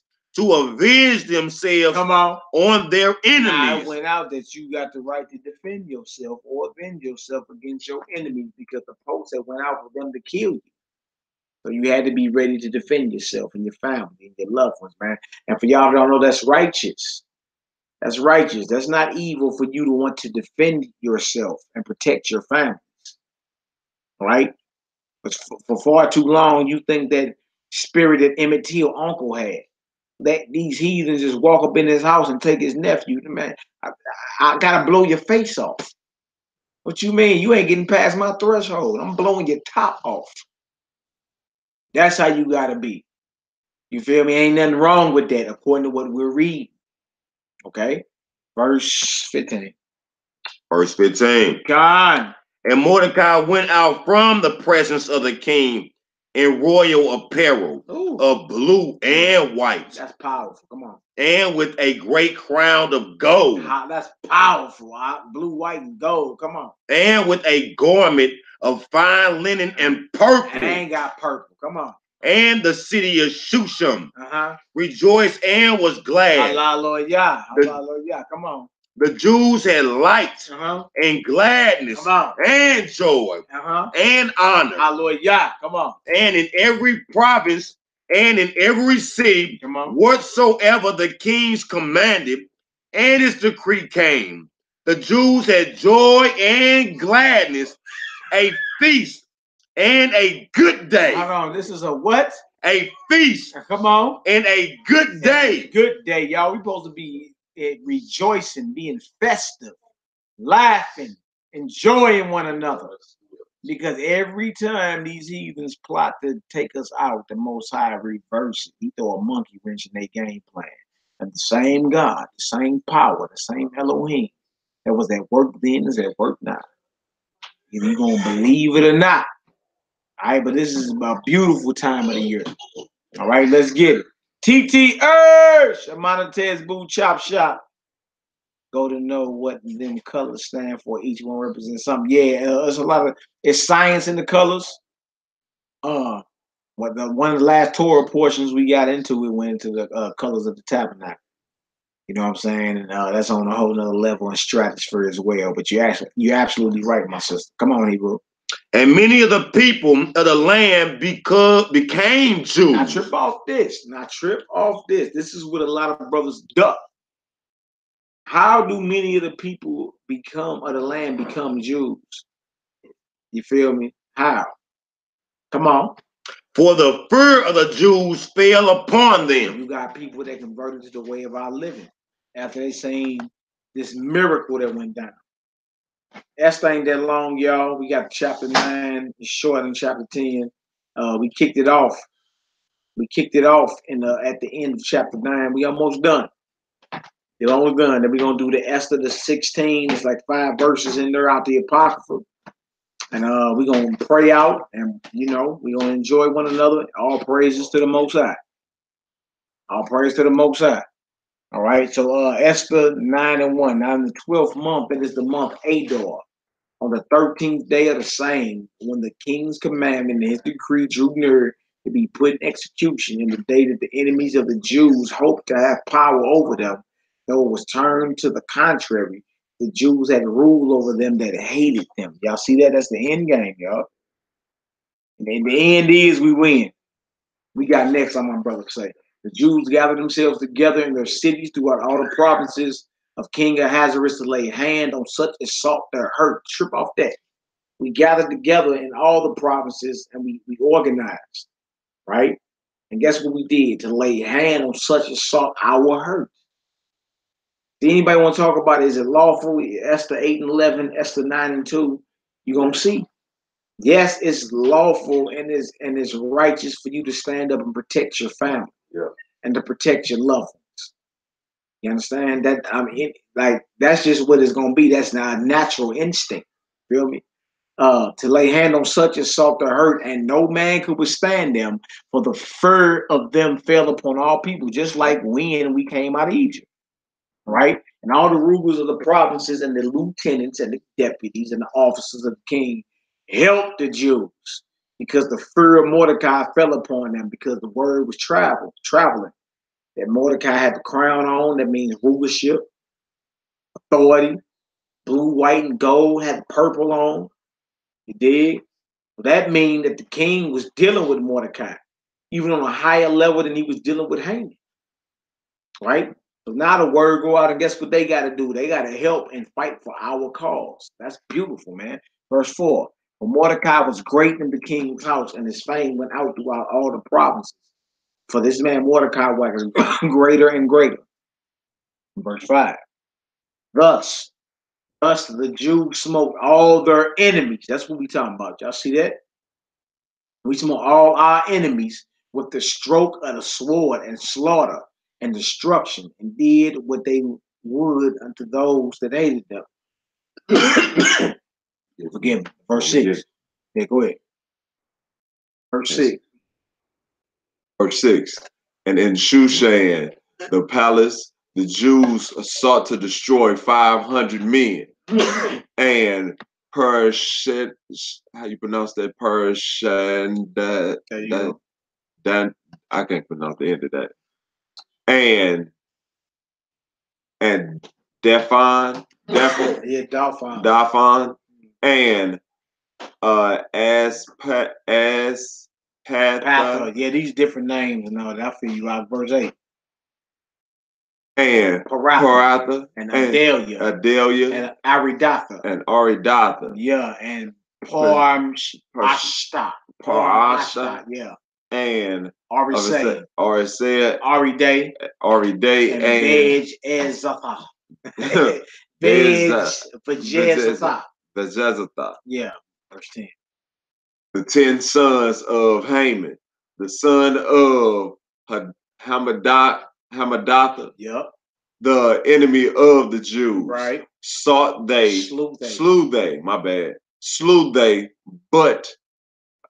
but on the spoil laid they not their hand. Verse 11. On that day, the number of those that were slain in Shushan, the palace, was brought before the king. Heads got the rolling, right? Verse 12. And the king said unto Esther, the queen, the Jews have slain and destroyed 500 men in Shushan, the palace, and the 10 sons of Haman. What have they done in the rest of the king's province? So in the Shushan alone, it was 500 people were slain, plus Haman and his 10 sons. You see? So we talking about 510 thus far, plus his wife. You see? So he's asking for a report. What's going on in the rest of my provinces, right? Go ahead, Op. Now what is this petition? And it shall be granted thee. And what is thy request for further? Right. And it shall be done. Come on. Then said Esther, if it please the king, let it be granted to the Jews which are in Shushan to do tomorrow also according to this day and to these days declared. Decree, my bad. And let Haman's 10 sons be hanged upon the gallows. Come on. And the king commanded it so to be done. And the decree was given at Shushan. And they hanged Haman's 10 sons. Ooh. For the Jews that were in Shushan gathered themselves together on those 14th day also of the month Adar. Adar, that started last night all the way up until where we at right now. We just went into the 15th for Adar. Go ahead. And slew 300 men at Shushan.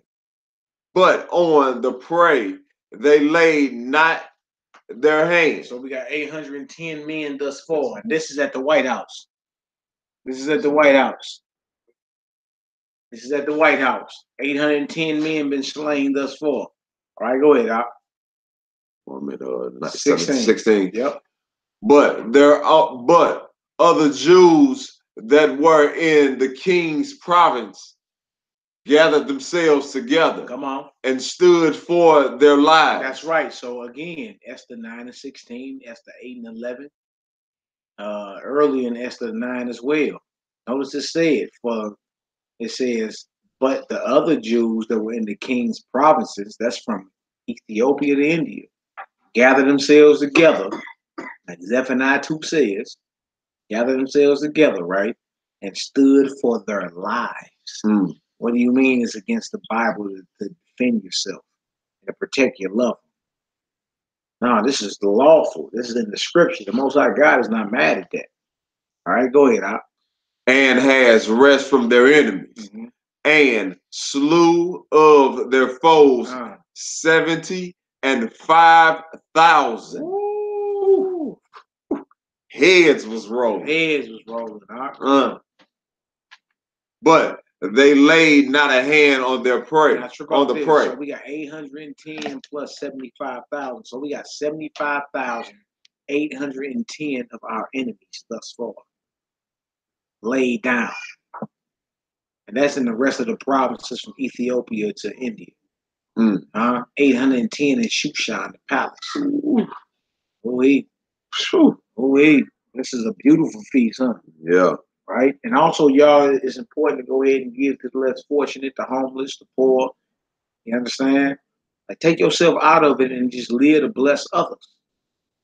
Live to bless others. That's what we're here to do. What he tell the Most rich High man? bless us even more. Go ahead, Al. Like he told the rich man, go on and sell all thine have and get down with me. Went away crying though. 17. Yeah. On the 13th day of the month Adar, and on the 14th day of the same rest day, and made it a day of feasting and gladness. Not sure about that, but as you keep reading, you're gonna see it got to do with it's the 14th and the 15th that was actually declared as the actual feast. The 13th day of Adar actually going to the destruction of Nicanor. You know, and that was something that happened after the Persian captivity. That was during the Greeks. And so 13th, 14th, and 15th of Adar. Got the destruction of Nicanor on the 13th, which would have been the 18th at sundown, all the way up to the 19th at sundown, which was last night. The first day begins of Purim, all the way down to the sun go down to the evening of this evening. It's the beginning of the second day, all the way over to the sun go down on the evening tomorrow. All right, so it's really 13th, 14th, and 15th Adar, or feast. All right, go ahead. Let's get it. What we at? We're 18. No, we at 19. Yep, you're on 19. 19. Yep, you're right. Therefore, the Jews of the valleys, the villages, my bad, trip. Therefore, the Jews of the villages that dwelt in the unwalled town, come on, made the 14th day of the month Adar a day of gladness and feasting. That's right. And a good day. The day was a good day. We started off with the scripture. Go ahead. And of sending portions one to another. That's straight up. So even if you ain't got nothing physical, give somebody something spiritual. Give them a compliment. Take a silent prayer for them. Whatever. You know what I'm saying? Physically, you know, you can do that also. And if you got it physically, do something physically for them.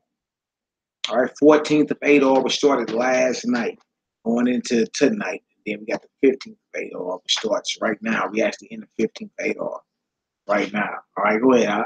And Mordecai wrote these things and sent letters unto all the Jews. See, so, you know, this was put down right. This was put down right. Like, if you were Israelite, this is what it is. I noticed we had others that became Israelites too, showing you there were converts in our history. We were always living amongst these Gentiles, but there were also Gentile converts because we was already living from Ethiopia to India outside the land.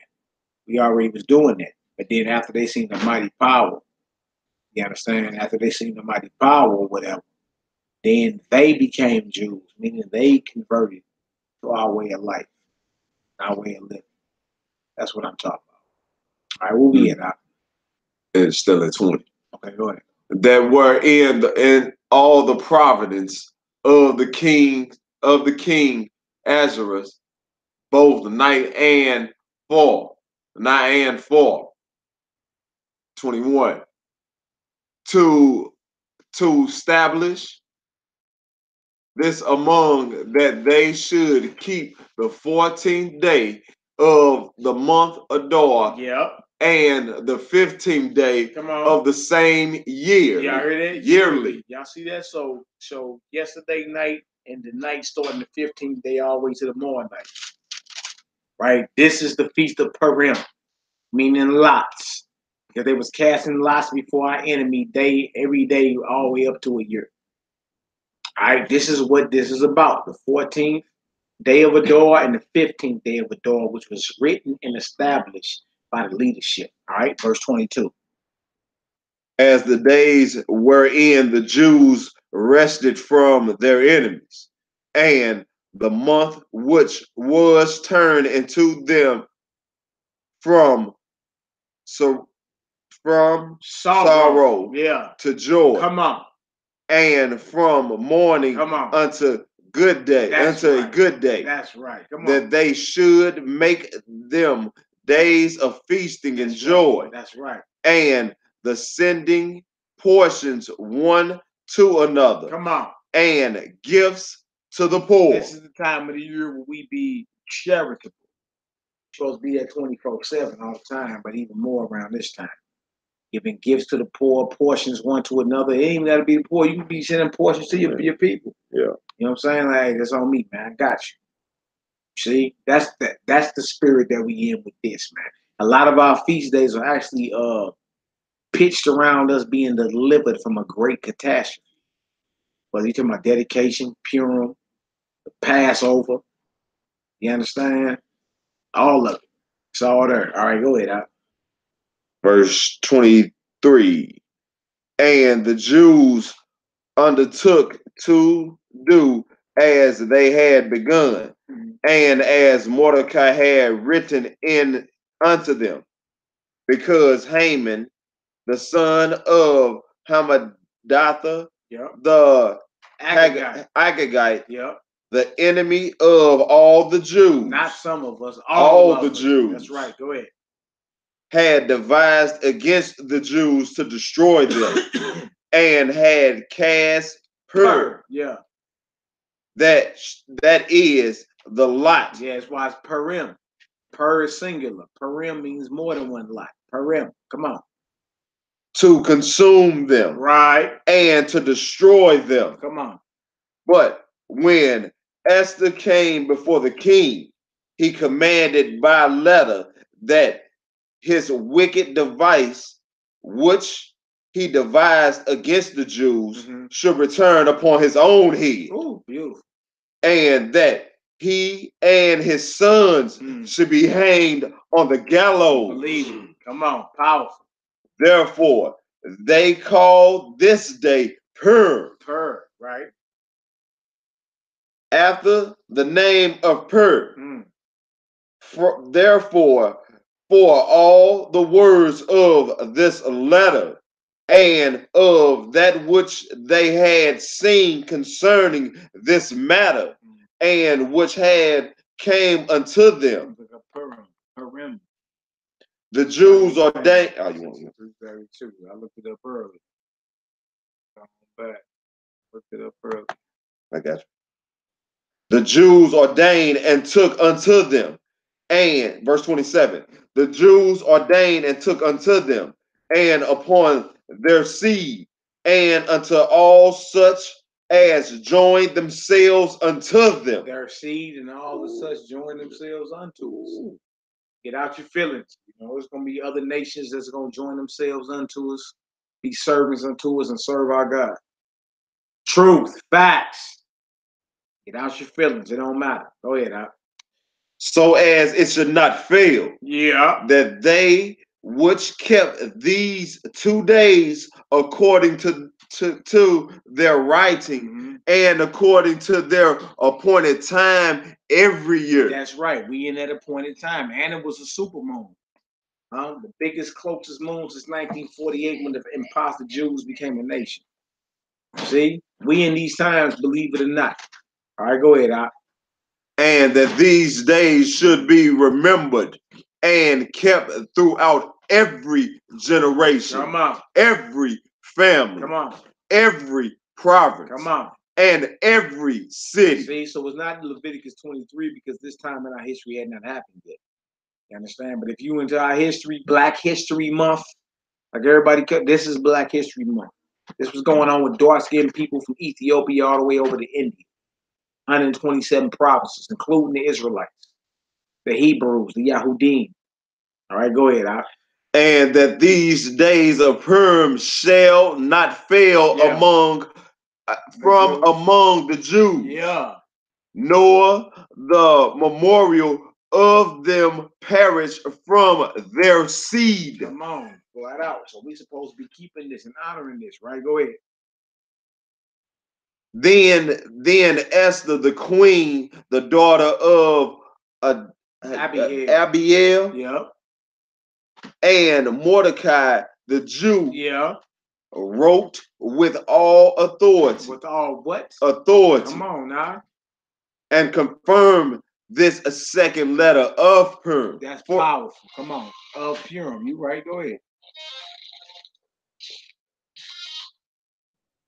And he sent the letters unto all the Jews to the 127 provinces of the king of Ahasuerus, the kingdom of Ahasuerus, right? Go ahead.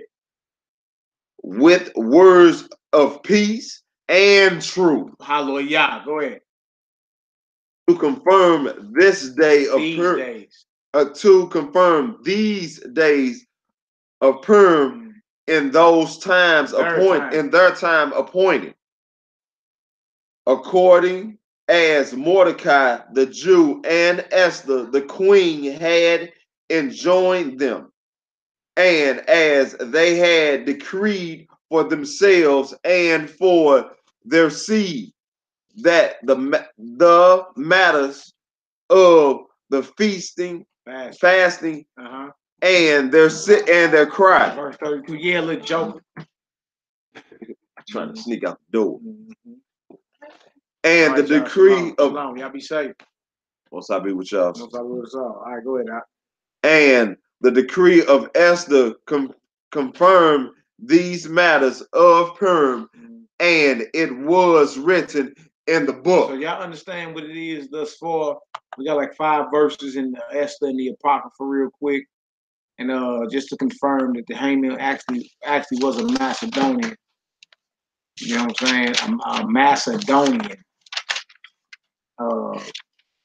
Same thing Alexander the Greek was. Macedonian. These are heathens. These are so-called white people today. Additions to Esther. Right there. Bang. Right after Judith. Which was another powerful sister. Judith was very, very powerful. Very powerful. Big. And that's what we want to do. We want to encourage our sisters. Be powerful. Be honorable.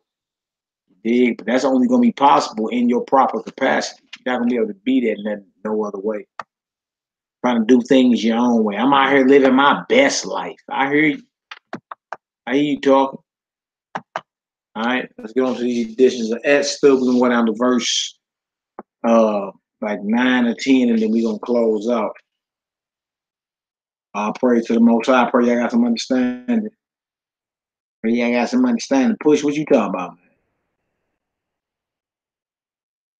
man? All right. All right, so we're going to read verses 10 through 14. Okay, this is Esther, the additions in the Apocrypha. Okay? All right, go ahead. Hold on. Let me do something real quick because I want to show something. I want to show something real quick. I want to show something.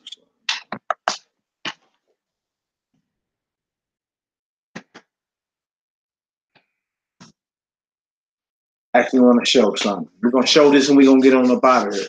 So happy Purim, Chag Samek Purim. Happy Feast of Purim to the family. Nothing special. Just get together, eat you some lawful food, rejoice in the acts of the Most High, rehearse the righteous acts of the Most High, love your people. You understand? Don't be no sellout, no coon. And even if you're in a position of, great influence and wealth, stand for what's real. You understand? And that was for Mordecai and Esther. Mordecai and Hadassah. They had to stand for what's real. When you're done talking. All right? But that's what we about to do. I just wanted to show, I wanted to compare because the spellings are a little different. All right? These are the additions to Esther. Read Esther 16, verse 10 through 14. Go ahead, Al. Verse 10. Yeah. Esther chapter 16, verse 10. Yeah. The Persians, Come on. the Persians quaked at her boldness. How much? You and Judy. I'm tripping. That's the 16. That's the 16. My Yeah, bad. verse 10.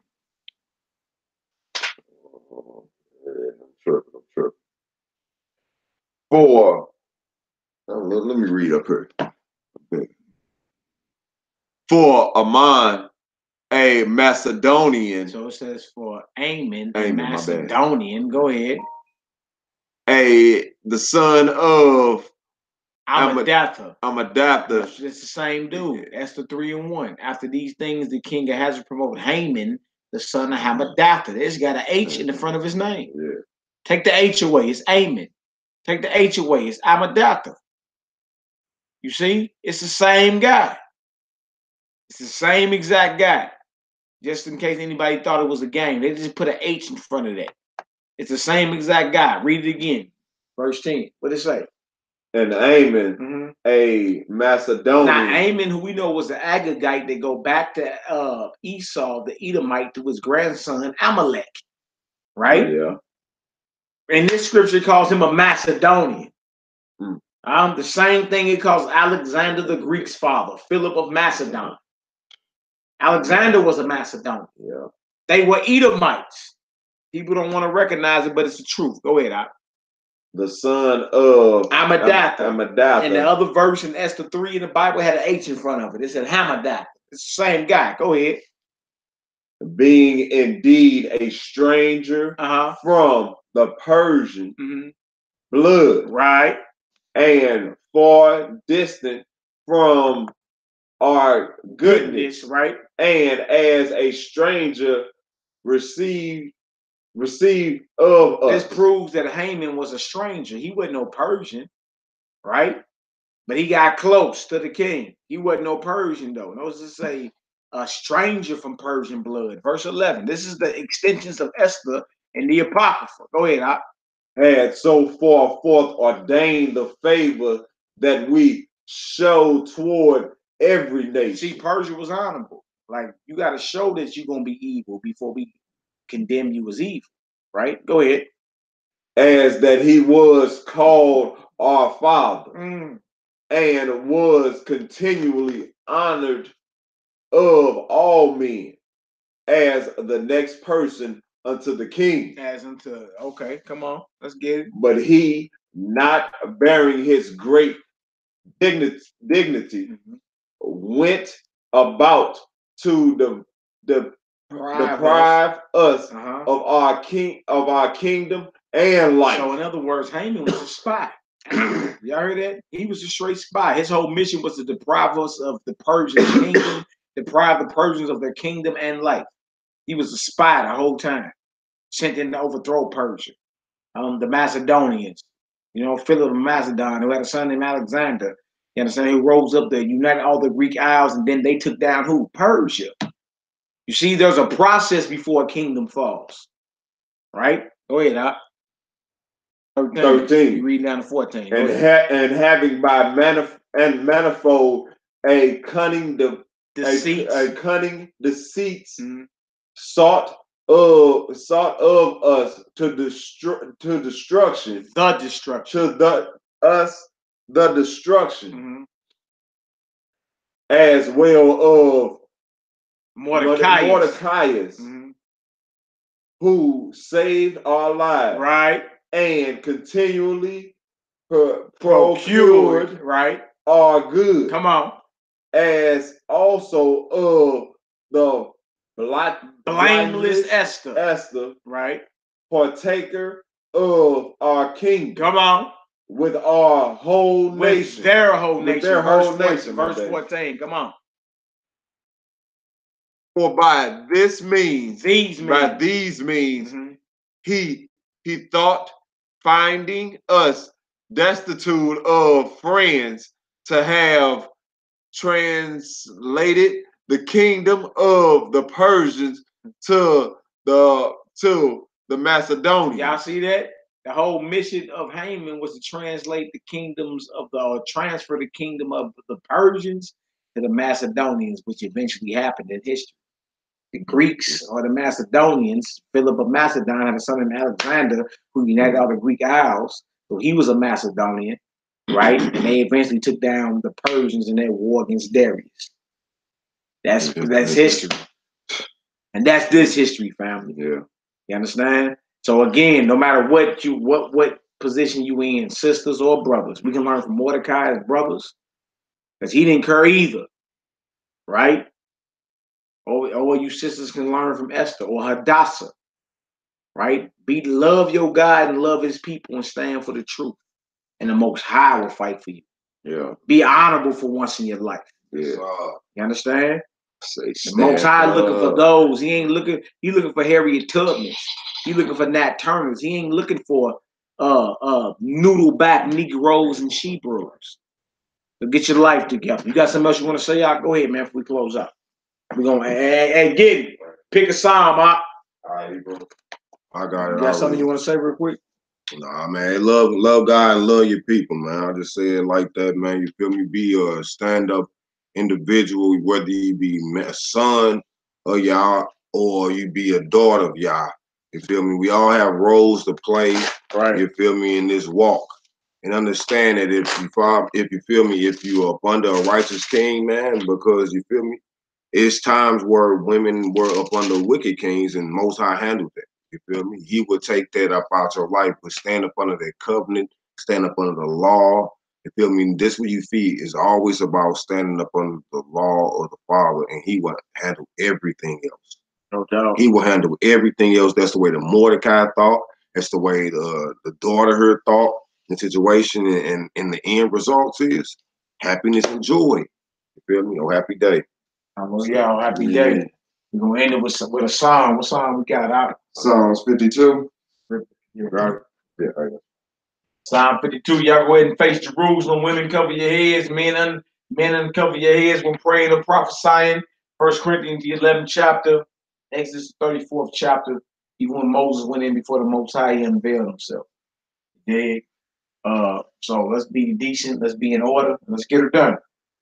God's city giddy on the track. Let's get it out. Psalms 52 with the Most High's permission. Hallelujah.